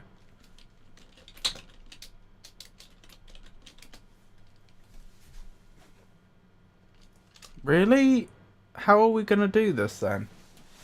I mean, if you won't let me out to get more fly paper, then that strongly implies I'm not supposed to be using fly paper for the fingerprints, even though it seems like the ideal substance for the job.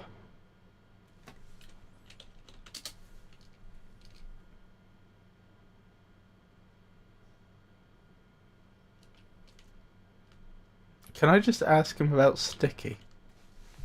Ask Jack about sticky. No.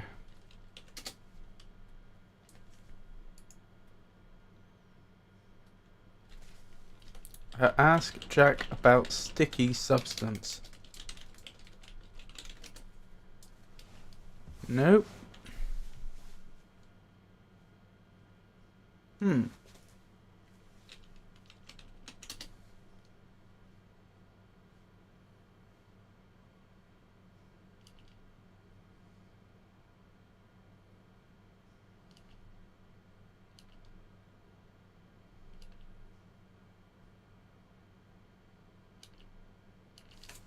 Take salt shaker?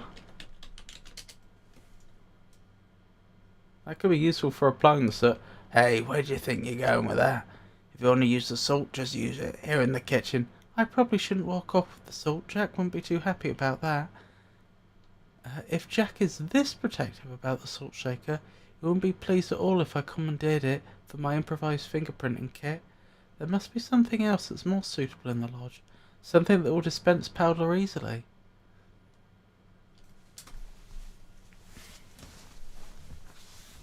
Well, let's see if I can apply the soot with what I already have.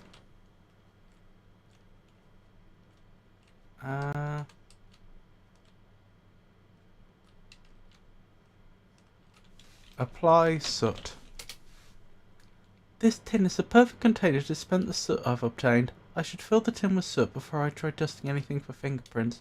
You need to find a sticky substance to lift any fingerprints it might reveal. Put soot in... what do they call it? A compact. You carefully pour the fine black soot into the compact. This could come in handy. Already filled the powder with this soot. This will work well for revealing fingerprints. You need to find a sticky substance to lift any fingerprints it might reveal. Anything in here?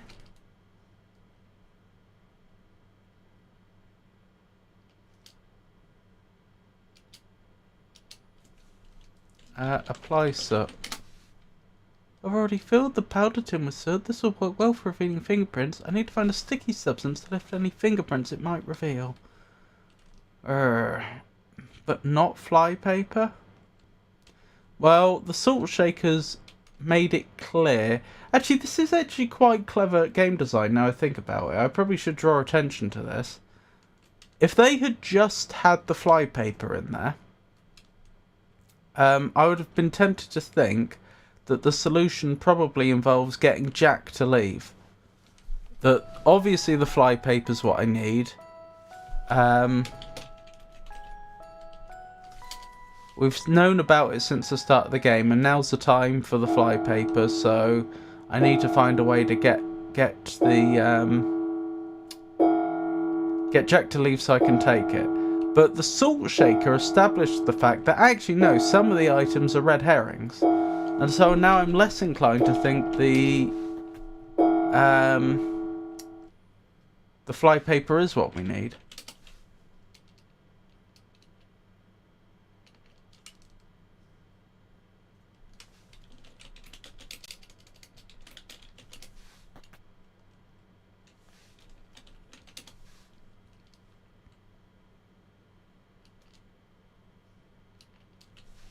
Open cabinet.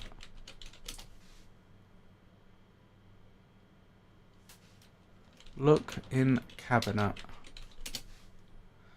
The medicine cabinet contains the usual remedies you'd expect to find. Dr. Kilmer's swamp root, Mayor's system regulator and tonic, red cloverine pills, and a bottle of Clarinth remedy and Beecham's patent pills. I wonder if those are real medicines from times gone by. Open door. The upstairs closet is where Jack stores the bedding, towels and cleaning implements. Some spare furniture is stored here too. You see a huge wardrobe, a green trunk and a blue trunk. A door on the east wall leads to the upstairs hallway. Open wardrobe. You open it. Look in wardrobe. The wardrobe is full of dusty, cobwebby old junk. There's a cane, a bucket and an old lamp and some books. Take cane. You decide to leave the cane for someone that will need it. Open trunk. The blue trunk has a big padlock on it. That requires a key which you don't have. Okay, open trunk. The green trunk still looks sturdy, though it looks like it's seen better days. The green trunk is locked. So I wonder who has a key to the green trunk. I think some of the doors have shut, but not all of them. This is a small bedroom, humbly furnished. Albert insisted on getting a room to himself despite its size. The furniture in this room is of simple make and consists of a wardrobe, desk and nightstand. There is a pitcher and a drinking glass on the nightstand. The door on the west wall reads back to the upstairs hallway. Albert is here. That's something that we never really considered, is it? There was that joke at the start of the game about how he insisted on having a particular room, but he ended up having a one of the smallest rooms in the house, and Jack got kicked out. But actually, I think he might be the only person in the house that's not sharing the room, and that might suit him. Even having a smaller room might suit him. It might be what he would have wanted. as opposed to just being a joke. This is the bedroom Jack is sharing with Corvus. Judging from the crate haphazardly filled with clothes, Jack didn't get much notice regarding his new living arrangement. There's a large dresser set against the back wall containing many small drawers. There's a pitcher and drinking glass on top. You can also see a low coffee table, a writing desk, bookcase, a plush armchair and a pair of beds. A door in the west leads back to the upstairs hallway. Corvus is here.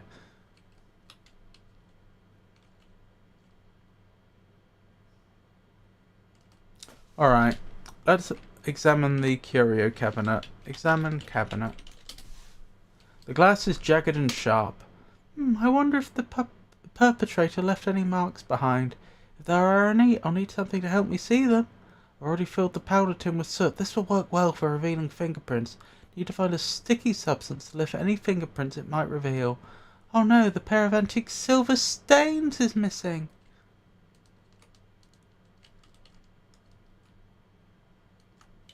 I take it we need a fingerprint cookie to prove it's not Jack.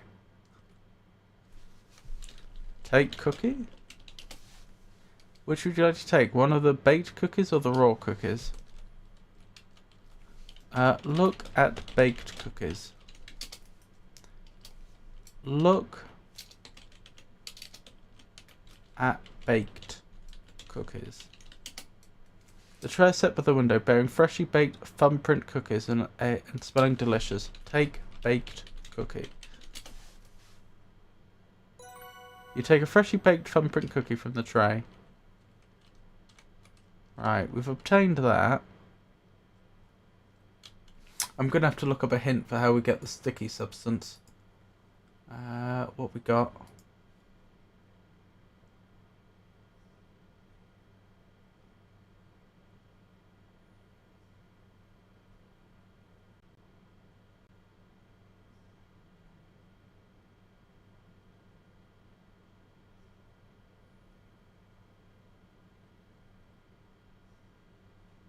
What adhesive can I find to lift fingerprints? There's a roll of zinc adhesive plaster somewhere in the lodge.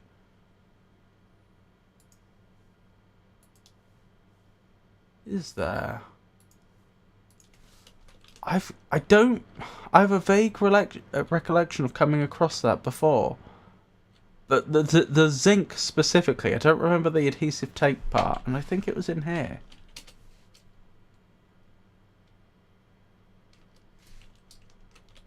Open wardrobe.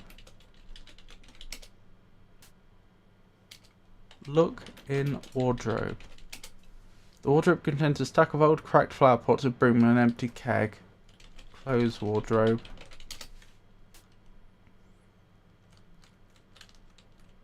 Open cupboard.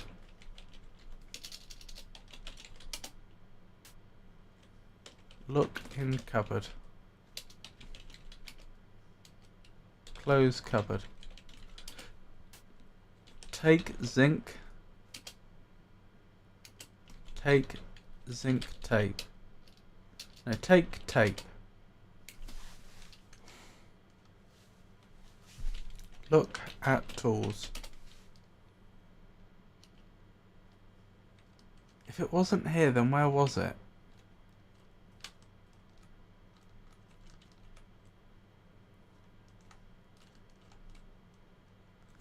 Surely it would have been in some sort of utility room.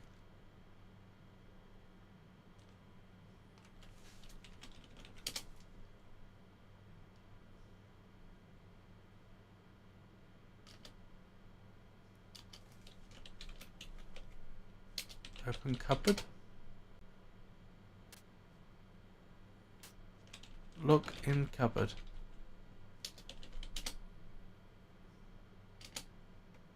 Close cupboard.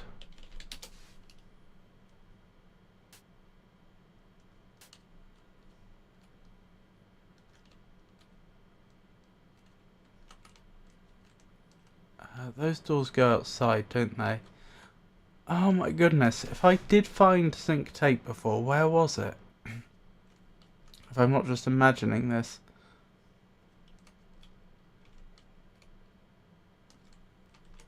Could be in here somewhere.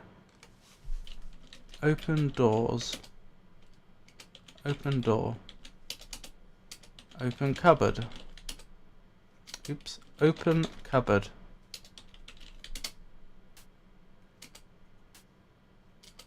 Look in cupboard.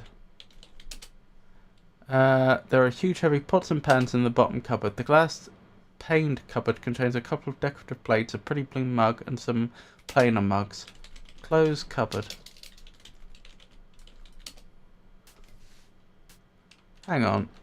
Ask Jack about zinc.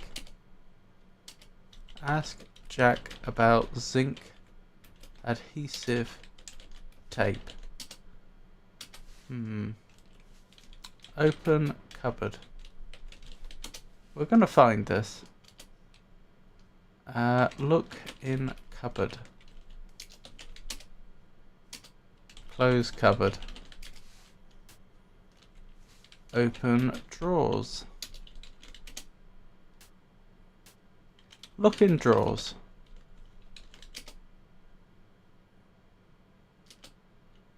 Close drawers. No luck so far, but I'm feeling optimistic. Open cupboard. Look in cupboard. Plates. Pipe. Nope. Close cupboard.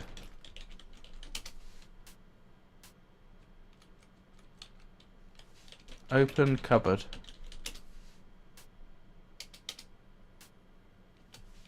Look in cupboard. Close cupboard. Not in the kitchen then. Alright, I'm gonna look up another hint. Stored in a drawer. Okay. Well, that narrows it down a bit.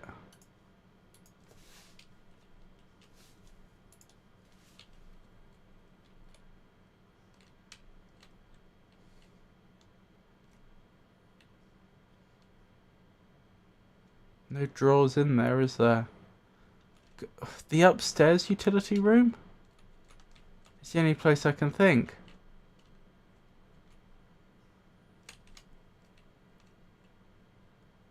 No?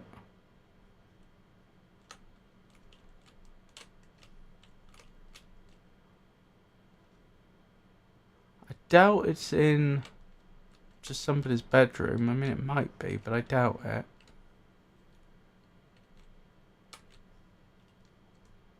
No drawers in there.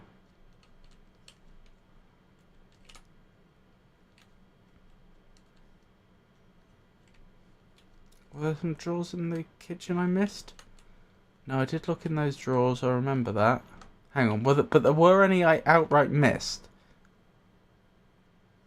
No, I think they're the only drawers in here. So it's not there. Open drawers.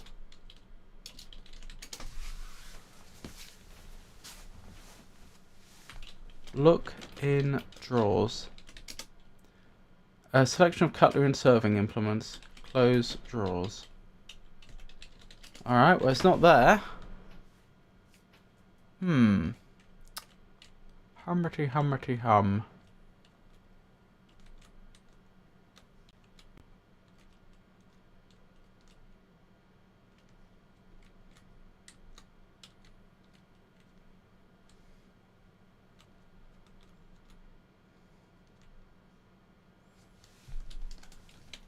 Open door. Open drawer. You open the drawer. Look in drawer. Close drawer. The other drawer. Open drawer.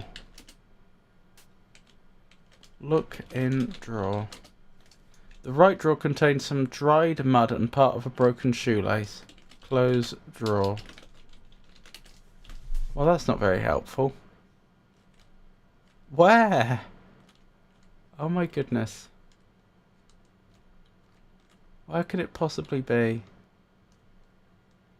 Huh, where's Albert? Open drawer.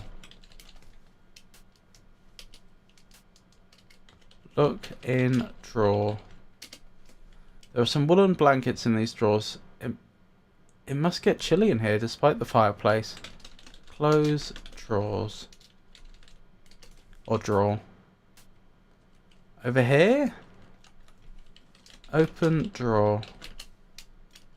The desk is locked. And on this side? Locked.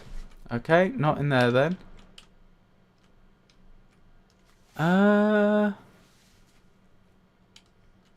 I may have to look up another hint, as ridiculous as it sounds. I feel like we've checked all the drawers in the house we've come across.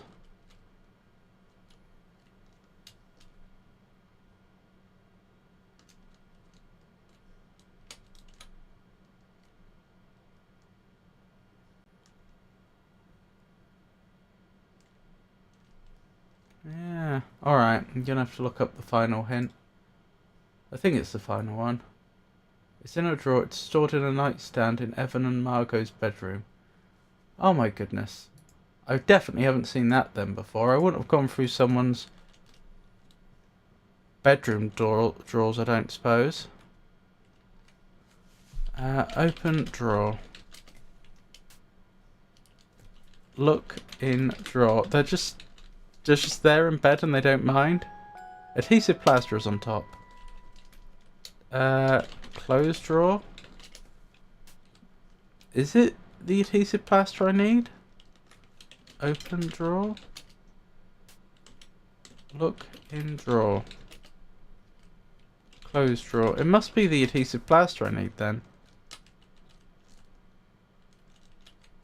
That makes more sense than zinc. Take plaster. May I borrow this tape? Sure. Sure, Nancy, we got plenty. Thanks. You take the roll of adhesive plaster. I'm all set to ask people for their fingerprints, and to reveal fingerprints on smooth surfaces, and to lift those fingerprints with this sticky white tape. Maybe now I can get to the bottom of this. Okay. I just want to double check. I'm not making this up. It did say zinc initially, didn't it? A roll of zinc adhesive plaster. Oh. Why do they call it zinc? Is it made of zinc? Does that have antibacterial properties? I suppose it probably would. Alright, let's grab the fingerprints from the crime scenes first, then worry about getting the fingerprints of people second. Take fingerprint. Reveal fingerprint. Apply soot. Dusting that for fingerprints wouldn't be beneficial. What do you mean? Apply soot. It's... what? It's a jewellery box. Examine box.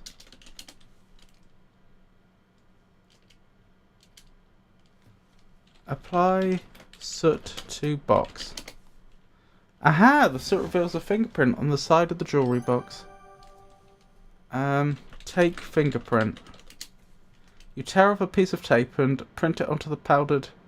Sorry, you tear off a piece of tape and press it onto the powdered fingerprint.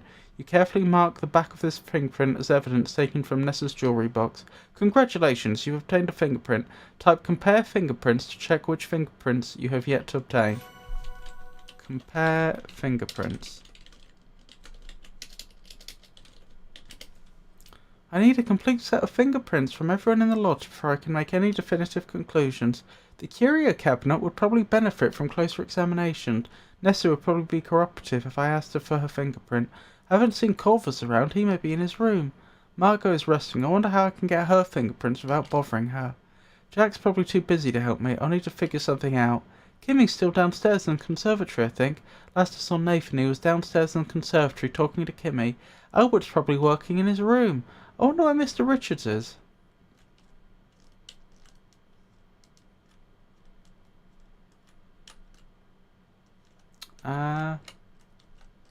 Apply soot to cabinet. Powdering the surface of the curio cabinet reveals a fingerprint. Take a fingerprint. You tear off a piece of tape and press it onto the powdered fingerprint. You carefully mark the back of this fingerprint as evidence taken from the curio cabinet. Apply soot to cookie. I wouldn't dream of wasting food like that, not after all of Jack's hard work. Besides, I don't think this cookie is the way I'd obtain Jack's fingerprint. It's filled with jam. Trying to remove the jam would ruin the delicate fingerprint's impression inside. I should look around for something else. Oh, so that was the fact that he was making thumbprint cookies is a it's just a thematic decision. It has nothing to do with solving the puzzles. It's just, oh, someone's making thumbprint cookies while we're taking fingerprints. Ask Nessa about fingerprint. Nessa, can I take your fingerprint? It might help me solve who burgled your jewellery box. I read in a book that fingerprint patterns are unique to individuals. I just need to apply some soot. Oh, fine. Do what you need. I'll do anything to find the culprit. You carefully brush some soot onto Nessa's finger, then press a square of adhesive plaster on top. Nessa makes a face while you do this, but says nothing. You've obtained a lovely clear impression of Nessa's fingerprint. Well, the problem is she has 8 fingers and 2 thumbs, so that's not actually conclusive. But my point is, we would need all 10 to be able to reliably identify if the fingerprint we have came from her. Ask Albert about fingerprint. There have been thefts. I'm not surprised. My field kit went missing too, if you'll recall. No one helped me with that matter, so I shan't concern myself with this.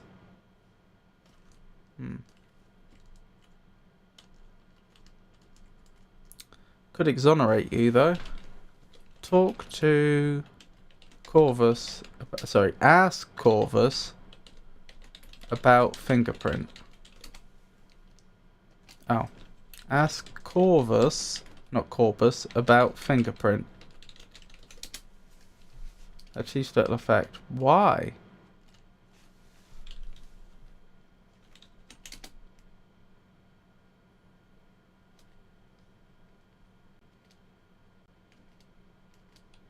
Ask Corvus about fingerprint. Ask Corvus about fingerprint. Why isn't it letting me? Fingerprint Corvus?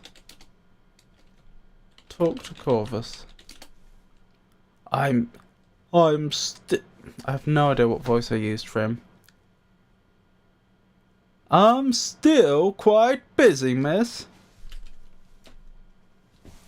Apply soot to Corvus. Unfortunately, that doesn't accomplish anything. Ask Corvus about fingerprint. Okay. Well, I'll have to worry about that in due course. In the meanwhile, ask Nathan about fingerprint. Nessa's ruby brooch has gone missing, and a curio cabinet has been broken into. I'm investigating both of these incidents. Collecting fingerprints of everyone in the lodge would be very helpful. There have been thefts. That's not right. I'm happy to provide my fingerprint if that helps. Thanks so much, Nathan. Nathan patiently waits while you brush the soot onto his finger, then press a square of adhesive plaster on top. Removing the square of adhesive plaster from Nathan's finger reveals a clear fingerprint. Much appreciated. Good luck. Ask Kimmy about fingerprint. Kimmy, someone's stolen a brooch from Nessa's jewellery box, and the curio cabinet in our room has been broken into. Could I get a fingerprint impression from you to help my investigation? I'm sorry, Nancy, but I don't want to get involved.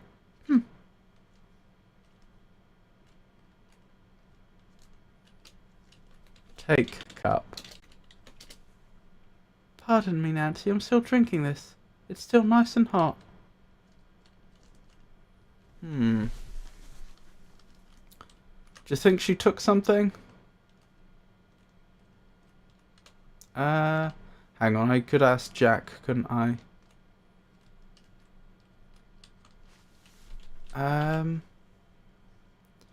Ask Jack about fingerprint. Miss. Oh. Miss, I'm busy right now. I can't have you soiling my hands. Help, Jack?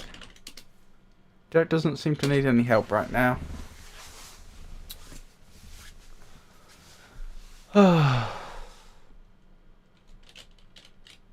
Alright, review. Oh, that's not how you spell review. I need a complete set of fingerprints from everyone in the lodge before I can make any definitive conclusions. I haven't seen Corvus around. He may be in his room. Margot is resting. I wonder how I can get her fingerprint without bothering her. Jack's probably too busy to help me. I'll need to figure something out. Kimmy's still downstairs in the conversation, I think. Elwood's probably working in his room. I wonder where Mr. Richards is.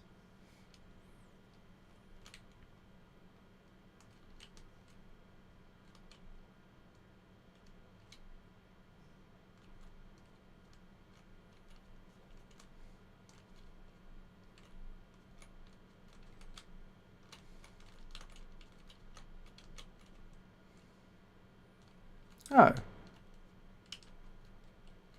That's interesting. Mr. Richards has disappeared.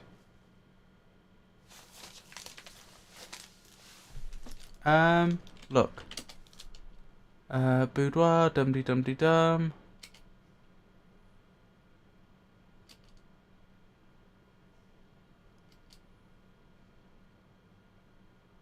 Gonna need hints again. I get the principle. I need to... Oh, hang on. I could just try and apply soot to footwear. Apply foot to shoe. Foot to shoe? That's not what I meant. Apply soot to shoe. Okay, I'm gonna need some hints.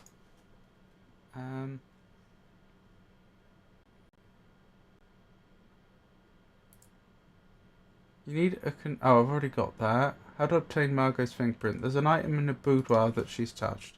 Okay, that's kind of what I expected, but that confirms it. Oh, the glass! I'm dumb. Apply soot to glass. Take fingerprint. I feel so dumb for not figuring that out on my own. That was probably the easy one of the group.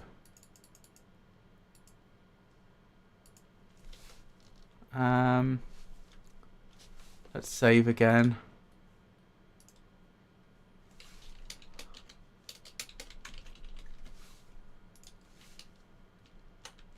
Do.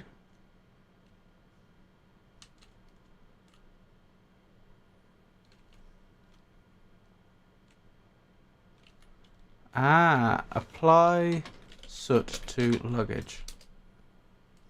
Oh, look.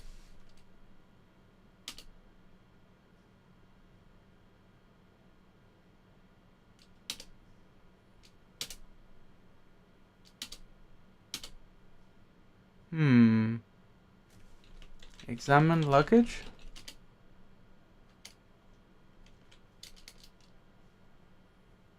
Examine.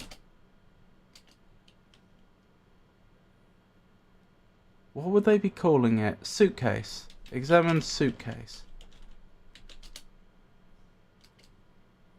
Apply soot to suitcase.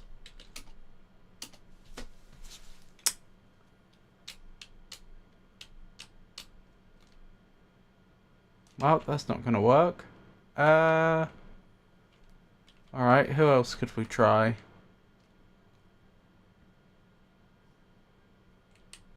Oh, what's in the bin? Look in bin. The waste paper bucket is full of ink splattered paper, most likely a result of Corvus's leaky pen. take... for a moment I thought that was a double exclamation mark over his head because he was shocked at what we'd just done. But I see that isn't the case. You find a particularly clear fingerprint specimen, neatly tear it out and take it with you. Aha! You've got Corvus's fingerprint. I didn't even have to dust for it. I wasn't expecting to get that one so quickly. Examine bin. Apply soot to Albert. Talk to... no. Ask Albert about fingerprint.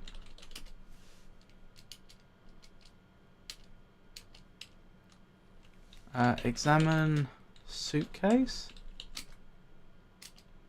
Apply soot to suitcase.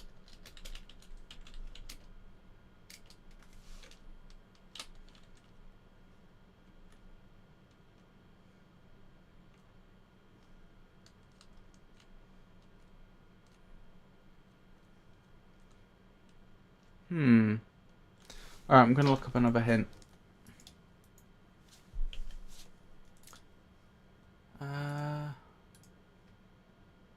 Nessa's I've got, Margot's I've got, Corvus I've got, Evans. You won't be able to obtain Evans' fingerprint until he's gotten out of bed and left the room. This happens after you've obtained one other fingerprint. Okay. So, is he using the... No. Where's he gone? Oh, he was reading from the book.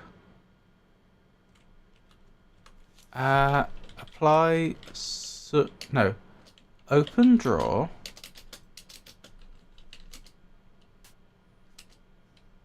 Look in drawer.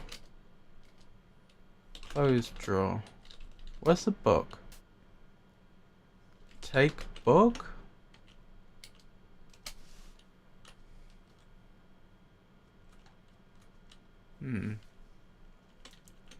Look at book? Most of the books in French. They probably belong to Margot.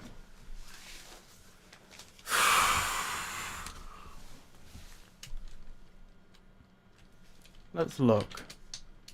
This is the master bedroom. Mr. Richard shares it with Margot. You feel a little weird about invading their private space. There is a wardrobe and nightstand to the left and right of their bed. There are 2 doors in the south wall and a door in the east wall leading back to the hallway. Margot is here. Open drawer. Look in drawer. Close drawer.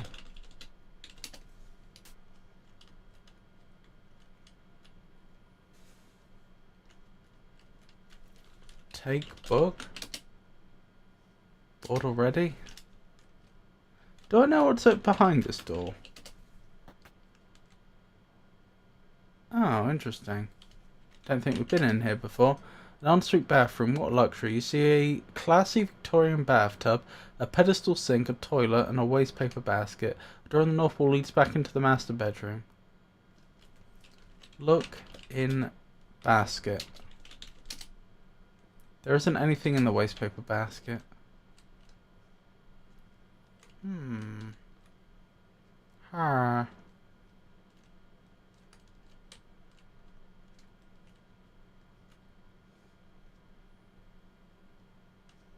Could he have taken the book from downstairs? If he did, I don't know which one it is.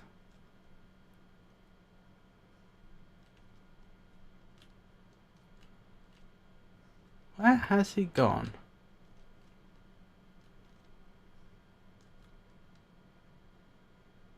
Ah. Hey, Nancy.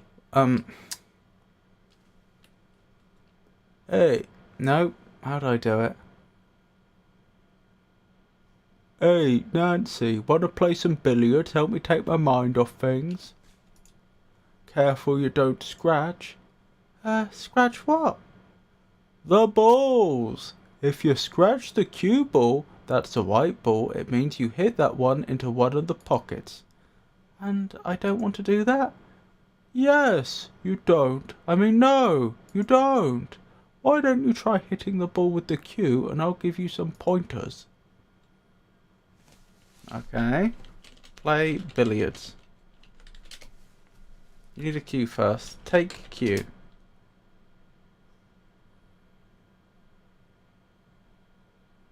How do you do that? That's the spirit, Nancy. Come and hit a few balls with me. Play billiards. Okay, so how about you get us started?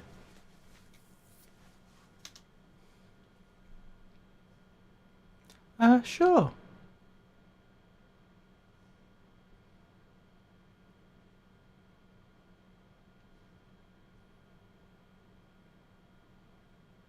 Oh, wow. You know what? How about you just practice a bit? I'll give you some pointers. Play billiards again?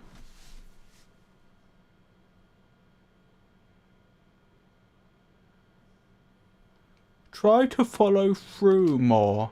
Ah, gotcha.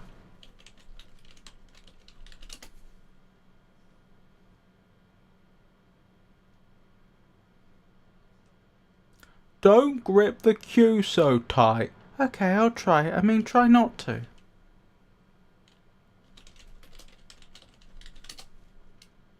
I really think I'm getting better. Sure thing, Nancy. How about I rack the balls again and you try it from the top?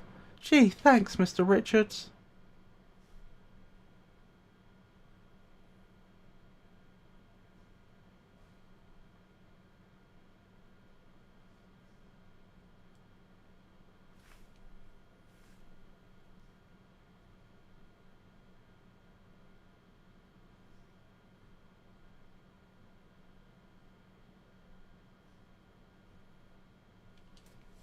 Play billiards again?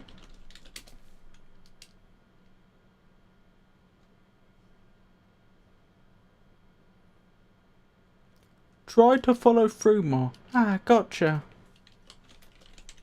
I want to pay closer attention to what he does. Don't grip the cue so tight. Okay, I'll try. I mean, try not to.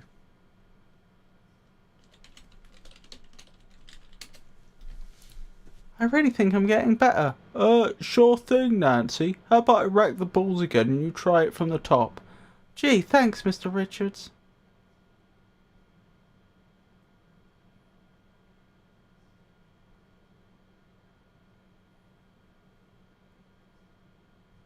Right, his fingerprint's definitely on the white ball.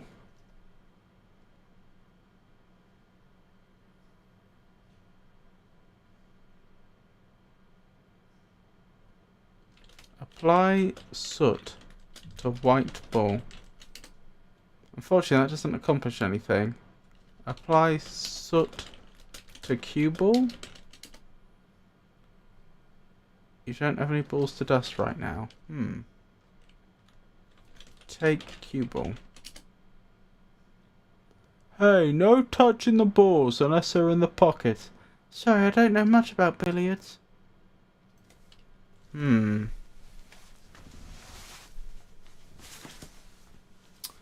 Not sure what to suggest.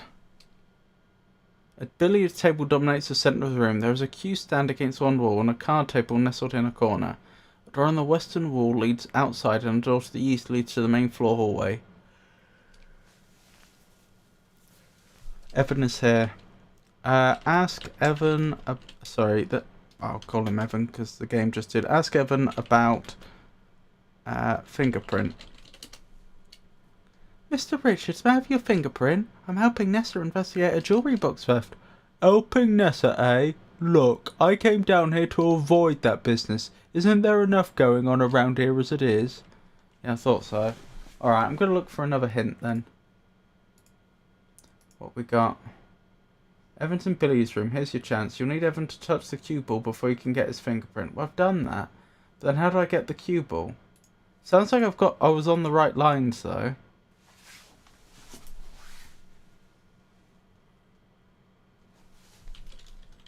pocket cue ball.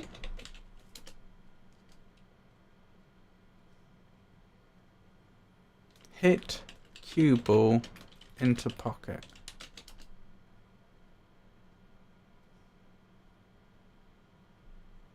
That was well done. She didn't do it directly either. Try and hit the cue ball straight on for now. Nothing fancy. Oh dear, I was trying to hit it straight on.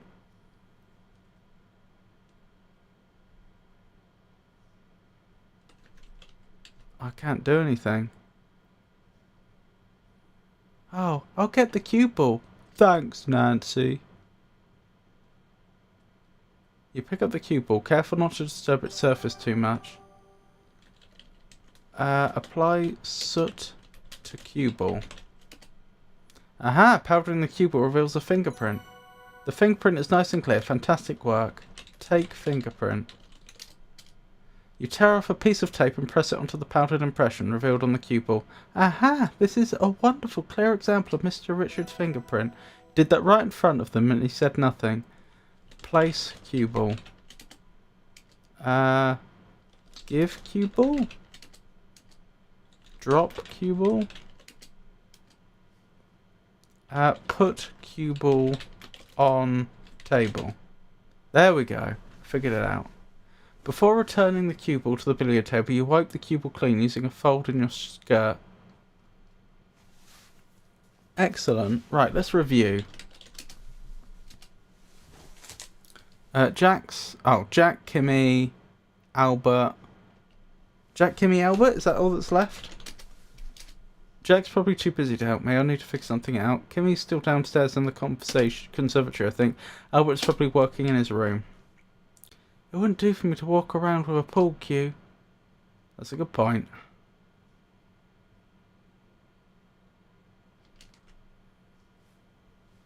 That was fun, Mr. Richards. Thanks. Sure thing, kid.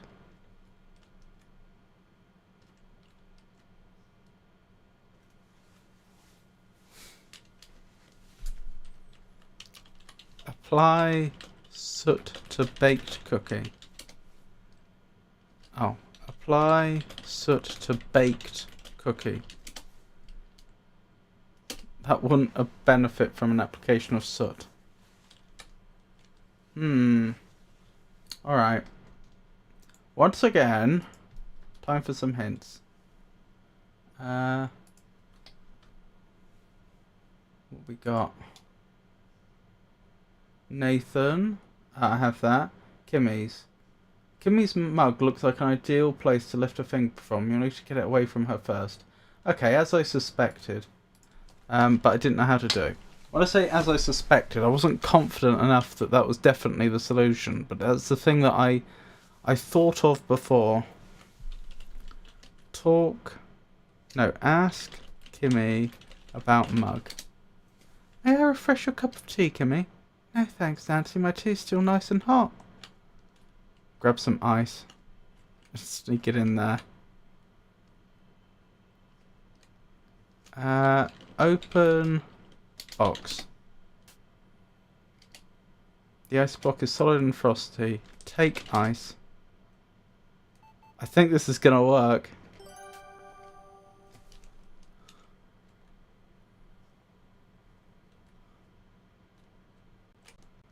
Hope we don't get caught. Put ice in tea. You patiently wait until Kimmy sets her mug down.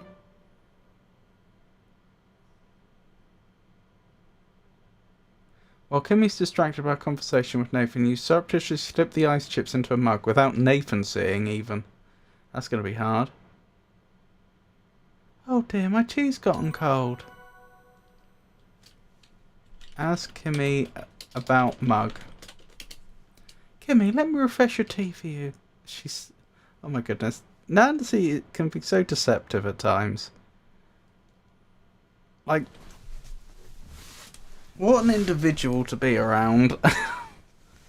You just wouldn't trust her, would you? Thank you, Nancy. How thoughtful. Nancy, please don't run off with my mug. Oops, sorry. Oh, apply soot to mug. I should have noticed the hot tea in the middle of the room. Aha! Powdering Kimmy's mug reveals a fingerprint. Take fingerprint.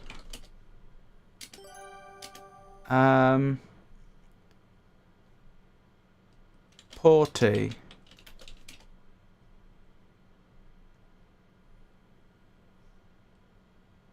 Wonderful. You pour hot tea into Kimmy's mug.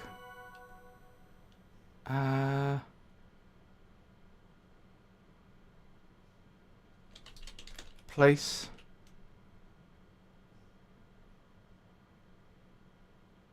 Place mug.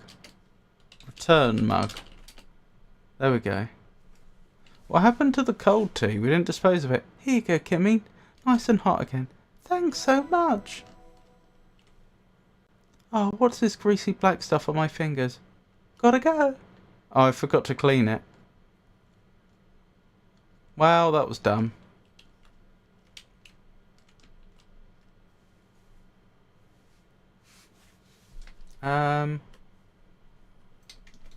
Alright. Who's next? Make Jack's fingerprint cookies. Oh, Jack's making fingerprints cookies in the kitchen. That sounds like a good place to start. Take raw cookie. Okay.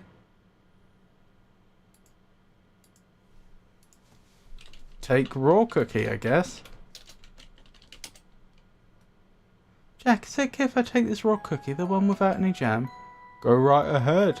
I ran out of jam anyway, so it's kind of a dud. Apply soot to raw cookie? Is that gonna work? Coating the inside of the raw cookie with soot isn't going to preserve Jack's fingerprint impression. Quite the opposite. There must be a better way. I could freeze it.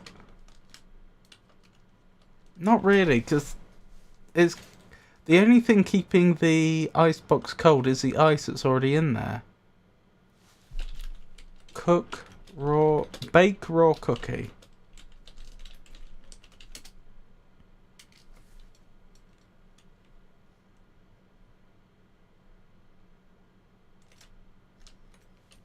Look at oven. You don't see anything noteworthy. Open oven. Cook cookie. Unfortunately, that doesn't accomplish anything. Look, hang on, it's in my inventory, isn't it? It should be. This raw cookie is a void where the raspberry jam ought to be. You can barely make out Jack's fingerprint in the soft, fresh dough. I wonder if there's a way for me to get Jack's fingerprint out of this. I need to find something that can make a real impression. Yes, Jack's fingerprint is visible in the hollow of the raw cookie, but it's difficult to compare to the other fingerprints in the current state. I need to figure out a way to extract Jack's fingerprint. The raw cookie is far too fragile and hard to see right now. I mean, why wouldn't I cook it?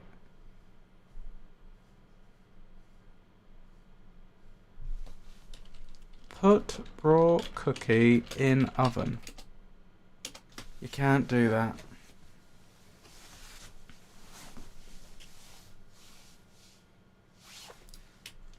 Are any of the fires what would you call it? On is clearly not the right word. Burning. Are any of the fires burning?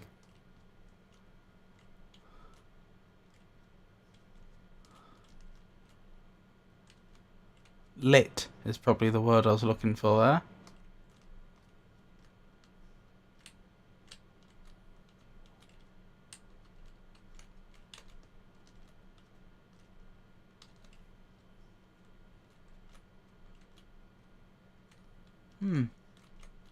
Can't find a single fire in the entire building that's on. You'd assume the oven would be hot, but apparently I'm not allowed to put stuff in there. What else do I have in the inventory? Do I have anything that could help?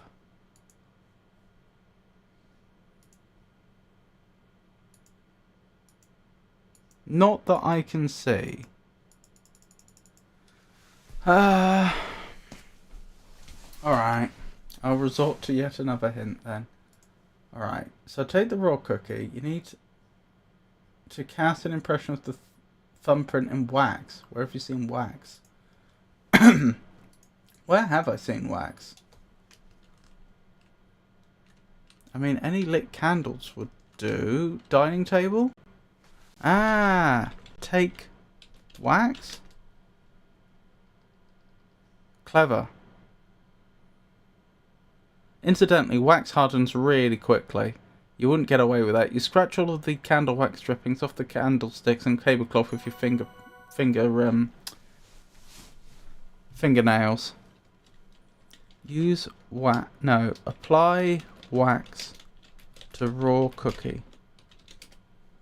The wax is still cold and hard. That won't suit my purpose. Heat wax. How would you like to melt wax with oven?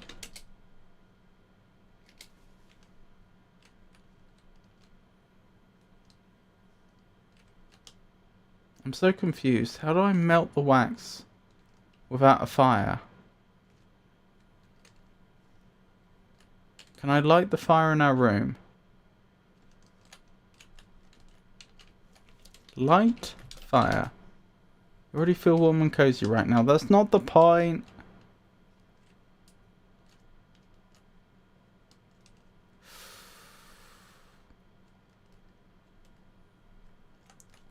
Look at kettle.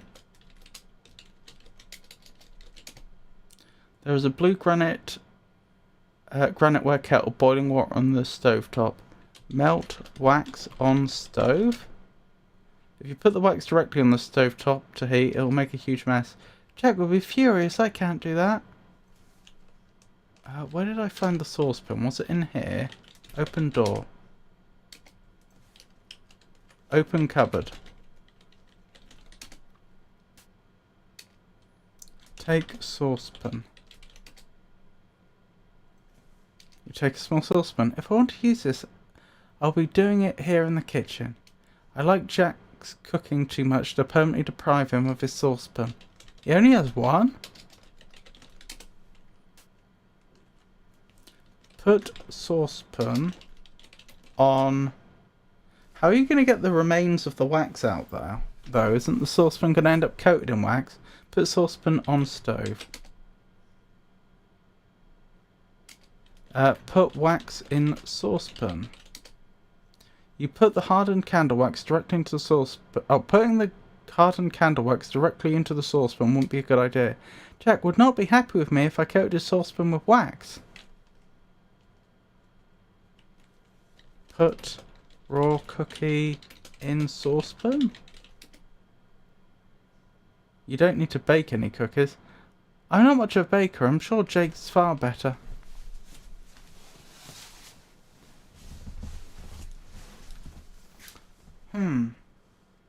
I mean, I comprehend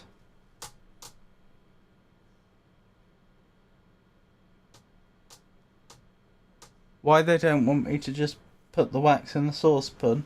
It's a problem I pointed out, but what's the alternative?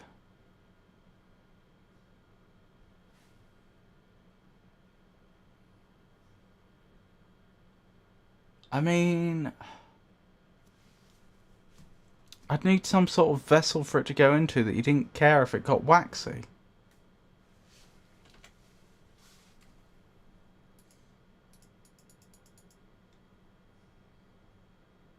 And which could take the heat.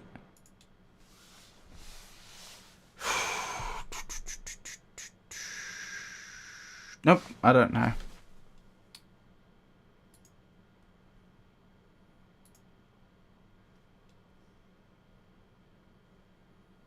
There's wax. Need to figure out a way to melt the wax. First, you'll need an appropriate heat-resistant container. The pan isn't suitable for this, but check the other cupboards. Okay. Fair enough. Open cupboards.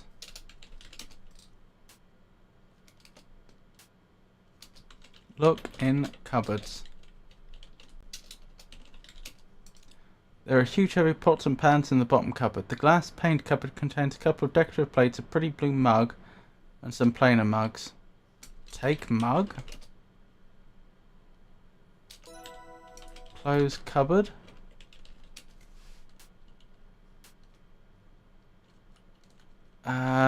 Put mug on stove. Putting an empty mug on the stovetop wouldn't accomplish much. Put mug in saucepan. You place the mug in the empty saucepan. I really would not want to. I think there's a good chance that heat would break that mug, is what I'm getting at. But okay, especially because of how uneven it is. It's all coming up from the bottom. It's not being heated evenly. But here we are. Place wax in mug. Let's use little effect. Put wax in mug. There we go. You put the hardened candle wax into the mug that's in the saucepan. The heat from the stove isn't quite enough to heat the wax in the mug. In the saucepan. I have to add something else to this arrangement.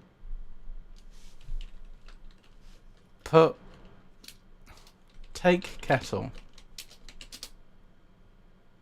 You take the kettle, but you resolve not to leave the kitchen with it. You can't imagine someone just walking away with your kettle. Pour water into saucepan. You pour some of the hot water from the kettle into the saucepan. Gradually the stove heats the water in the pan, which melts the wax that you put in the mug. Congratulations, you've successfully made a double boiler. Take mug. Carefully. Ouch! You gingerly pick up the mug and juggle it from hand to hand until it's cool enough to put in your pocket. The warmth of the mug keeps the wax in liquid state. Pour wax into raw cookie. You carefully pour the hot liquid wax into the hollow thumbprint cookie. Wonderful, I just need to chill the wax so that it sets up nice and hard.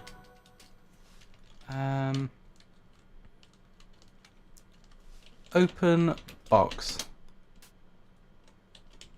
Place mug on ice.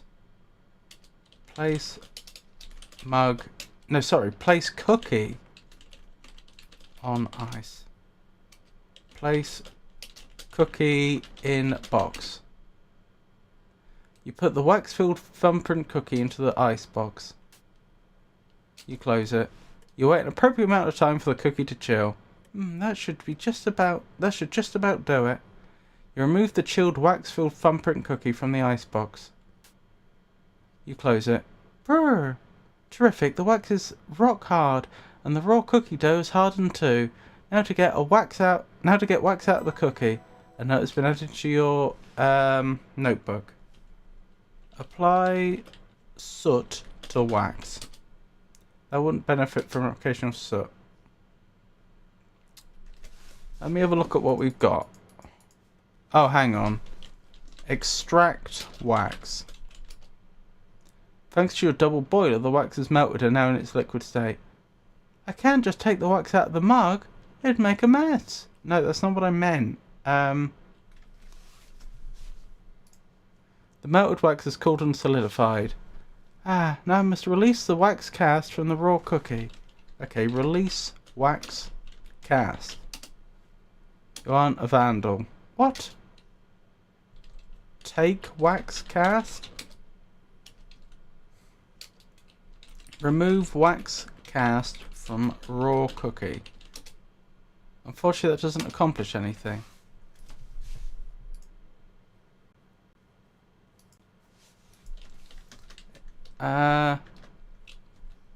Extract wax cast.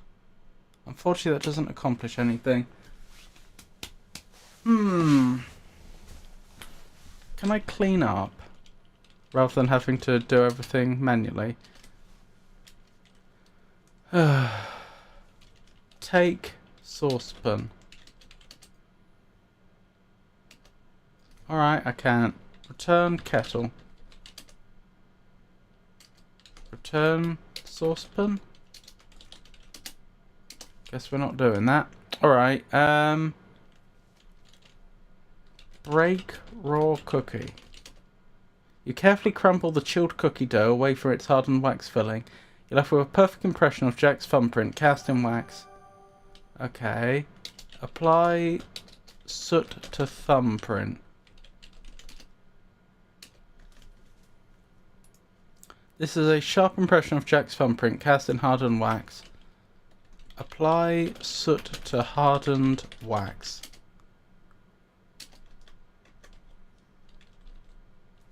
Apply soot to wax cast. Apply soot to...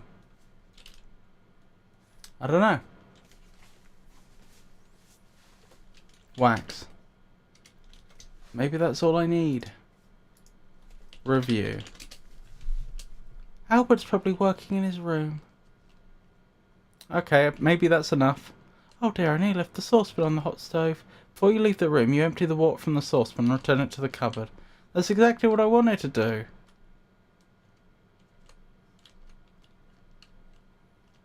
Alright.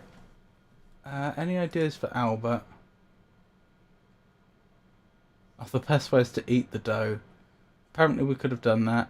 How to obtain Albert's fingerprint? Albert's drinking glass would be a great place to get his fingerprints. But he hasn't touched it. You need to make him thirsty. Albert's in the servants' quarters. There's a menu up here I didn't notice before.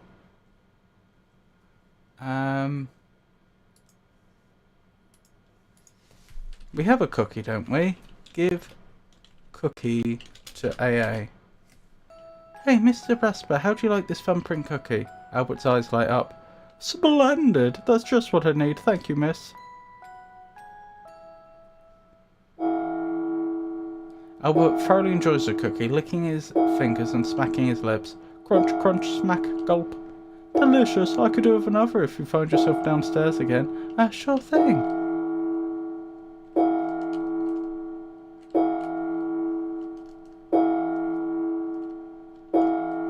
I don't know how many we're going to be allowed to take. Take cookie. Oh, baked cookie. You can't... Oh. Take baked cookie. You take a freshly baked cookie.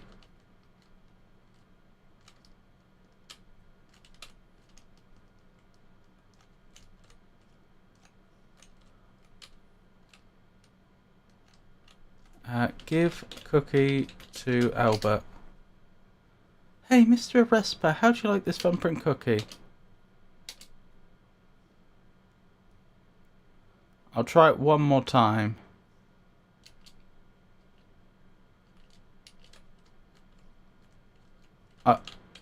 I could believe it's a do this 3 times thing. I don't think it would be more than 3 times if this was going to work. Hang on, I can apply salt to the cookie, can't I? Take cookie. Take baked cookie. Apply salt to cookie. Here we go. You shake a generous helping of salt into the thumbprint cookie. Unfortunately, he's now going to know what they're supposed to taste like, so he's going to know that salt has been added. There's no chance he'd think that, oh, Jack makes a really salty cookie. Give cookie to AA. Say, Mr. Resper, how do you like this thumbprint cookie? Albert's eyes light up. Splendid, that's just what I need. Thank you, miss. Albert eagerly takes a cookie and consumes the thumbprint cookie in 2 bites. Crunch, crunch, smack, gulp. That was saltier than I was expecting. What an odd recipe. That cookie's gotten me quite thirsty. Do me a favour and fill my drinking glass from that pitcher and hand it to me, miss. As you hand the full drinking glass to Albert, you stealthily wipe its surface of your fingerprints. Ah, thank you. Albert drinks the water in 1 gulp, then hands the drinking glass back to you.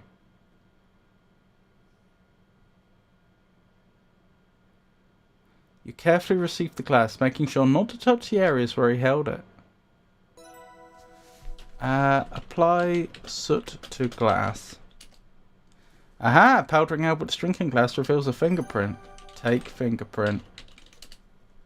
You tear off a piece of tape and press it onto the fingerprint. Finally, I've obtained everyone's fingerprints, plus fingerprints from the crime scenes. Compare fingerprints to see if you can draw any conclusions. Oh my goodness.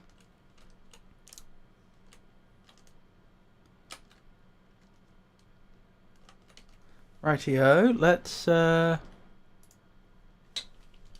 save here. Compare fingerprints. Oh! She even used the table. I wonder if we were always supposed to do it in this room. I just took us here so we wouldn't be next to Mr. Resper. You usually take a seat at the low coffee table and spread out all your fingerprint samples. After comparing the complete fingerprints, you're able to conclude... Amazing! The fingerprints from the jewellery box and the curio club match the fingerprints you obtained from Margot. Ah, Margot's the culprit behind both crimes. I should confront her with my findings. That wasn't field work, but it was pretty satisfying. Margot, I know you stole Nessa's ruby brooch and the silver steins. I know that Nessa is a little difficult, but this isn't the way to deal with her. Please let me help you set things right. She would take everything. Yes, I smashed the curio, though it broke my heart to do it. But the silver wedding steins are even more precious. I saved them and gave them to someone I trust for safekeeping. Nessa would sell them as soon as she was back in the city. At the very least, she would take her share and sell one of the stains, splitting the set. She doesn't understand why that shouldn't happen. She is vile and heartless. Why should I want to set things right? When I needed things set right, no one helped me. That woman deserves everything bad that comes to her, and more. You may be right about that, but you deserve better than to be a thief. This isn't who you are. Margot, the brooch at least. Will you let me give back her brooch? Ah, fine. The brooch is hers after all. It is my walk-in closet. I'll tell you where it is. Why must the world be as it is? Nancy. Ah.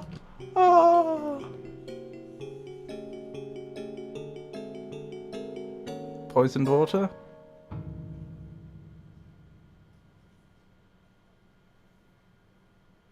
Margot, are you okay? Margot? You hurry downstairs to tell Mr. Richards about Margot's sudden decline. Mr. Richards, come quick! There's something wrong with Margot! What?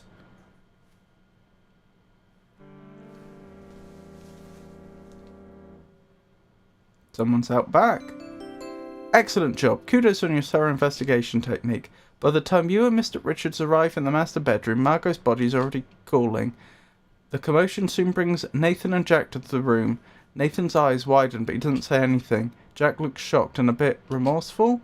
The three men gently carry Margot down to the root cellar and lay her out on a long wooden table. It's shocking to see Margot lying dead on the table. The kindness and warmth that once lit her face are gone forever. Nathan and Jack stand there, staring down at the eastern floor. No one seems to know what to do, what can be done after all. After a long while, Mr. Richards exhales heavily and speaks. Go do what you need to, then head out to the station to notify the authorities. Not like there's any rush now, is there? Yes, sir. I'm sorry, Evan. Yeah. Excuse me, miss. Mr. Richard slumps on his stool, his head bowed. He doesn't look at Margot. It's almost like he can't. Oh, Mr. Richards, what's going on here? Type review to review your investigation goals. Chapter 4, Tensions. Well, we know it's a murder mystery, so one has to assume this was a murder and not,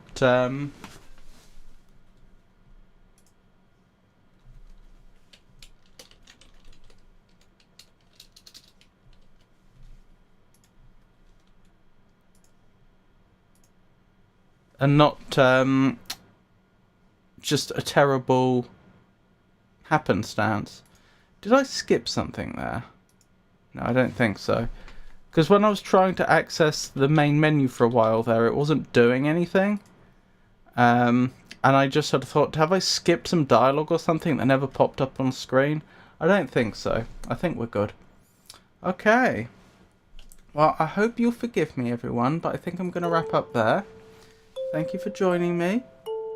I'll be streaming again on Monday with more Skyrim. Wednesday's going to be more Bloodborne with the wonderful Avon the Raven. Followed, I guess next Friday is going to be the same as this one, isn't it? It's going to be Mission Nutrition, followed by, the Crimson Emerald. I didn't know that for sure before, because I thought we might finish one or both games. Mission Nutrition, because I knew we didn't have much left, but seems I wasn't up to the task. And the Crimson Diamond, simply because I didn't know how long it was. But anywho, that's going to be next Friday, and I guess the following Monday is going to be back round to Skyrim. That's the plan. Thank you so much to everyone. Oh, thank you, Avon. Thank you so much to everyone that kept me company in chat. Thank you to everyone that looked. I really appreciate it. You're the reason that I do this.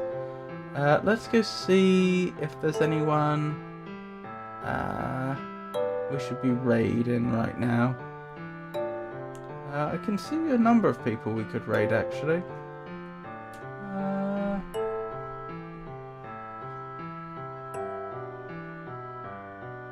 Who do I want to raid?